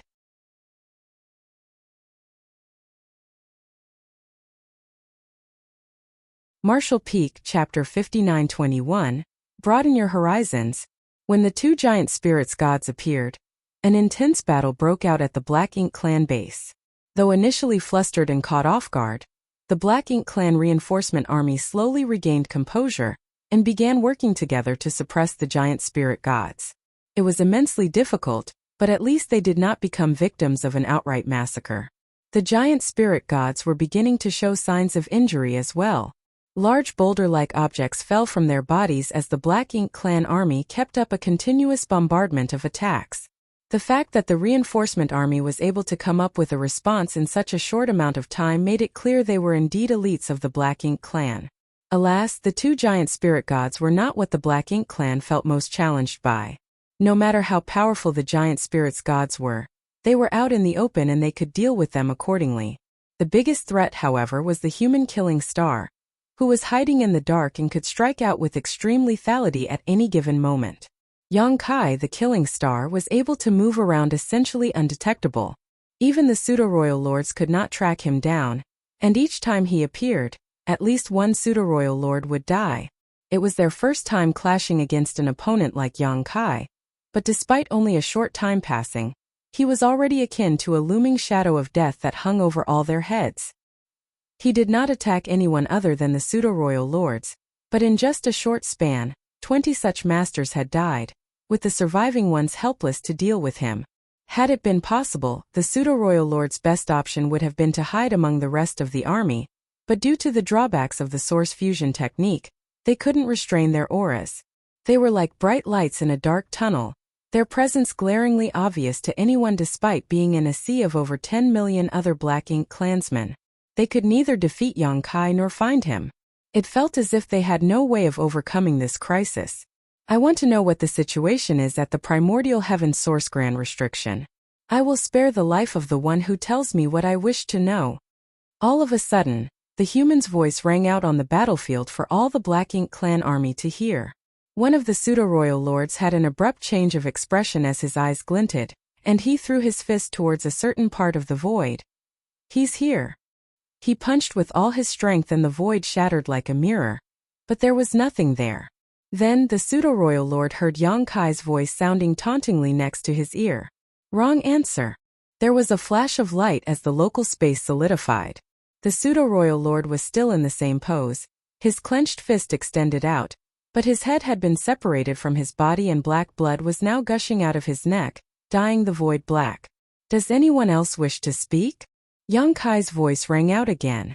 Two pseudo-royal lords confidently unleashed attacks towards the spot where the voice came from, but as soon as they did so, Yong-kai appeared behind them and thrust his spear through their backs.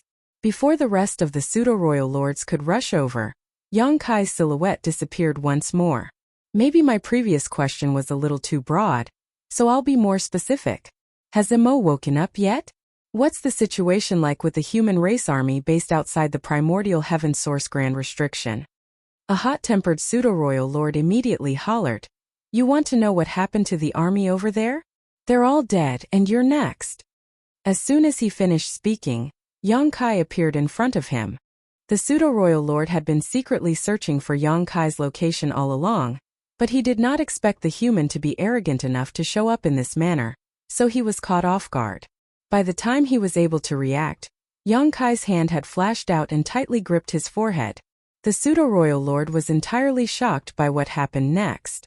All at once, he felt as if his entire body was mysteriously suppressed and sealed by a strange force. Despite merely being held by the forehead, he could not fight back at all and Yong-kai ended up whisking him off just like that.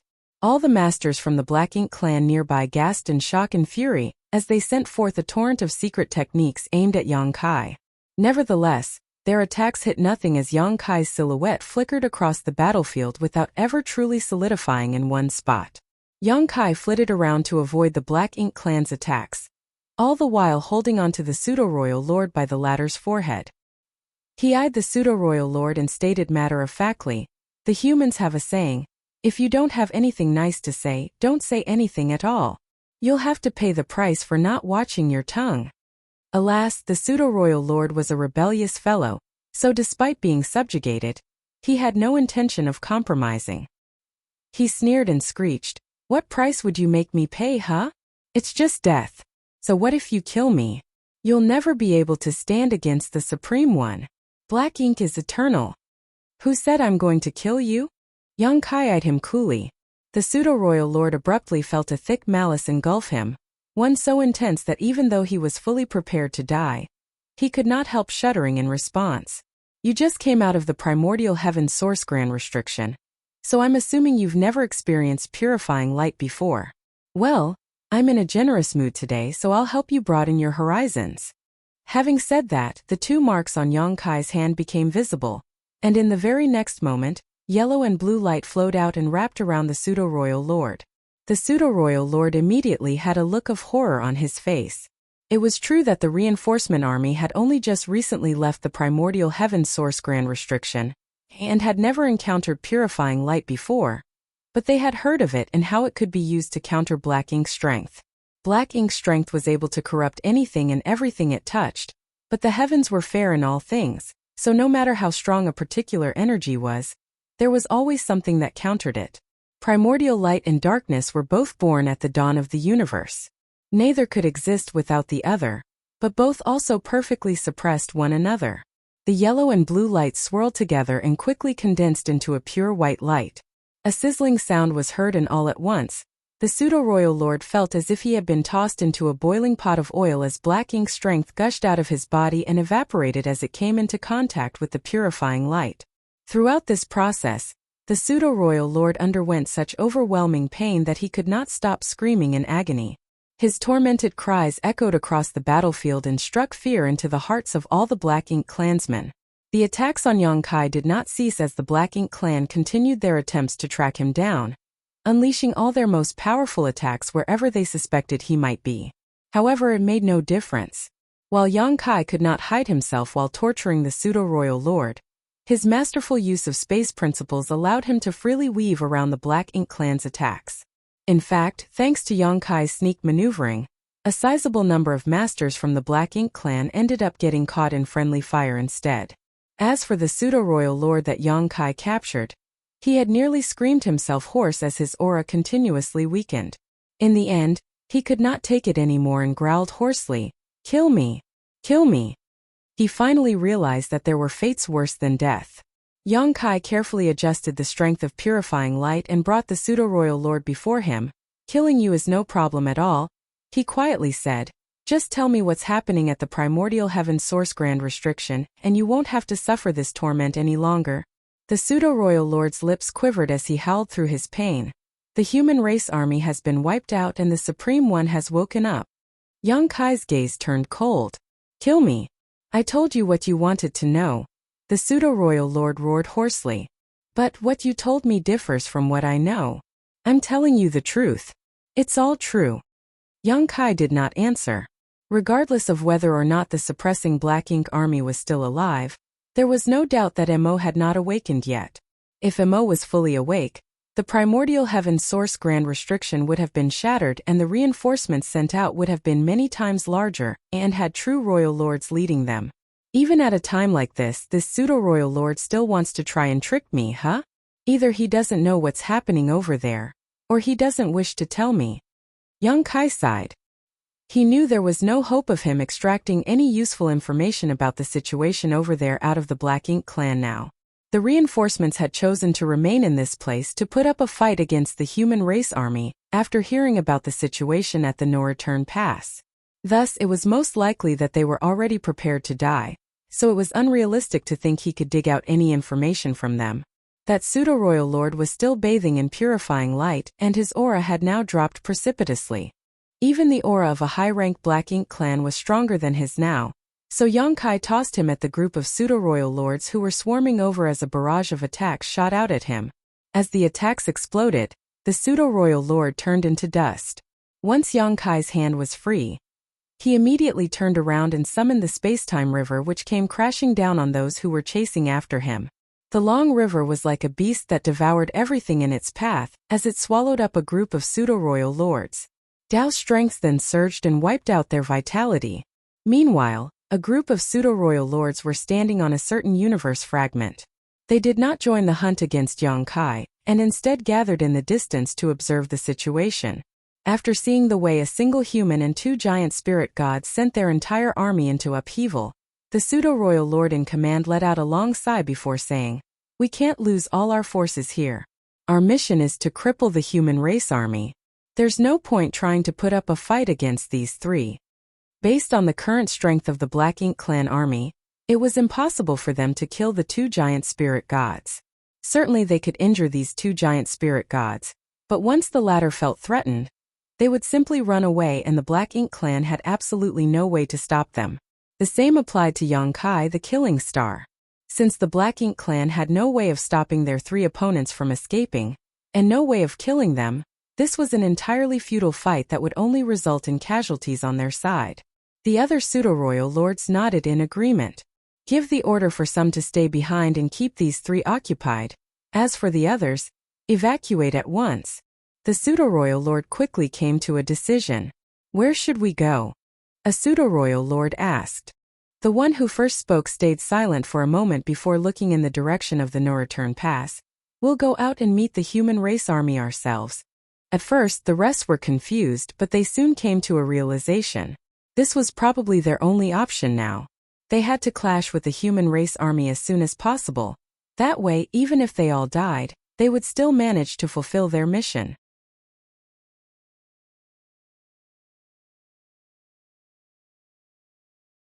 Marshall Peak, Chapter 5922. The Purple Feather Army charges. The order to withdraw went out at once, and despite the chaos of the situation, the Black Ink clan army was able to maintain some semblance of order as they prepared to retreat. According to their estimates, they had to leave at least 30% of their forces behind to keep the 2 giant spirit gods and the Killing Star occupied. That was the only way they could carve out enough room for the rest of the army to leave safely and carry out their mission. This decision pained the majority of them, but they had no choice. The pseudo-royal lord who served as the commander was standing atop a universe fragment and surveying the bloody battlefield with an icy glare.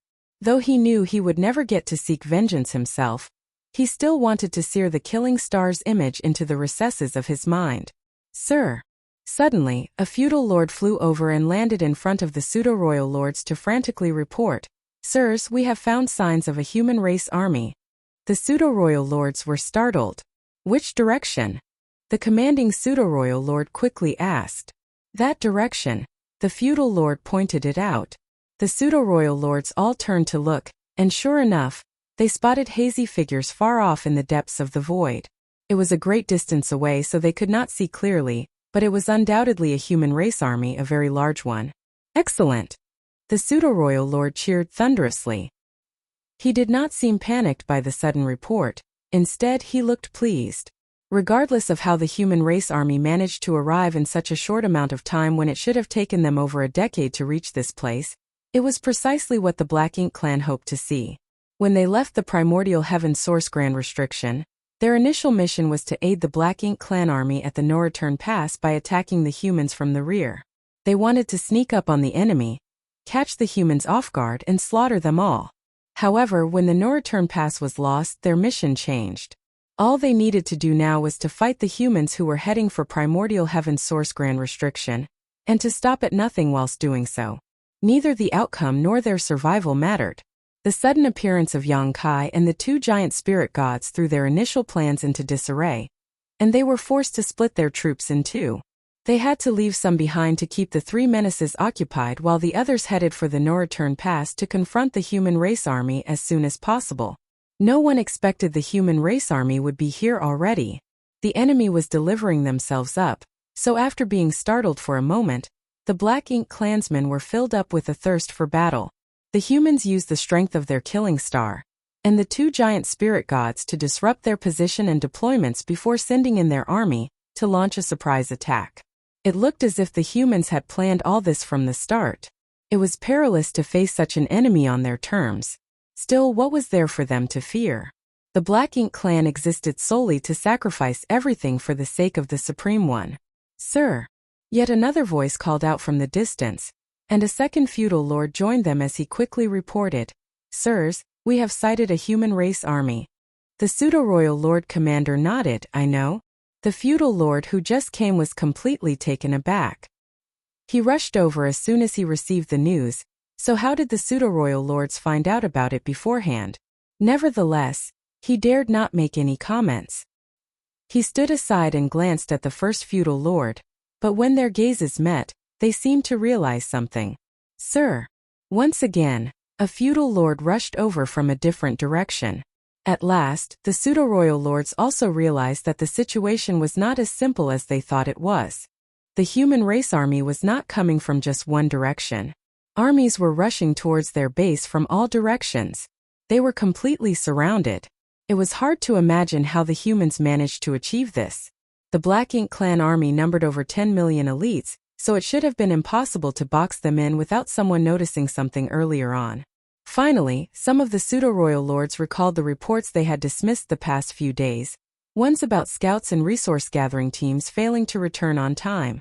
From the looks of it now, the missing Black Ink clansmen must have been discovered by the humans and eliminated. They never thought that the humans could arrive here so soon, so they had been preparing for a battle to break out a decade later. That was why they were not more vigilant and failed to realize the humans were closing in on them. Those deplorable humans! The pseudo-royal Lord Commander exploded in rage. Even though he wanted to take on the human race armies as soon as possible, he did not welcome being plotted against this way. After thinking in silence for a moment though, he shouted, "Pass down the order. We launch a full-scale attack in that direction." He pointed in the direction of the no-return pass, which was also the direction the first feudal lord pointed out in his report. Although the Black Ink clan was being besieged from all directions, the one silver lining of the situation was that the human race's strength was scattered, as they had split themselves up into over 10 different forces. Even though this allowed them to surround the Black Ink clan, it also meant that the Black Ink clan could target these smaller armies individually. As long as they moved quickly enough, they had enough heritage to wipe out a few of the human race's armies. That would be enough to deal a crushing blow to the humans and force them to cut their crusade short. The Black Ink clan were already making preparations to withdraw, so after receiving the latest order from the commanding pseudo-royal lord, they instantly split into two. 30% stayed behind to keep Yangkai and the giant spirit orders occupied while the rest charged at the human race army that was approaching from the direction of the no-return pass. The human race army coming from that direction was the Purple Feather Army. Wu Qing was originally the only Ninth Order Master in the Purple Feather Army, but ever since the battle at the no-return pass, the humans had 20 new Ninth Order Masters, 2 of whom were added to the Purple Feather Army. They were a man and a woman, an actual senior brother and junior sister pair. Even if one searched the entirety of the human race's history, it was exceedingly rare to find a precedent of 2 such people growing so powerful together. It was hard enough to become a Ninth Order Master as few ever had the possibility of doing so. If it had not been for the benefits gained from the World Tree clone, it would usually take several thousand, if not tens of thousands of years for someone with the aptitude to become a Ninth Order Master to appear in a great force. Thus, the years and generations that separated the Ninth Order Masters made it near impossible for 2 to have a senior brother and junior sister relationship. That all changed with the appearance of the Star Boundary. After several millennia of fighting together, this pair could basically read each other's thoughts. Even when they were still 7th Order and 8th Order Masters, they had already carved out a name for themselves on the battlefield as numerous feudal and territory lords had died at their hands. They had even caught Monaye's attention as he had set up traps that were targeted specifically at them.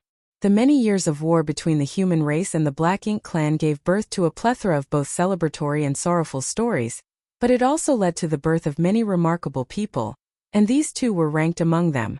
Right now they were standing atop a purifying Black Ink battleship together with Wu Qing, their senior, as all 3 were observing the battlefield. When Wu Qing saw that the Black Ink clan army had chosen to charge in their direction, his eyes flashed with displeasure. Whether it was on purpose or not, the Purple Feather Army had been singled out by the enemy as the weak point that they could easily run over. "Prepare for battle," Wu Qing loudly commanded. The Purple Feather Army that had been traveling at great speed instantly repositioned themselves. They did not take up a defensive formation, but rather an offensive one. Despite facing off against their opponents whose numbers were several times greater than their own, the Purple Feather Army showed no fear. Every single one of them was able to stay composed as they waited for the moment to strike. After going through numerous battles, both large and small, throughout the past few millennia, they had built up their spirits through their continued victories and could move as one body. The Black Ink clan army was not about to face the weak army they believed it to be, but a giant beast who could swallow everything in its path. Murderous intent flared as the distance between the 2 armies rapidly shrank. All at once, multicolored flashes of light shot out from the Purple Feather Army and rained down on the approaching Black Ink clan. At the same time, streaks of black secret techniques shot out from the Black Ink clan army towards the Purple Feather Army. The fight had officially begun. Scores of auras from the Black Ink clan were extinguished by the bursts of light, and even the pseudo-royal lords could not let their guard down. They were completely focused on dodging the secret techniques. In a situation like this, even a minor slip-up could spell their doom. As for the Purple Feather Army, though they suffered some losses as well, it was nothing compared to what the Black Ink clan suffered. It was not surprising as the human race had the protection of warships and spirit arrays, while the Black Ink clan did not. In a head-on battle between two armies where secret techniques and artifacts were exchanged at long range, the side with stronger defenses had far more of an advantage. It was akin to a mortal battle where both armies had archers but only one had shields. Naturally, the one with shields suffered far fewer casualties. In this case, the humans were the ones with the shields. Evidently, the Black Ink clan picked up on this as well. They had to withstand the constant decrease in their numbers as they tried to hasten their attacks. Since they lost out in terms of defense, they were forced to expend some of their energy to defend themselves in order to counter the humans' advantage. After a few rounds of secret techniques were exchanged, the fearsome armies finally clashed in the void. By numbers alone, the humans were certainly at a disadvantage, but they were still able to halt the Black Ink clan army's charge by force. The Purple Feather army seemed to turn into a massive boulder which could not be moved. No one knew how they did it, but they did. Black Ink clan bastards suffer death. Wu Qing's bellow rang out. He was still standing atop the purifying Black Ink battleship when he first started speaking, but by the time he finished, he had already charged into the Black Ink clan army. His weapon flashed as he cut down a pseudo-royal lord before the latter could even register what was happening. Black blood splattered everywhere as a powerful aura flared up before disappearing. Countless masters from the Black Ink clan shuddered in fear. Though the pseudo-royal lords were resolute in their determination to sacrifice everything for the Supreme One, they still felt chills down their spine when they saw how terrifying Wu Qing was. At last, they realized that the human race did not only have Yang Kai as their solitary killing star. The Ninth Order Master in front of them now was also immensely powerful. Wu Qing was a veteran Ninth Order Master, and out of all the current Ninth Order Masters, Xiao Xiao was the only one who had more experience than him. However, Xiao Xiao was proficient in the Yin-Yang Grand Dao and specialized in crowd control rather than single combat. The same could not be said for Wu Qing. Thus, among all the Ninth Order Masters, Wu Qing was second only to Yang Kai in terms of individual combat strength.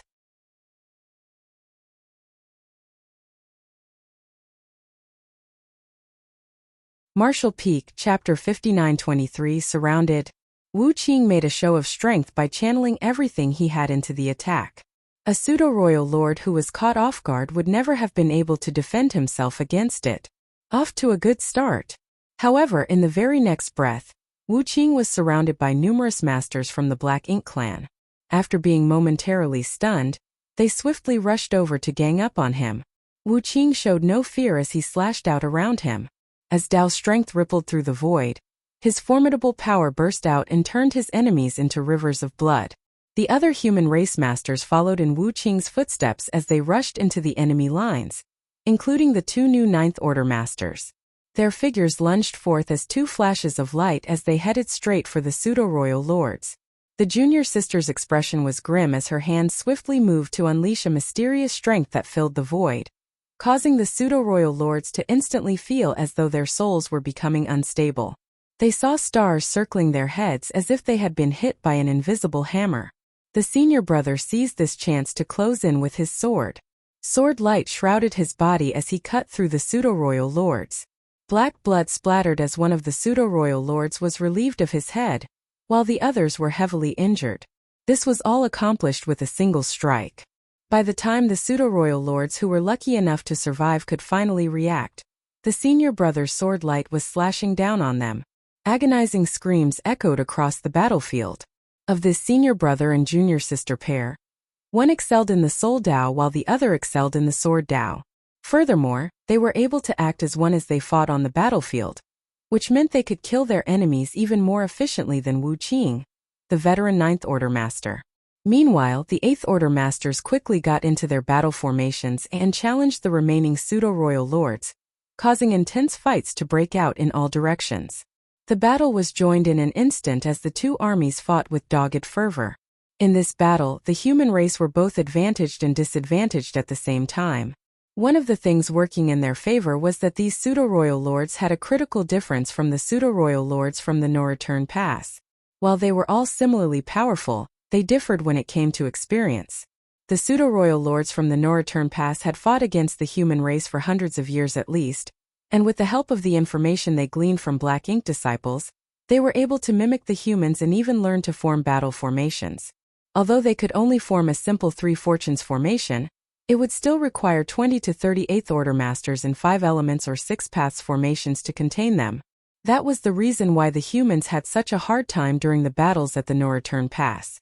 Even a simple 3 fortunes formation had given the pseudo-royal lords a huge boost in combat efficiency, and allowed them to occupy many more human masters. However, that was not the case for the pseudo-royal lords who just came out of the primordial heaven's source grand restriction. They did not know how to form battle formations and their combat experience was quite lacking, so even though they worked together in certain situations, each of them basically acted independently, oftentimes getting in each other's way rather than providing support to one another. As soon as the clashing started, the Eighth Order Masters keenly picked up on this and were thrilled. If the Eighth Order Masters formed a 5 elements formation, they were just barely able to put up a fight against a pseudo-royal lord. A 6 paths formation would mean that they would stand on equal footing, while a 7 stars formation made them even more powerful than their opponent. As of now, the humans had quite several Eighth Order Masters. This was thanks to their steady accumulation all these years, as well as the ordinary grade innate open heaven pills from the universe furnace. Each army had at least 2,000 Eighth Order Masters, some even had 3,000. With so many Eighth Order Masters, it was easy enough to form battle formations and contain the pseudo-royal lords. Nevertheless, when it came to sheer numbers, the Purple Feather Army paled in comparison to the Black Ink Clan Army, as the latter had nearly 10 times as many masters. Therefore, even though the Purple Feather Army was able to put up a fight for now, they could not keep it up for long. Fortunately, they did not need to. The other human armies were closing in from all directions, so all they had to do was hold out for a little longer, and their reinforcements would be able to surround the Black Ink Clan completely. When the time came, the Black Ink Clan would be trapped. The difference in numbers meant that the Purple Feather Army suffered increasing injuries and casualties, but in comparison to them, the Black Ink Clan suffered the same in far greater numbers. The 3 Ninth Order Masters weaved through the enemy as they killed pseudo-royal lords again and again.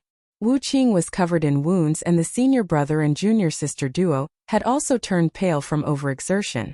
The wreckage of the broken warships floated everywhere as blood and torn limbs scattered all over. Nevertheless, the Purple Feather Army did not retreat. They maintained their lines and held fast to keep the enemy rooted in place. The other human armies were rushing over to provide aid from all directions with the Ninth Order Masters in the lead, and would soon arrive. The Black Ink Clan Army was slowly weakening. Initially, the pseudo-royal lords figured that their numerical advantage would be enough for them to triumph over the Purple Feather Army, with a high chance of them being able to wipe this human army out entirely.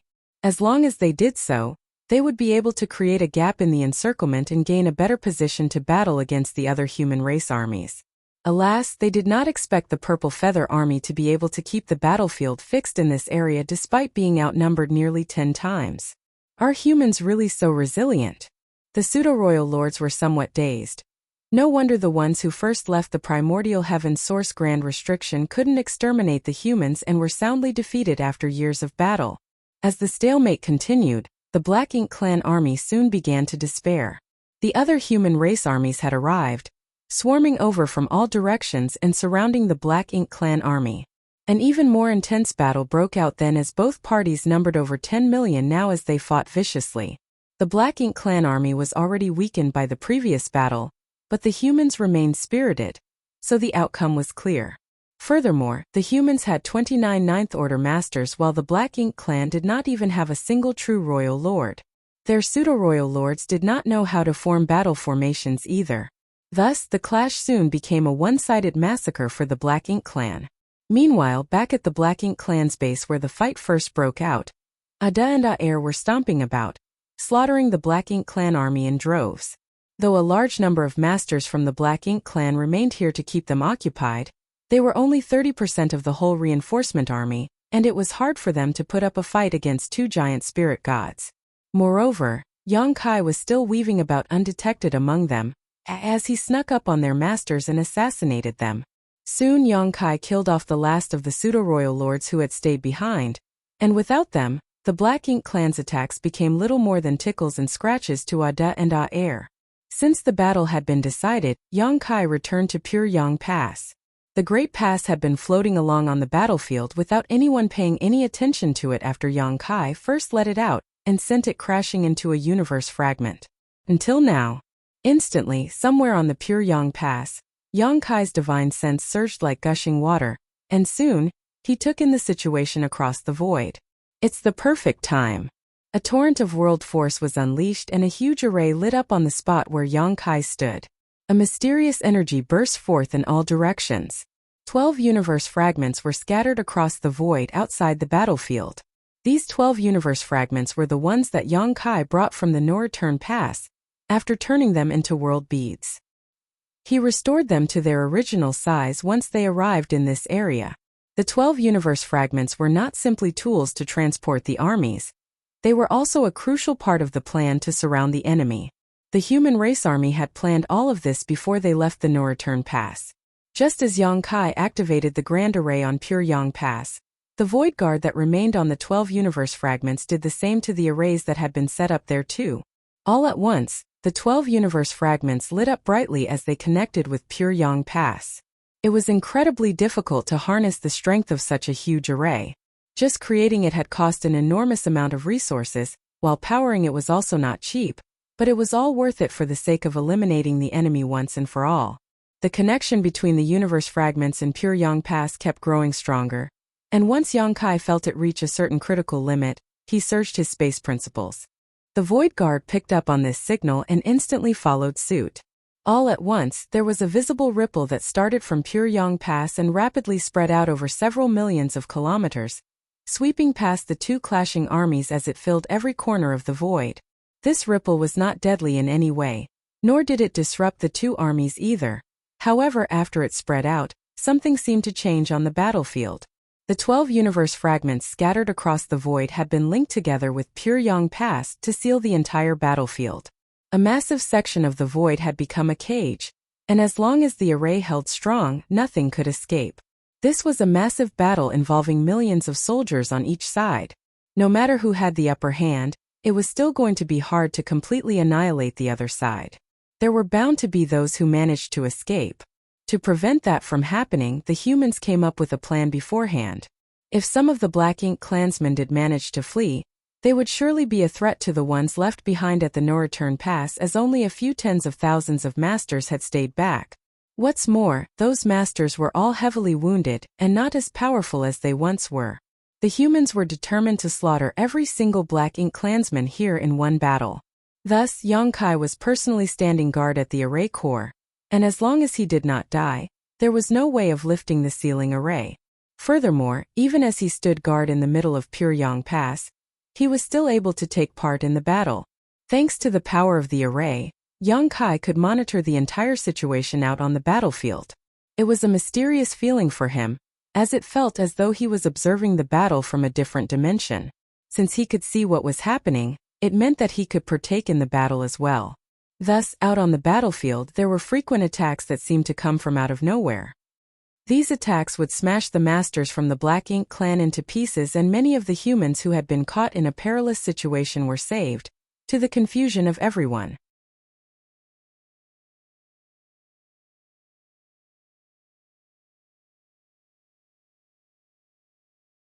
Martial Peak Chapter 5924. Go on ahead first. There was no suspense in this battle.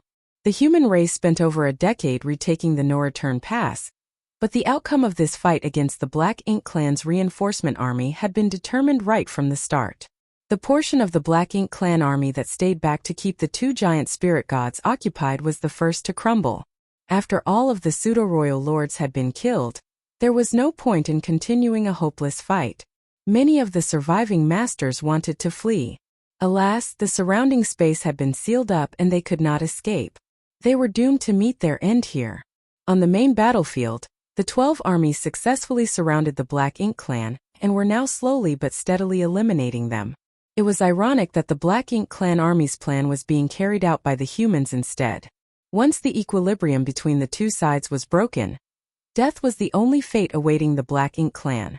One by one, the pseudo-royal lords died, and once they were all gone, the territory lords were next. Then the feudal lords. The battle lasted for a dozen days before it finally came to a close. Now that it was over, the humans began focusing on their recuperation as they counted the casualties. The Purple Feather Army had suffered catastrophic losses. This was the biggest loss for the human race in this battle. Most of the casualties occurred when the Purple Feather Army was holding down the Black Ink Clan army before the other armies arrived. A heavy price had to be paid for an army to hold out against an enemy 10 times its size. Nevertheless, it was a worthwhile price to pay. Due to the various setups and arrangements made prior to the battle, the humans were able to kill every single one of the reinforcement army that came out of the Primordial Heaven Source Grand Restriction. They had completely wiped out the threat that this reinforcement army could have posed. Once the battle ended, Yongkai released the Grand Array that suppressed and sealed the local space. And at the same time, the 12 universe fragments that had been turned into array nodes shattered into dust as well. It was the backlash from the strength of the Spirit Array, and even Yongkai could not stop that from happening. The Ninth Order Masters gathered back at Pure Yang Pass. Many of them were injured, especially the 3 from Purple Feather Army. Mi Jingluan, who was seated at the helm, had a worried expression. "You wish to go on ahead first, junior brother?" Yongkai had just announced to the group that he intended to leave first and head for the Primordial Heaven Source Grand Restriction.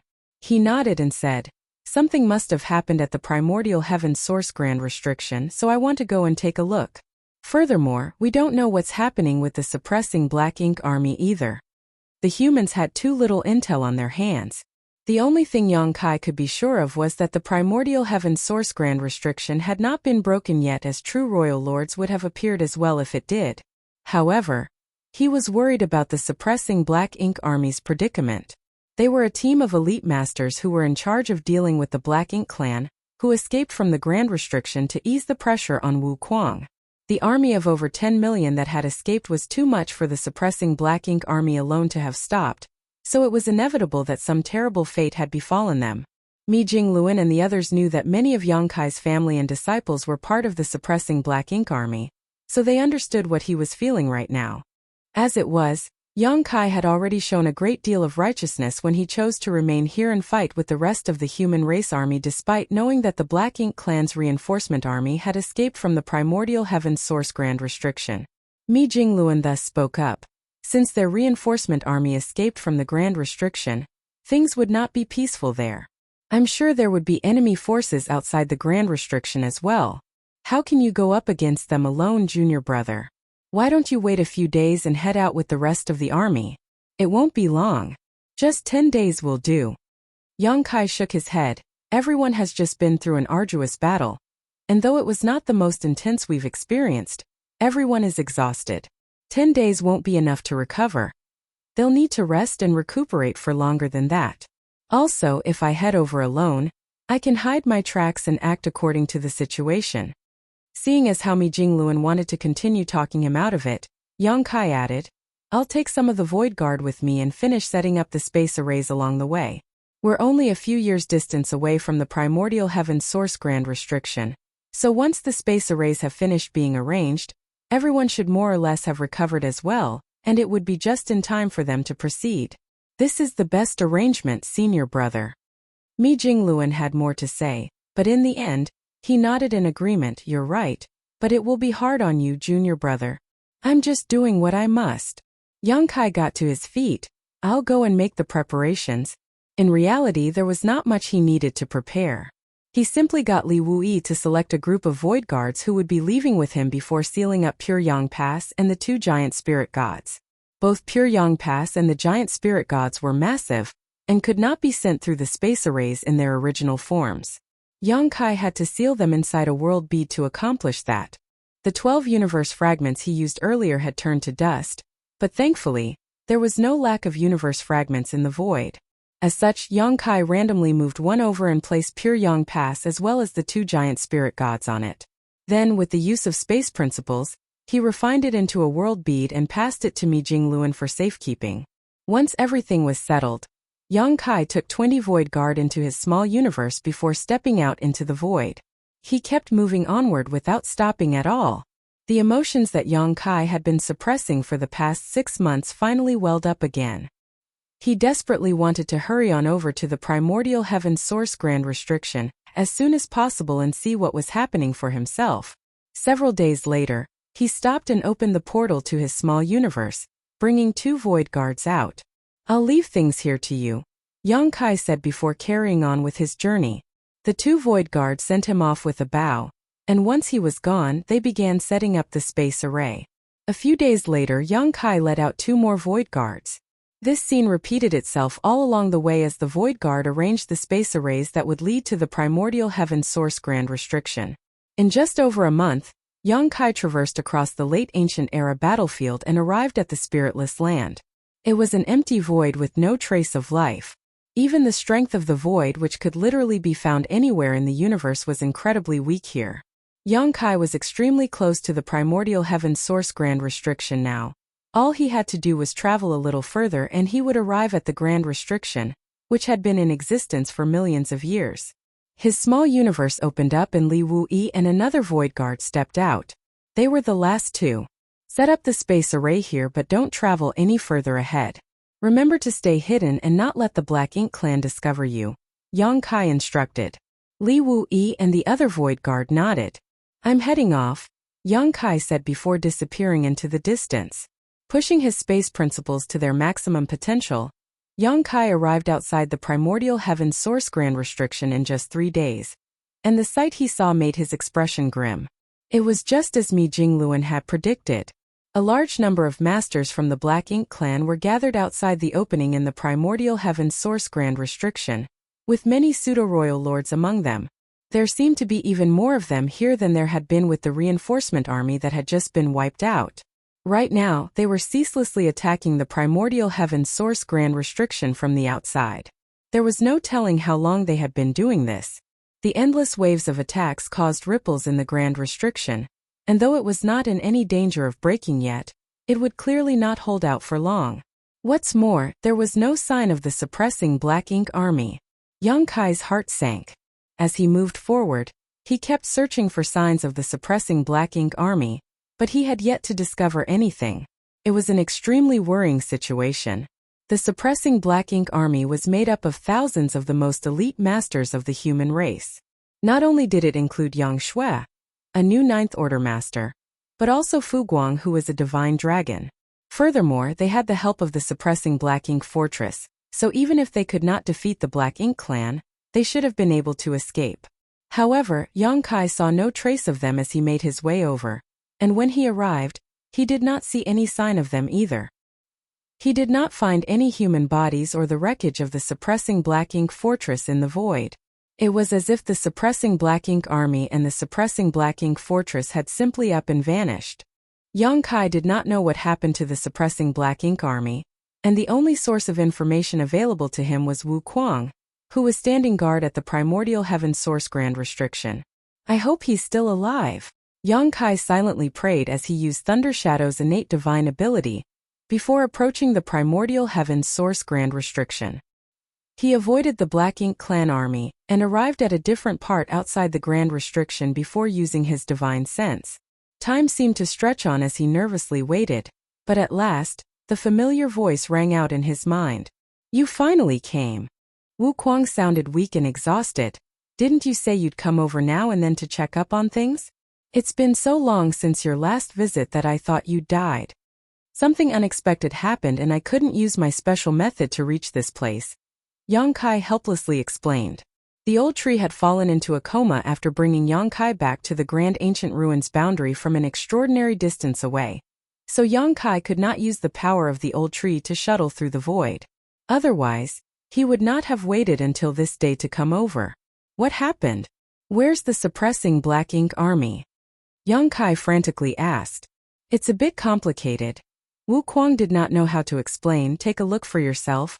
He then transmitted a bunch of information over, and after looking through everything, Yang Kai's expression grew strange too.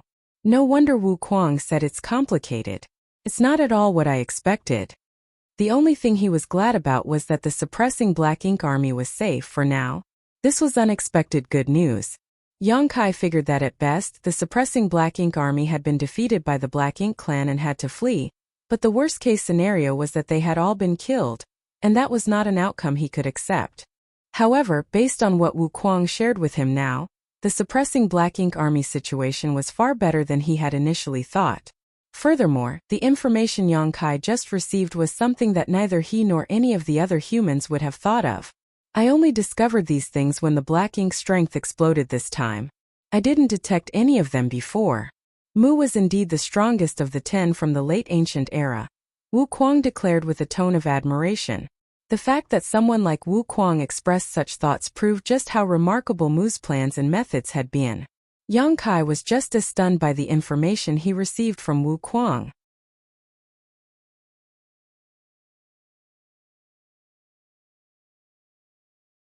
Martial Peak Chapter 5925.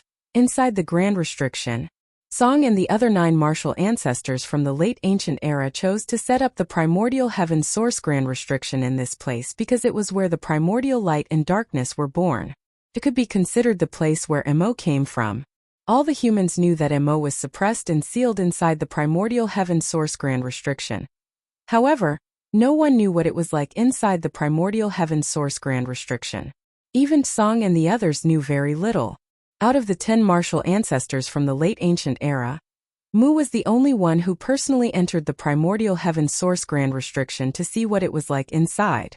Nevertheless, when she returned, she chose to sacrifice herself by merging with the Grand Restriction to strengthen it. She did not speak of what she saw or encountered inside. The human race masters came up with their own theories about what was inside the primordial heaven source Grand Restriction, and Yongkai had done the same as well. All along, he assumed that the Grand Restriction was simply Mo's cage. It suppressed and sealed Mo as well as its creations. After all, Mo was an existence that embodied chaos and evil, the source of all misfortunes that befell all of existence. Even if Mo had no wish to be so, its existence was sadly the antithesis of other living beings. However, from the looks of it now, the situation was a lot more complex than Yongkai had thought. Despite everything else Yongkai had gone through before, he could not help but be dazed by this new information. Still, there's no point in getting to know these things now. Wu Kuang's feeble voice rang out in Yongkai's head once more. The primordial heaven source Grand Restriction has been in place for too long. For the past 6 months, the Black Ink clan has consistently attacked it, so I'm afraid it won't hold out much longer. After a pause he said, Yongkai, if you wish to save the suppressing Black Ink army, I can send you in. You can find a chance to bring them out again, though if I'm being honest, I don't think there's much hope of that. If you don't, then leave now. Once the Grand Restriction breaks open, Mo will fully awaken and there will no longer be a place free from it anymore. It hasn't come to that yet, Yongkai quietly replied, plus it's just as you said, if Mo does wake up, it will be impossible to find an uncorrupted place, so where would I run to? As he spoke, he recalled his previous plan. If the humans could not defeat the Black Ink clan, their only option was to gather their strength and flee deep into the void to find a new home. The universe furnace was constantly splitting heaven and earth apart, so there had to be more than one livable environment in the vast universe. No matter how strong Black Ink's strength was, it would not be able to cover the entirety of existence. However, if it did come to that, not only would it mean that only a few could escape, but even those who did would have to wander aimlessly for the rest of their lives. This was not what Yongkai wanted to see. Don't despair. The human race army will be arriving soon enough, and when the time comes, they'll be able to get rid of the Black Ink clan forces outside the Grand Restriction, Yongkai consoled. Wu Kuang was startled. The humans are on their second crusade already? Yongkai nodded. More than 20 years ago we reclaimed the 3,000 worlds and half a year ago we took back the no-return pass. A month ago, we dealt with the Black Ink clan's reinforcements that emerged from the primordial heaven source Grand Restriction. Our army is currently reorganizing itself and will be here soon. Wu Kuang was a little dazed. Has the human race's heritage grown that strong? When he saw Yongkai appear here alone, he assumed that it was only Yongkai who would be coming, so he did not expect to resolve the crisis he had on his hands right now. After all, the Black Ink clan army attacking him numbered over 10 million. Though they did not have a single royal lord among them, Yongkai could not take them on all by himself. Our heritage is stronger now than it has ever been, Yongkai seriously declared. Even though they only had around 39th order masters now, in the future, they would have at least 10 times what they had at their peak if not 100 times. What fortuitous news! Wukuang remarked with a joyful voice. There was more he wanted to say, but all of a sudden he exclaimed, "Damn it! The suppressing black ink army is in trouble. Let me deal with it first." As soon as Wukuang finished speaking, Yang Kai could no longer sense the former's aura as he had gone to deal with the situation the suppressing black ink army was in. Yang Kai stood in place with his aura and figure hidden as he watched the Black Ink Clan army. They were standing at the gap and persistently attacking the primordial heaven source grand restriction. Yang Kai had a hard time stopping himself from jumping into action. He was all alone, so even if he attacked the Black Ink Clan army, he could not deal with so many of them, and he would also end up putting the Black Ink Clan on high alert because he exposed his presence. All that could be done now was to have Wukuang hold out a little while longer. The human race army would soon be here, and once they would be able to deal with this army. After giving it some thought, Yang Kai took out a jade slip and engraved all of the information he had into it. Then, he took out a space beacon and used it to deliver the jade slip over to Li Wuyi. Thus, by having Li Wuyi pass the message along, the others would soon receive the reports about the situation over here, and Mi Jingluan would be able to make appropriate arrangements. Around a quarter hour later, Yang Kai felt Wukuang's aura again and he quickly asked, "How are things?" "They're safe for now, but it won't stay that way for long," Wukuang replied. "It's all thanks to the fact that a large number of the Black Ink clansmen left the primordial heaven source grand restriction and the rest are focused on the opening right now. Otherwise, the suppressing Black Ink army would surely be facing an even bigger crisis." Yang Kai nodded. "I'll have to leave the suppressing Black Ink army in your care then. When can the human race army arrive?" Wukuang asked. "They would have set off by now, so it should take less than a month for them to arrive." "That's good to hear." Wukuang exhaled at last. Before Yang Kai came over, Wukuang had to fight a dire battle all on his own here. Not only did he have to protect the entire suppressing Black Ink army, but he also had to focus on maintaining the primordial heaven source grand restriction. He was beginning to despair at the situation. At last Yang Kai had come and the human race army would be here in a month as well. They would be able to deal with the Black Ink Clan army outside the grand restriction and he would have a much easier time once they did. "What do you plan on doing now?" Wukuang asked. After thinking in silence for a moment, Yang Kai replied, "Send me to the suppressing Black Ink army. It's been so many years, so they must have used up all of their resources by now." Although Yang Kai did leave a lot of resources with the suppressing Black Ink army when he first sent them to the primordial heaven source grand restriction, it had been thousands of years since then and they had no way of replenishing their supplies. They had to have used it all up by now after all these years of clashing with the Black Ink clan. "Good," Wukuang said, "follow my lead." Yang Kai nodded and followed the signals that Wukuang gave, which led him deeper into the void. Soon, once he arrived at a different location outside the grand restriction, Wukuang's voice rang out again. "This is where the grand restriction is at its weakest. The innate territory lords escaped from here back then."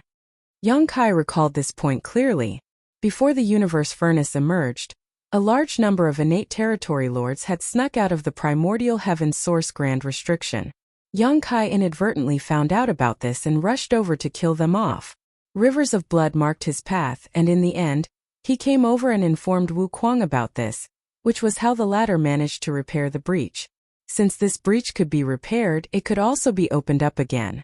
"You'll only have one breath of time to enter the grand restriction. Don't miss it," Wukuang instructed. Despite being in control of the primordial heaven source grand restriction, he did not want to let any breach stay open for too long. It was safest to do so for only a breath as something unforeseen could happen if it were open any longer. "Got it," Yang Kai answered. The very next instant he saw a crack in the grand restriction. Black ink strength poured out of the crack that was filled with an evil and chaotic aura. The crack opened up for just a brief moment before it sealed back up again. Yang Kai, who was initially outside the grand restriction, was nowhere to be seen now.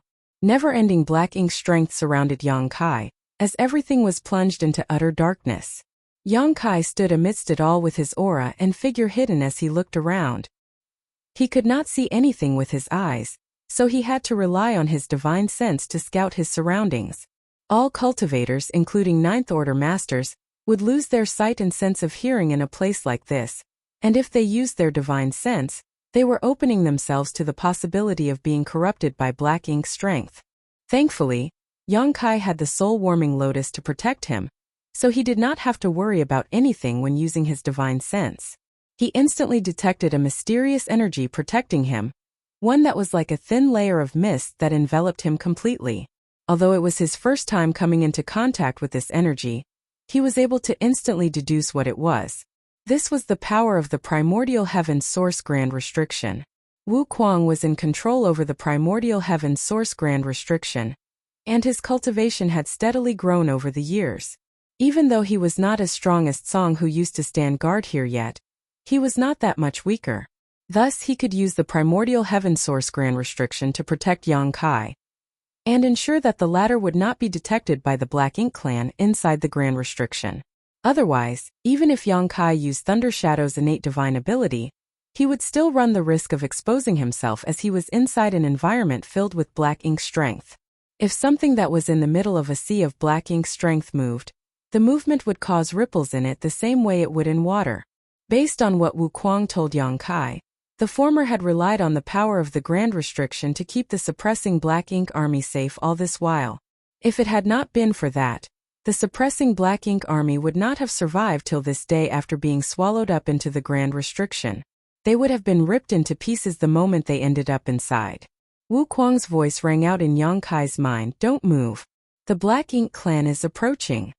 At the same time, Yang Kai sensed a group of powerful auras coming over. He quickly withdrew his divine sense and stayed hidden in silence.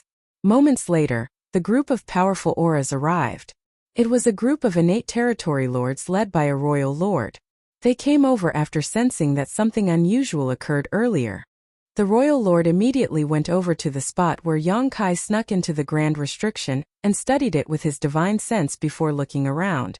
A territory lord also came over to inspect the spot, and soon he reported, "Sir, there are signs that the breach had weakened earlier." "Oh." The royal lord's expression was stern as he made a more thorough check. Once he confirmed that it was true, his expression turned to one of glee. This breach once opened up nearly 1,000 years ago. Since it has weakened, it won't be long before it opens up again. After a pause, he sneered, "That scoundrel must be stretched thin right now." He immediately barked out an order. "Get the word out. We must find that human army as soon as possible and occupy that bastard's attention." "Yes, sir." The innate territory lords responded at once. Then the royal lord selected 2 innate territory lords. "You two will stay here and keep an eye on the breach. If anything strange happens, report back to me right away." "Yes, sir." You're tuning in to the Li Mei's Sword of Destiny YouTube channel. We're so grateful for your support, and don't forget to subscribe to join us on this incredible journey through captivating stories. Your generosity through donations truly makes a world of difference, as it's the primary source of revenue that allows me to expand and enhance this channel for you. Thank you from the bottom of my heart for being a part of this adventure.